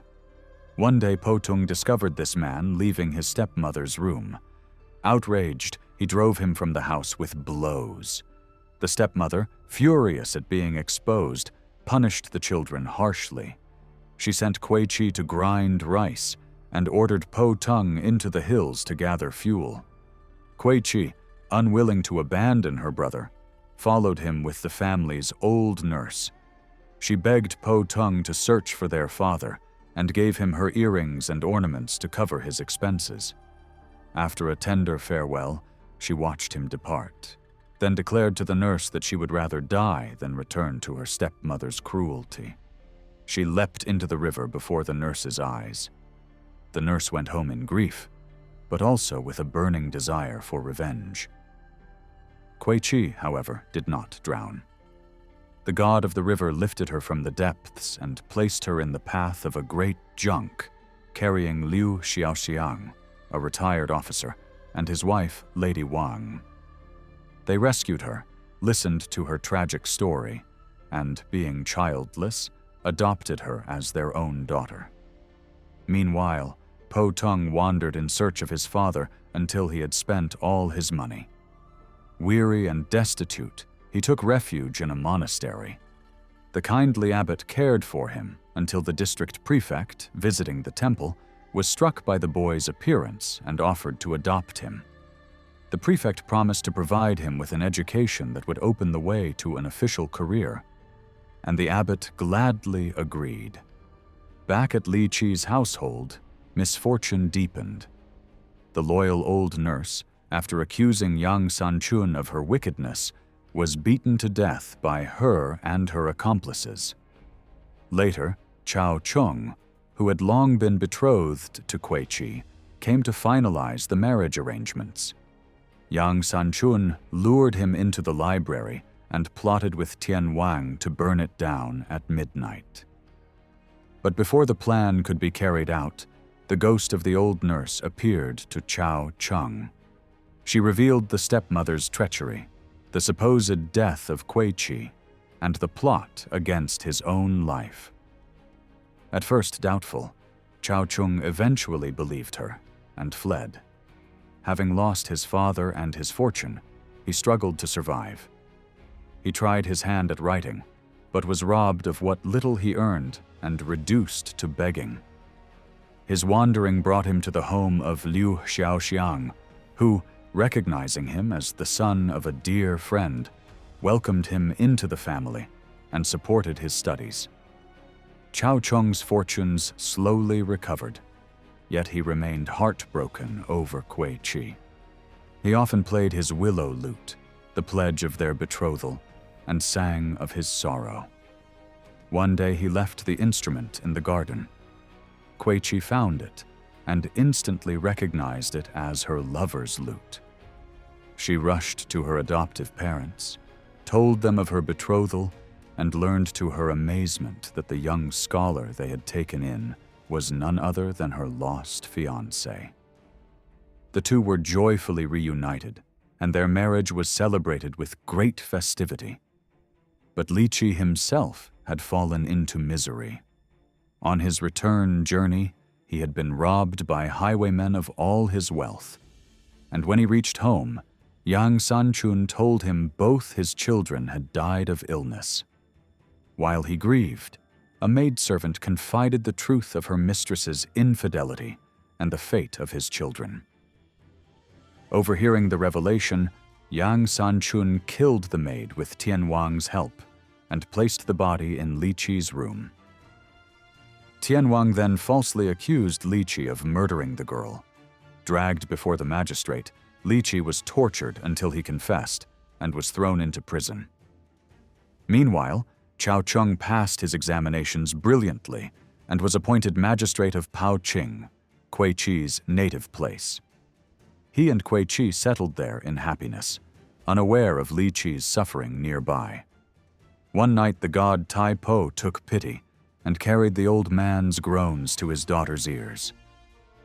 At first, she thought she had dreamed, but inquiries proved the truth. She disguised herself, visited the prison, and heard her father's story. Determined to save him, she pleaded with her husband. He said the written confession left him powerless, but that the arriving governor might review the case. The governor took his seat in court the next day, and the first case brought before him was Li Qi's. Kuei Qi appeared to plead on her father's behalf. The governor, reading her petition, started in astonishment, then cleared the court and called her privately. To her amazement, she discovered that the governor was her long-lost brother, Po Tung. Their joyful reunion brought the whole family together again. Li Qi was freed, and peace and happiness were restored at last. As for the wicked Yang Sanchun and her accomplice, they were punished with the death they had long deserved. Buddhism first entered China from Central Asia in 67 AD, during the reign of Emperor Ming Ti. Two monks, Matanga and Gobarana, arrived carrying sacred scriptures on the back of a white horse. They settled in Luoyang, the capital at the time, where the emperor built the first Buddhist monastery in China, calling it the White Horse Monastery, Pai Ma Su. The site was restored many times in later dynasties, and while the faith spread slowly at first, the foreign monks dedicated themselves to translating texts. It was only in the late 3rd century, under the Qin dynasty, that Buddhism began to flourish with imperial support. During the reign of Emperor An-ti of the Eastern Qin, the monk Fa Xian undertook his celebrated journey to India in search of scriptures, paintings, and relics. The Qin dynasty eventually gave way to the Liu Song in 420 AD, and during this period, Buddhist teaching spread further. Wu Ti, founder of the Liang dynasty, 502 to 550 AD, strongly promoted the faith by publicly preaching and even taking monastic vows. It was in his time that Bodhidharma, the Indian patriarch and 28th successor of the Buddha, arrived by sea at Canton. He was warmly received by the emperor in Nanking before traveling north to the lands of the Northern Wei, the House of Toba. There, at the Shaolin Temple on Sung Mountain, he meditated for 10 years facing a wall. From him arose Zen, a Mahayana school that later became the most influential sect in China. Its teachings closely paralleled the ethical philosophy of Lao-tzu in the Tao Te King, and the practices of its hermits resembled those of Taoist ascetics. This similarity between Mahayana principles and native Chinese thought largely explains the rapid acceptance of Buddhism. Although people recognized its foreign origin, many believed its message was truly Chinese in spirit. yet its outside elements sometimes brought persecution.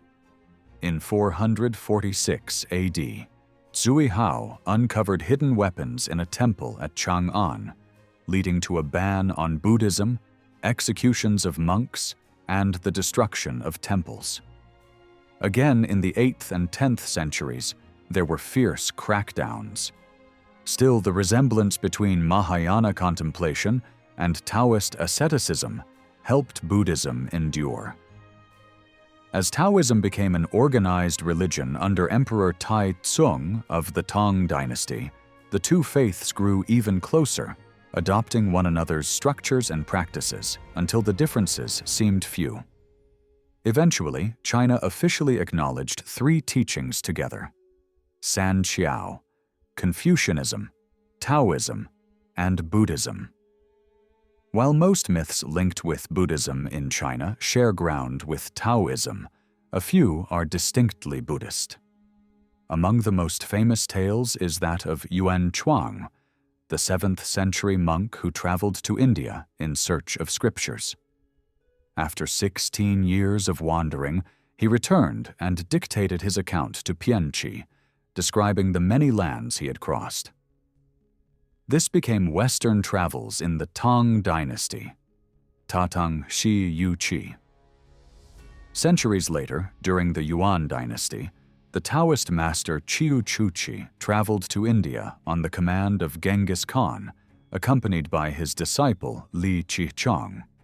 On returning, Li wrote of their journey and included miraculous episodes attributed to Yuan Chuang.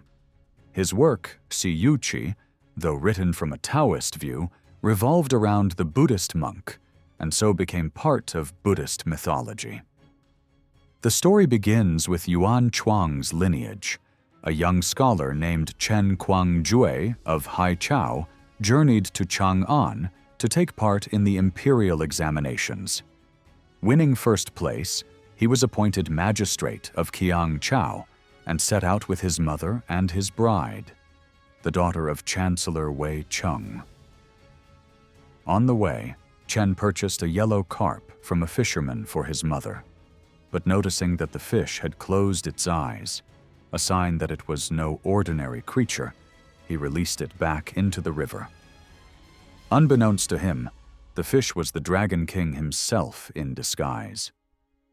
As they traveled, Chen's mother became too weak to continue, so he arranged for her to rest comfortably in a house and continued on with his wife.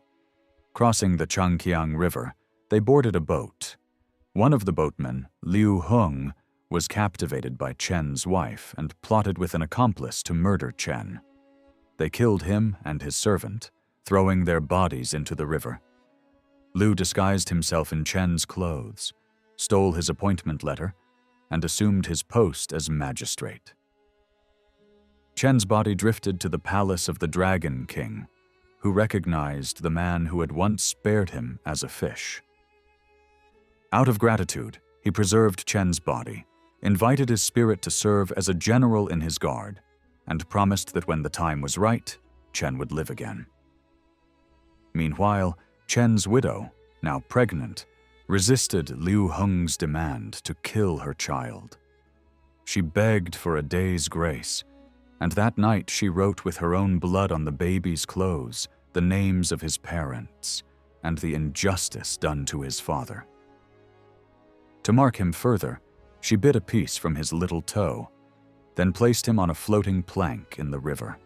The child drifted to the Qin Shan monastery, where the abbot, hearing his cries, rescued him. Reading the words on the baby's clothes, the abbot raised him with care. At 18, the boy became a monk and was given the name Yuan Chuang. When he came of age, the abbot revealed the story of his origins. Yuan Chuang sought out his mother in Qiangchao, and their reunion was filled with joy. Together they decided he should go to his grandfather, Chancellor Wei, and ask him to appeal for justice. When the king heard of Liu Heng's treachery, he was outraged and immediately ordered the arrest and punishment of the impostor and his accomplice. Li Ku, the accomplice, was first beaten and then executed by being cut into 1,000 pieces. Liu Heng, on the other hand, was taken to the riverbank near the site of the murder. There, his heart and liver were torn out and burned as an offering to the spirit of the slain Chen. News of this punishment was immediately carried to the Dragon King, who summoned Chen's ghost. He told him that his killers had received their just deserts, and explained that, since his wife and son were performing sacrifices for him on the riverbank, he could return to them that very day. The Dragon King also presented Chen with many splendid gifts, and commanded certain spirits to free his body, carry it to the mouth of the river, and reunite his soul with it. Meanwhile, Chen's wife stood by the river, mourning bitterly for her husband. Suddenly, a body was seen drifting downstream towards them. As it drew closer, she recognized it as Chen's. They pulled it to the shore, and while they were still bewildered by the strange sight, the body stirred, then sat upright. Chen opened his eyes, leaving his wife and son overwhelmed with joy and disbelief. He himself was astonished to find where he was, but soon learned the whole story. The revival of Chen Kuang-jui caused great celebration throughout the city, and the king, deeply impressed, appointed him to a prominent educational post. Their son, Yayan Chuang, eventually returned to the Qinshan monastery. Buddhism, in adapting itself to Chinese culture, blended with local customs in many ways. Temples were built in the style of Chinese architecture, and the government was allowed to impose an administrative structure modeled on that of the state itself. Great monasteries were usually founded in the countryside, and over time 4 major Buddhist centers developed on famous mountains, which came to rival, and in some ways surpass, the traditional 5 mountains, once considered sacred. These 4 were Puto, located on an island of the same name near Ningpo off the coast of Zhejiang; Chuhua, in Anhui Province, southwest of Wuhu; Wu-tai, in Shanxi Province; and Omei, in Sichuan Province. By honoring spiritual beings already present in Chinese belief, Buddhism shifted from the original teaching of its founder, with meditation being the strongest remaining link to the old tradition. Meditation had been practiced in China long before Buddhism arrived, carried on since ancient times by the so-called masters of recipes, or Fang Shi. These men were known as early as the Chou Dynasty and thrived during the Qin, living as recluses who spent their lives on magical arts such as necromancy, exorcism, and incantations. Buddhism took inspiration from them for its priesthood and even modeled its temples on their secluded retreats. Throughout history, the boundary between Buddhism and the doctrines of the liberal school, which later culminated in Taoism, was never sharply defined. This blending was evident not only among the common people, but also among scholars. Even Emperor Hui Tsung of the Shang Dynasty, 1100 to 1126 AD, though a zealous supporter of Taoism, officially incorporated Buddha into the Taoist pantheon by granting him the title, the Golden Immortal of Great Knowledge. Many Indian Buddhist deities were given distinctively Chinese interpretations. The historic Buddha, Shakyamuni, was often depicted in meditation seated on a lotus flower, or shown lying as he approached nirvana, known in that form as the Sleeping One. The celestial Buddha Amitabha, called Omitofo, became well known, his name chanted while counting beads on a rosary.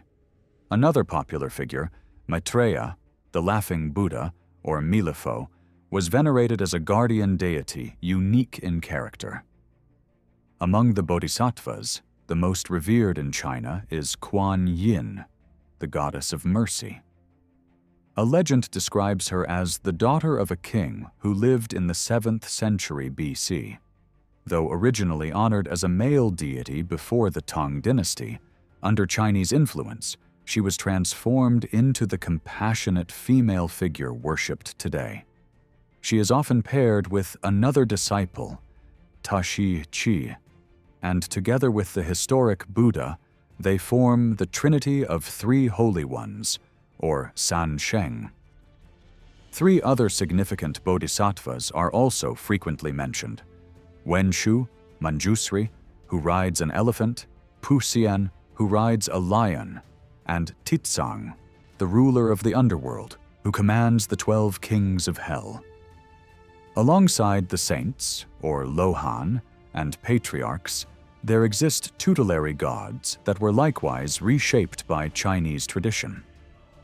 Among these, Wei To is most prominent, portrayed as a warrior carrying a sword, sometimes in his hands, sometimes resting crosswise on his arms, while his hands are folded in prayer.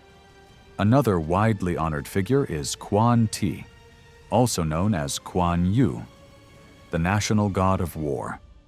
In all these examples, one can see clearly the powerful influence of Chinese customs and beliefs in shaping the particular character of Chinese Buddhism. One of the clearest examples of how Buddhist traditions were fused with native Chinese beliefs can be found in the account from the Shen Xian Tung Qian, which describes a feast hosted by the Pearl Emperor, Yu Ti. He had gathered his officials in the hall of the 33rd heaven, seeking their advice before setting out on a journey westward to study Buddhism. Yu Ti was originally a distinctly Chinese deity, but over time layers of Buddhist influence were placed upon his image. When he asked for counsel, his officers replied in a way that captured the merging of Taoist and Buddhist thought. They told him, "Anyone who has followed the principles of the Immortals for 7 generations without straying will themselves become an immortal. You have already achieved this honor, but you must continue your practice for 9 more generations before you may travel to the West. If you truly wish to be freed from the cycle of life and death, you must incarnate, live as a hermit, and through the practice of virtue, finally become a Buddha. Only then can your wish be fulfilled." Following this advice, Yu Ti underwent several incarnations and, in time, entered the Buddhist paradise, where he was able to receive teachings directly from Buddha. The story, filled with vivid details, is a prime example of how Taoist and Buddhist elements became so intertwined that they are often impossible to separate. The Chinese people embraced only those Buddhist ideas that could be easily absorbed into their existing framework. The ancient religion of China, whether in its more conservative or more liberal form, already taught that higher powers governed worldly affairs, rewarding virtue and punishing wrongdoing. Ancestor worship further reinforced the belief in the soul's existence after death. Because of this, the Buddhist doctrines of heavens and hells, along with reincarnation and the transmigration of souls, were readily accepted. Buddhism came to be seen as the means by which souls could be delivered from suffering. The idea that the fate of the dead could be influenced by prayers offered by the living, though not part of original Buddhist teaching, was embraced by the common people as if it were entirely orthodox. This strong emphasis on the future life is what gave Buddhism such deep influence in China, attracting even scholars and officials who, in times of crisis or on the approach of death, turned toward its rituals and comfort. Still, the everyday practices of most Chinese reflected not the full depth of Buddhist doctrine, but rather a blend of Buddhist ceremonies with their own traditional state rituals and Taoist traditions. For this reason, China cannot truly be described as a purely Buddhist nation. The acceptance of myths, however, was not without its critics. Confucius had once remarked, "Respect spiritual beings, but keep them at a distance. That is wisdom." This cautious stance became the guiding principle of Confucianism, which focused solely on duties within the human world. In the Sui dynasty, Wang Tung, 583 to 616 AD, strongly opposed myths of all kinds.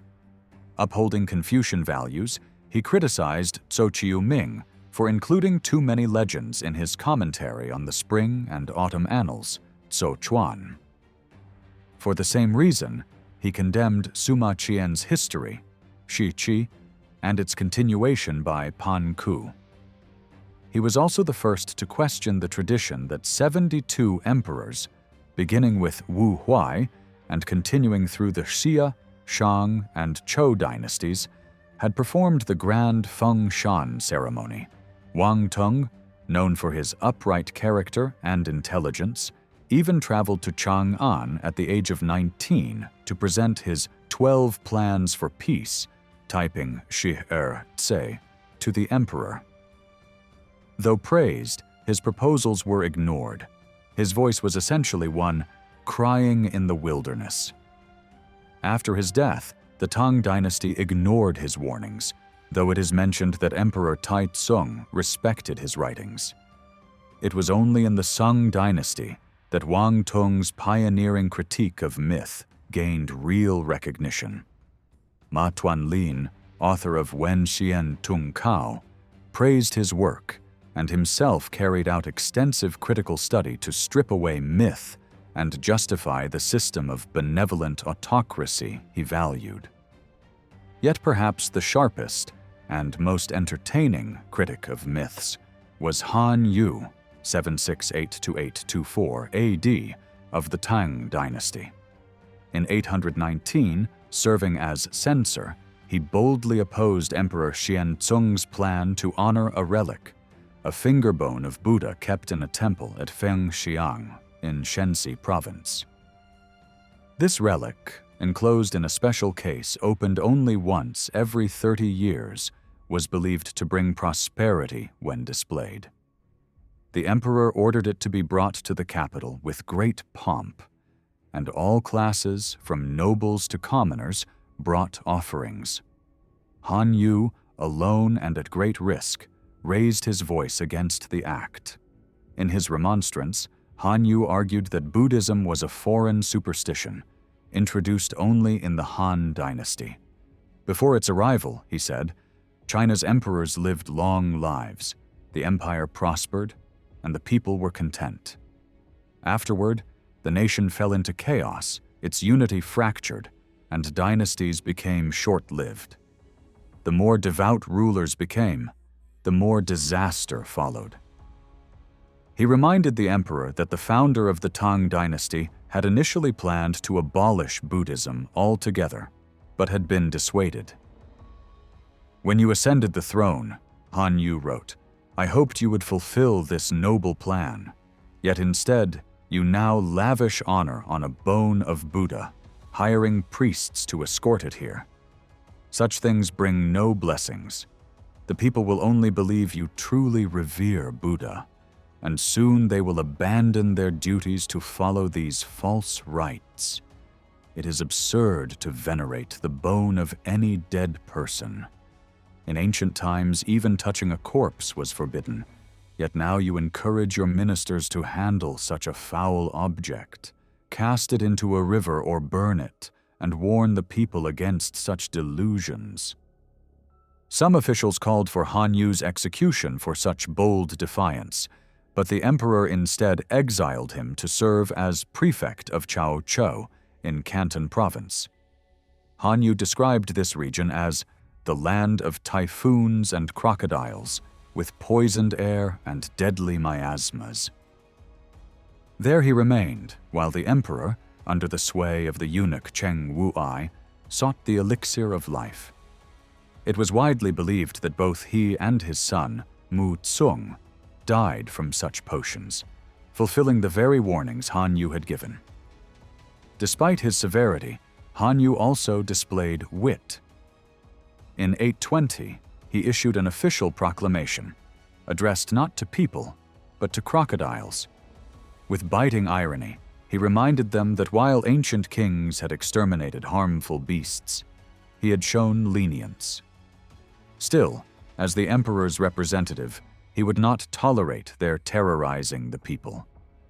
He commanded them to leave for the great ocean within 3 days, or at most 7, warning that otherwise he would send soldiers with bows and poisoned arrows to wipe them out completely. This edict to crocodiles was a sly jab at the blind obedience of officials to the whims of imperial power. The age in which Han Yu lived was marked by a striking readiness to believe in the supernatural, and this is shown by the fact that no one at the time dared to treat his proclamation with anything but seriousness. One contemporary even remarked that after the orders were issued, a fierce storm raged for several days, during which all the crocodiles were driven away. Such accounts illustrate the deep hold that beliefs in hidden powers had over the people of the Tang Dynasty. A similar incident took place during the Sung Dynasty in the same city of Chou, involving Hu Yin, who died in 1151. According to the official Sung Dynasty history, Hu Yin was told of a large serpent that local priests claimed could control the prosperity of the district. Earlier prefects had shown it great respect, but Hu Yin resolved to expose the deception.